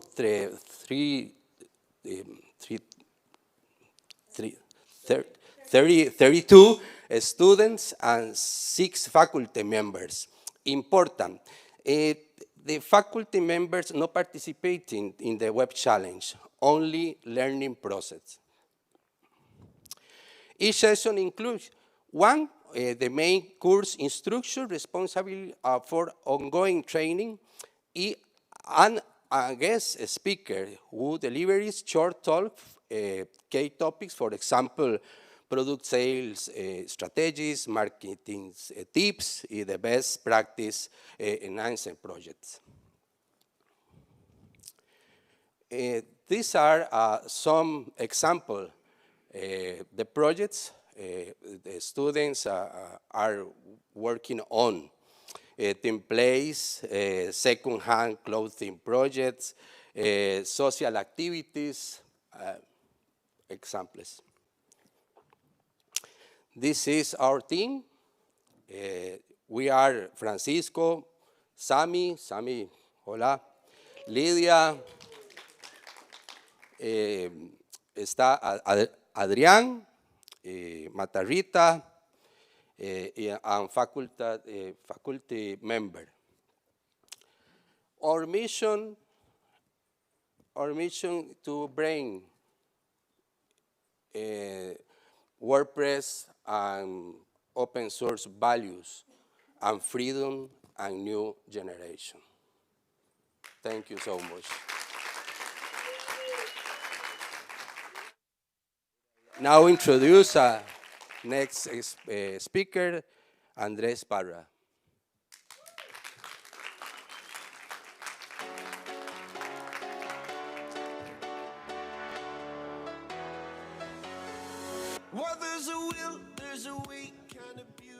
Hello, everybody. Well, I'm very glad to stay here at this moment. And well, as my partners describe, now they describe what is a WordPress Campus Connect, and I will describe it as a student, no? So, well, everybody know that what is Aranda de Duero, the city, everybody knows. Well, it's my town, a little town of Spain, and it has around 40,000 of population, more or less. And one day, Raul decided to prepare and commit the first WordPress Campus Connect. Please, very thank you. Yeah, also a lot of people were involved, like Jesus, who put the co-working, Noelia, our college manager, and well, this side, this campus was great for us. We were a lot of students of our technical school, that is Santa Catarina. And I have to say that it was a really good experience with a lot of partners. We made a lot of people, new people. And also, well, I was the winner, I have to say all. But sorry, I'm a little nervous, sorry. Well, I'm high nervous, but also, I have to say that we went all evenings to a co-working, and we can work on our website. And now I will show a little part of my website that won the first WordPress Campus Connect. It's about, I made a website call it Ritmo Rivera. That it's I focus it on celebrating local music events and culture. Mostly music, because I really enjoy music. This is the main index, yeah. And well, we can show that my principal purpose was give more visibility to some local artists, because it's a little town and I know most of them. Yeah, I also put an event calendar so you can see better the days will be an event. And well, also, for example, I put this example entry that it's about Fran Ferdinand, one of my favorite groups, and also the Sonorama Rivera, one festival that we have. Well, it has been recently in Aranda, and also I put some feature events like I recently say that Sonorama as a extra category. Bueno, otherwise I use WooCommerce to make an e-shop with some article of example that I put myself, and also this is our team. Yeah. And well, here we can see Javier, my other partner. Some people who also participate in the first WordPress Campus Connect, that are most of the young people. Also, Jesus, the owner of the co-working that we were working, and our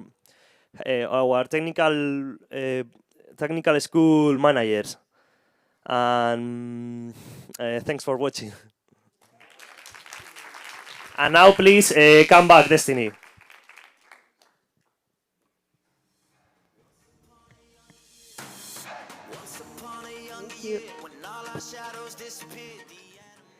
Thank you so much, Andres, for sharing your experience, and Maurizio as well. As you can see, this event series has really motivated a lot of folks on different sides. And I'm very excited now to introduce the rest of our panel. We're going to share more details about how things have gone so far from the organizer's perspective and the student's perspective. So I would like to introduce to the stage Javier. Yay! Please come. And we'll have Elenith as well. And Raul.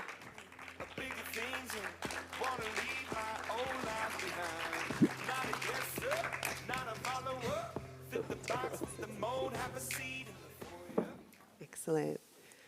So, first things first, I would love for everyone to introduce themselves, where you're from, and we'll go from there, maybe starting just this way. So from Andres. Well, I speak recently. As I said, I'm Andres Parra. I'm 20 years old. Well, today is my birthday. Thank you very much. And well, I study a degree of development and multi-platform apps in the technical school Santa Catalina. And well, I'm here because, as I said, I won the first WordPress Campus Connect, and I really enjoy WordPress and its community. Well, hello, my name is Javier Montes de Blas. I'm also a student in Santa Catalina Technical School. I'm also 20 years old. And in our city, Aranda de Duero, in Spain, 2 months ago, took place the first WordPress Campus Connect. And I'm very thankful for the opportunity to be here and talk about my experience.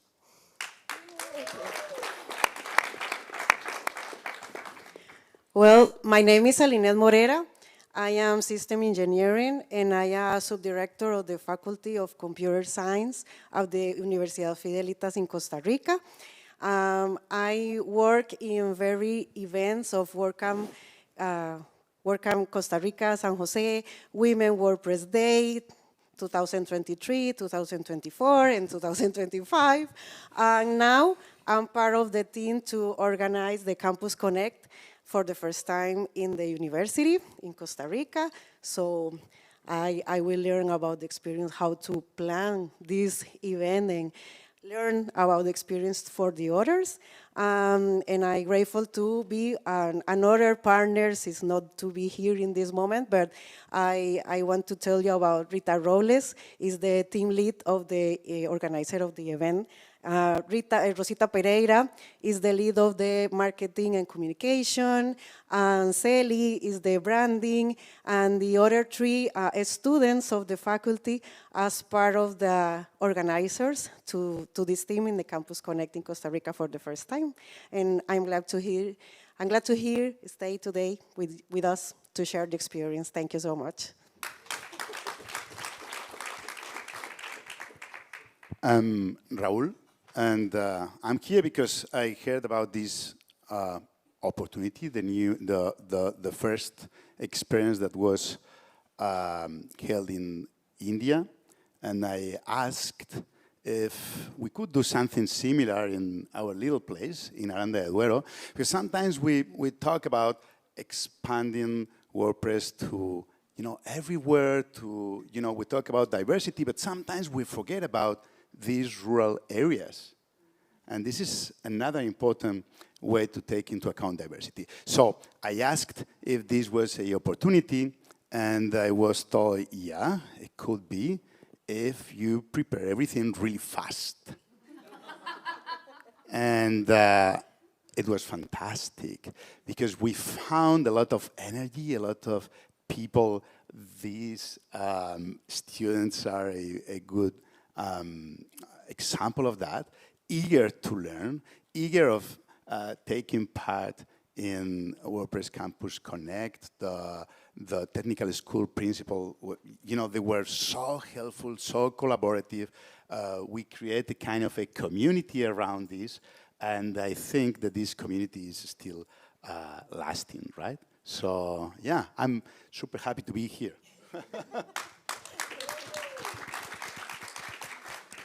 Thank you for the lovely intros, everyone. And probably, as you could tell, Raul was the organizer for Libera de Duero.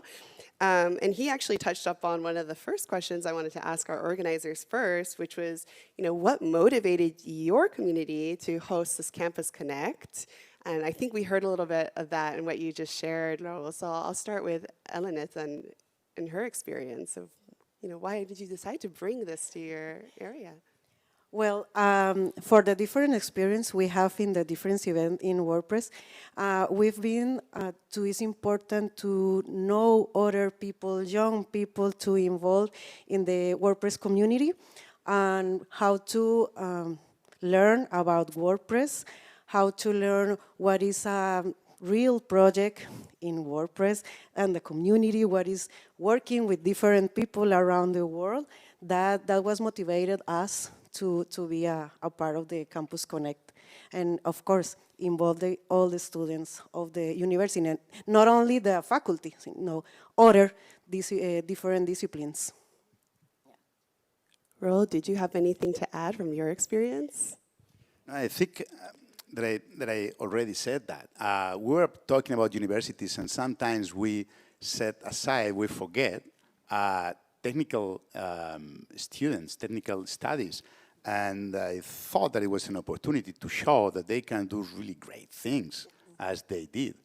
And also this idea of rural areas, engagement and participation in these kind of things.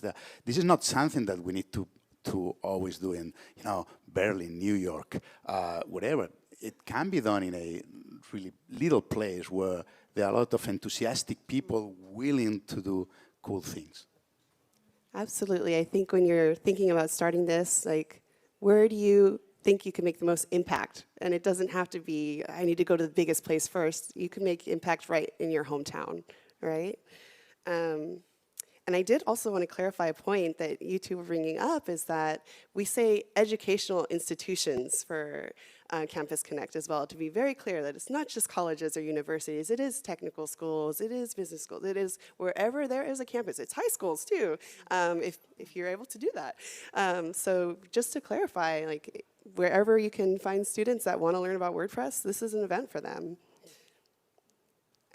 So we've got these two events that took place, and another thing about it is that it's a very flexible format. So each event has their own way of putting it on, half day, a couple weeks. So for you two, how did you structure your WordPress Campus Connect events? Well, in our case, we approach the experience of the university in hackathons or competitions, most of the international or local level. So we decide to combine the both experience to do a kind of hackathon where the students work and receive different workshops in WordPress, design thinking, elevator speech, and after that, all the students have to work in a solution to a real world. Use the ODS as the United Nations Sustainable Development, and then we have a digital solution to explain for the people. That is an activity of 3 days, the hard work for the students. That will be the format at the university. In our case, we wanted to create something like a learning community where we all learn together. And in order to do this, we needed to spread this experience in time. So we created some events to pace these learnings. The first one was something that I like to call willingness resources meeting. So we have a conversation with all the students in the technical school the first day, right, where we introduced what WordPress is to start with, because it's something that we take for granted. And most of them, of course, have heard about WordPress, but they don't fully understand what is the importance and the role that WordPress has in democratization of the internet. All these things that I'm not going to bore you with, things that you really know, right? So we first have this conversation where we explained why this was such a good opportunity. Then we had Rocio's support, thank you so much, to have a first learning experience that was made with a workshop where the students were told how to create a website from scratch, right? You had the opportunity to ask questions to a real expert, someone that was really knowledgeable, that can really answer everything. And we had a second day with a couple of workshops, but to me, the most important part was what happened from this first day, first workshop, to the second set of workshops. It was during more or less a month, a little bit more, 5 weeks. And we used a WordPress site with a P2 theme where the students could create this metaphor of the learning community. They all could share their ideas, ask to real experts, work together in building something. This is a very good example of this because we were working together on different websites. But you were together, right? Working in this co-working space. Another organizer supported us with this co-working space where the students could, enjoy and had this experience of being part of the community. So in the end, we had this second workshops day, and we gave them time, not a lot, like a week and a half, more or less, to apply what they have learned in this second workshop. So in the first workshop, they understood what they needed to do. In this month and a half, more or less, they created a website. In the second workshops, they got ideas to fine-tune what they had done, and we gave them a week and a half to allow them to apply what they have learned. And then we wanted to wrap things up with a nice, experience, a nice, I don't know, gala. Yeah, that would be the, thank you so I cheated, much. I know. I'm very nervous. And with this gala where we, decided who was the winner, who had the best design, things like this. This was not the most important part, who was the winner, even though they do really cool things. But again, this idea of a learning community working together to learn about WordPress. That is so fantastic, the community aspect that's coming out on different levels here. And I did want to highlight WordPress Campus Connect Rivera. They did the gala, and that's how Andres won a scholarship to come here to WordCamp US and speak about his experience. And we really hope to increase the amount of scholarships we can have for future WordPress Campus Connect students so they can come to these flagships and get this experience of a different community and learn more. Now, speaking of the students, I want to get back to y'all a little bit. Starting from you, Javier, what were your expectations coming to this event, and maybe as you got into the event and started, going to the sessions, did anything change in your mind about it? Being honest, at the beginning, my expectations were low. It was it was weird for a big global initiative to be started at my small town. But then I went to the first workshop. I saw the editor, I saw the concepts, the ideas behind WordPress, and I started giving it a little bit more faith. And I think it was worth it, because now I'm here, I'm giving a speech about how... Now I'm giving a speech, and I honestly didn't expect any of this. But hey, I'm happy how it turned out. And how about for you, Andres? Also, as Javier said, at the beginning we didn't trust because the idea was so insane, I have to say.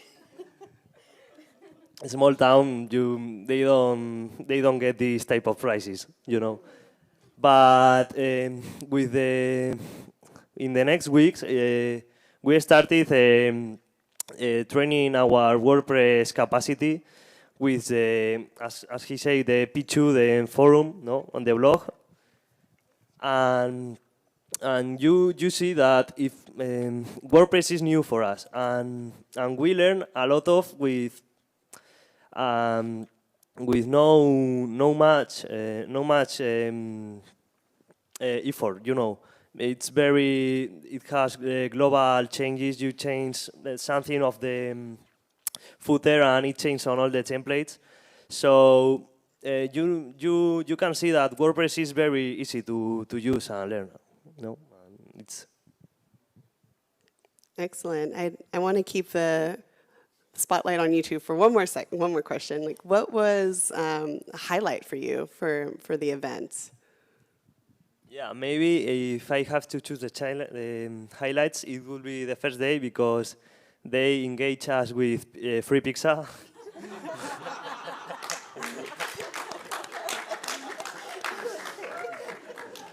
And well, that was the best. It's okay. And also, as they say recently, the gala that we presented all of us our websites, and well, that was nice to see the effort of the other participants. No pizza though. Taking notes, Raul. The biggest highlight I had wasn't a moment itself, but a group of moments. Every day when I went to the co-working, I grabbed my coffee and sat on the same table as always. And I saw how, with the passing days, my website became from an idea, a concept, to something more physical, something that you can see and interact with. And I think that was the biggest change in heart I had in the whole experience. Seeing something that at first was nothing become something.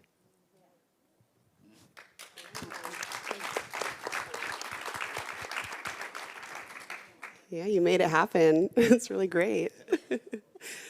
I did want to take us back to the organization part of these events. Were there any challenges for you, Eleneth or Raul, in putting this together? One thing I had heard, and it kind of came out here, is like, you're going to, maybe not so much in your case, Eleneth, because you're already in the educational institution, but when you go to one of these schools and you're like, hey, I want to put on this event, and they're like, for free?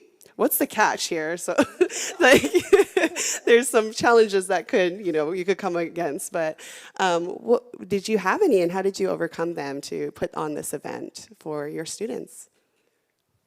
Well, we are starting with the planning with this event. So at this moment, we are a team with experience in communication, in organizing events, promotion.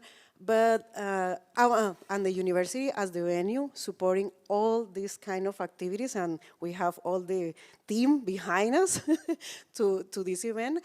But we think that the challenge we have is securing sponsors.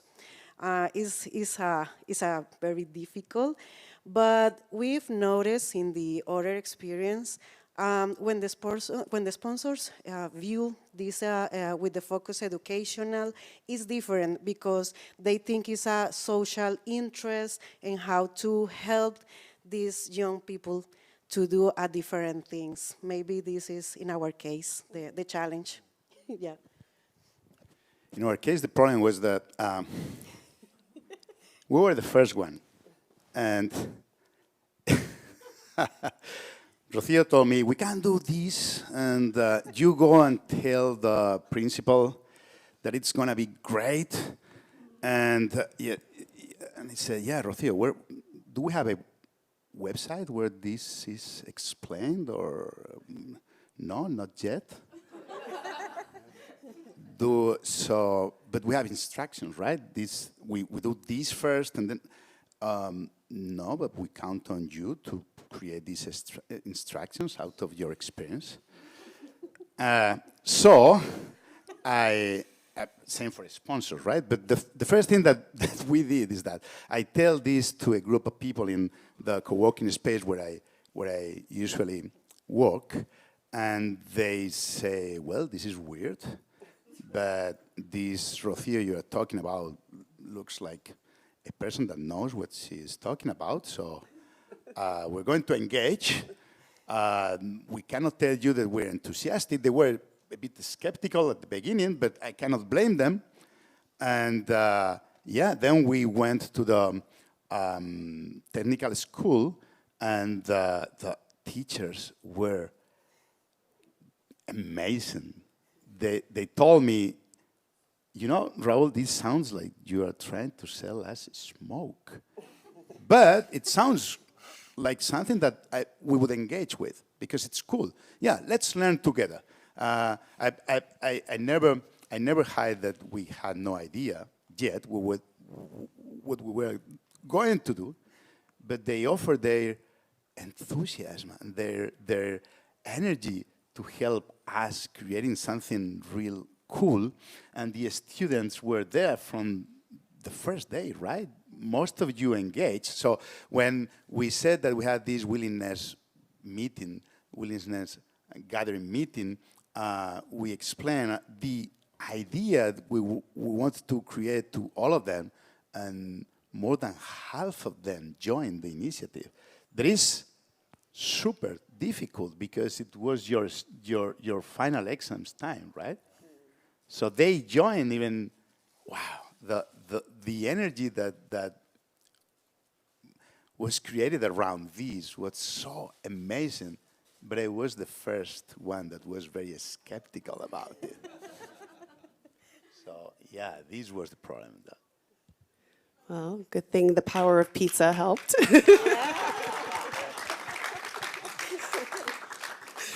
And there were two things I'm glad you brought up here.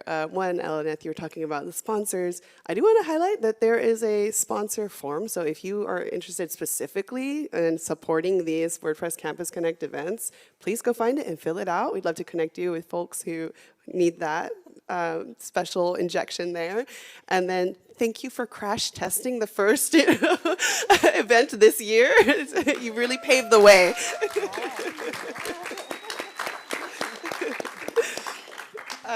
So what happens next? Like, there's also WordPress student clubs, by the way, now that you can form on campus. Is like that going to be a thing at the technical school or in Costa Rica? Are there any future activities that you're putting together to keep students engaged? I think so. Yeah, maybe you can help us for the next experience at the Campus Connect in Costa Rica. Yeah, it's very important. So what happened next in Costa Rica? Well, first, do the Campus Connect. Then create a club for WordPress at the university. And I have a news. Today, the university signed agreement with the WordPress Foundation to be the first university WP credit in Costa Rica. So this is the next steps.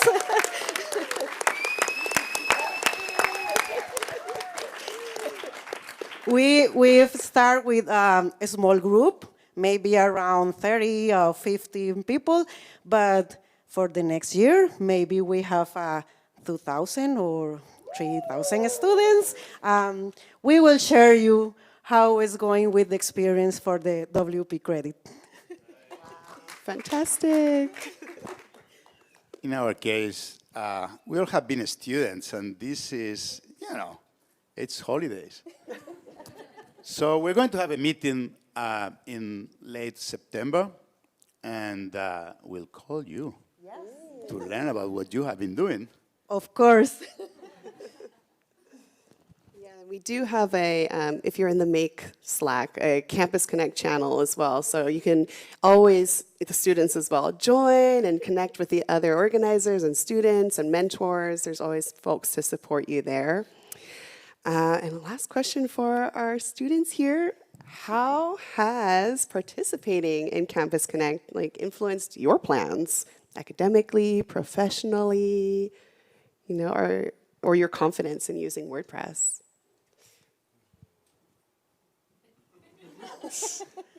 At the moment I started WordPress Campus Connect, I had only used WordPress once for the city hall of my town. They maintain their web page on WordPress, and while I was working there for finishing my technical studies, I was the one in charge of the entries and the posts. But I learned so much throughout Campus Connect. My skill level is nowhere near what was before.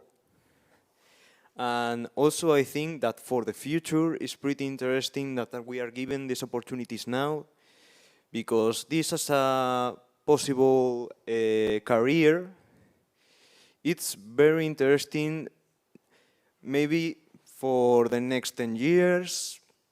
Probably I would love to work here. It seems pretty interesting. Anyone looking for interns? I mean, you asked.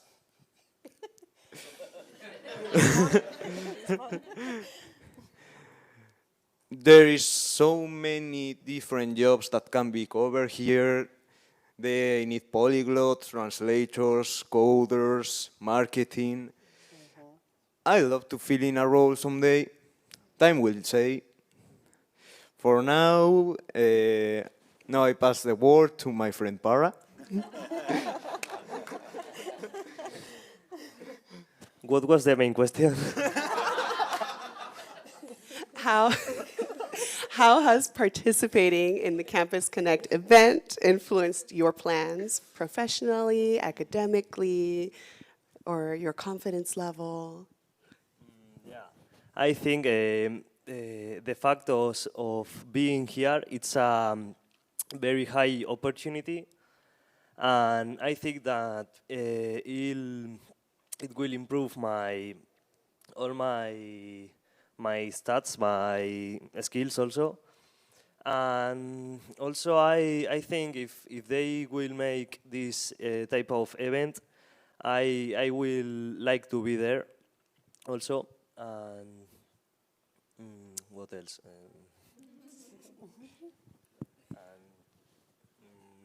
Not pretty much, no. Thank you.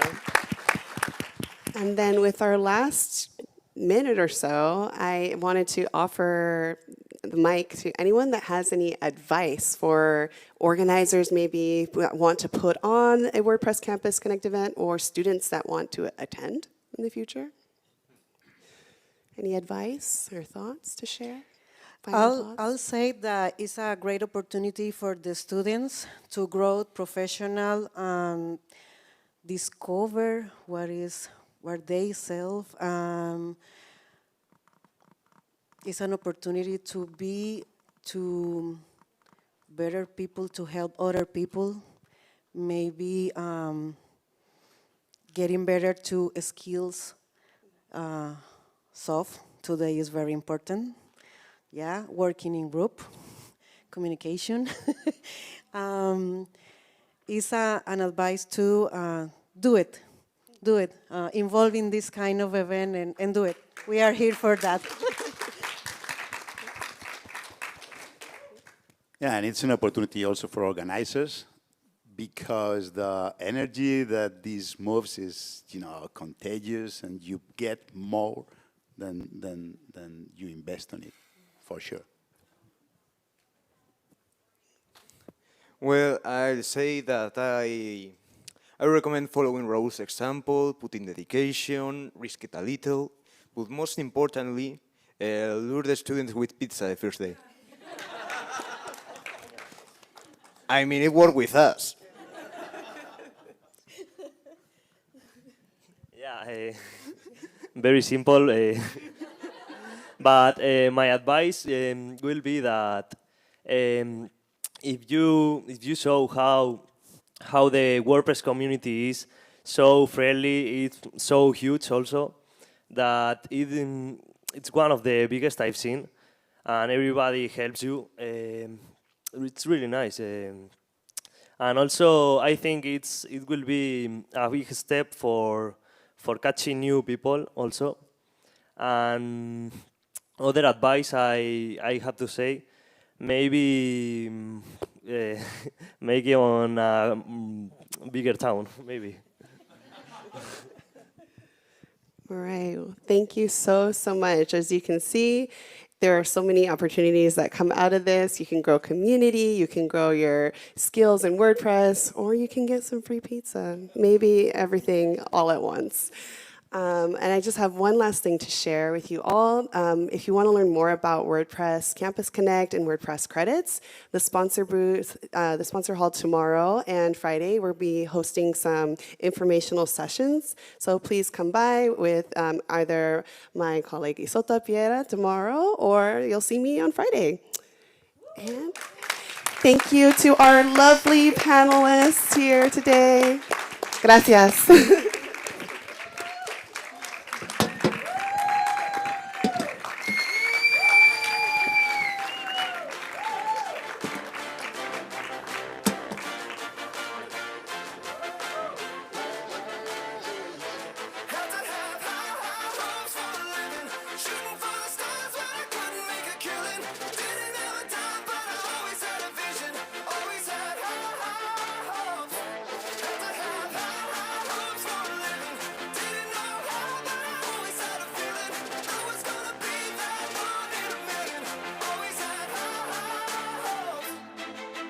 Mama said, fulfill the prophecy, be something great. Go make a legacy, manifest destiny. Back in the days we wanted everything, wanted everything. Mama said, burn your biographies, rewrite your history. Light up your wildest dreams, museum victories. Every day we wanted everything, wanted everything. Mama said.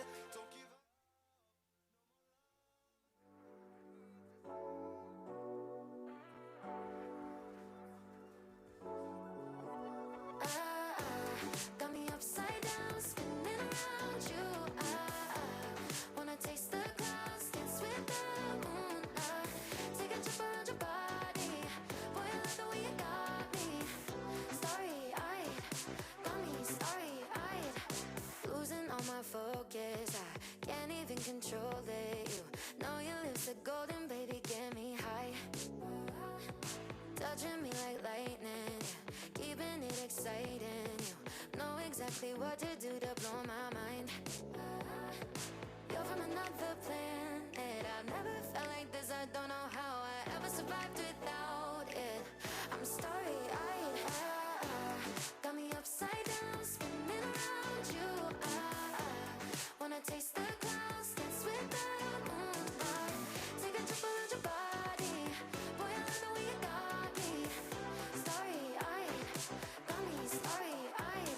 This bed is out of space, just keep painting constellations. You cover me in glitter till I'm shining bright. I never wanna leave the sky. The way you made me feel alive. I was in the dark and baby, you're the light. You're from another planet. I've never felt like this. I don't know how I ever survived without it. I'm starry-eyed. Got me upside down, spinning around you. Wanna taste the clouds, dance with the moonlight. Take a trip around your body. Boy, I love the way you got me. Starry-eyed, got me starry-eyed. Couldn't fight if I wanted. Flying to places that I never thought I could go. You're a meteor shower, falling down all over me. Yeah, you're making me glow. Couldn't fight if I wanted. Flying to places that I never thought I could go.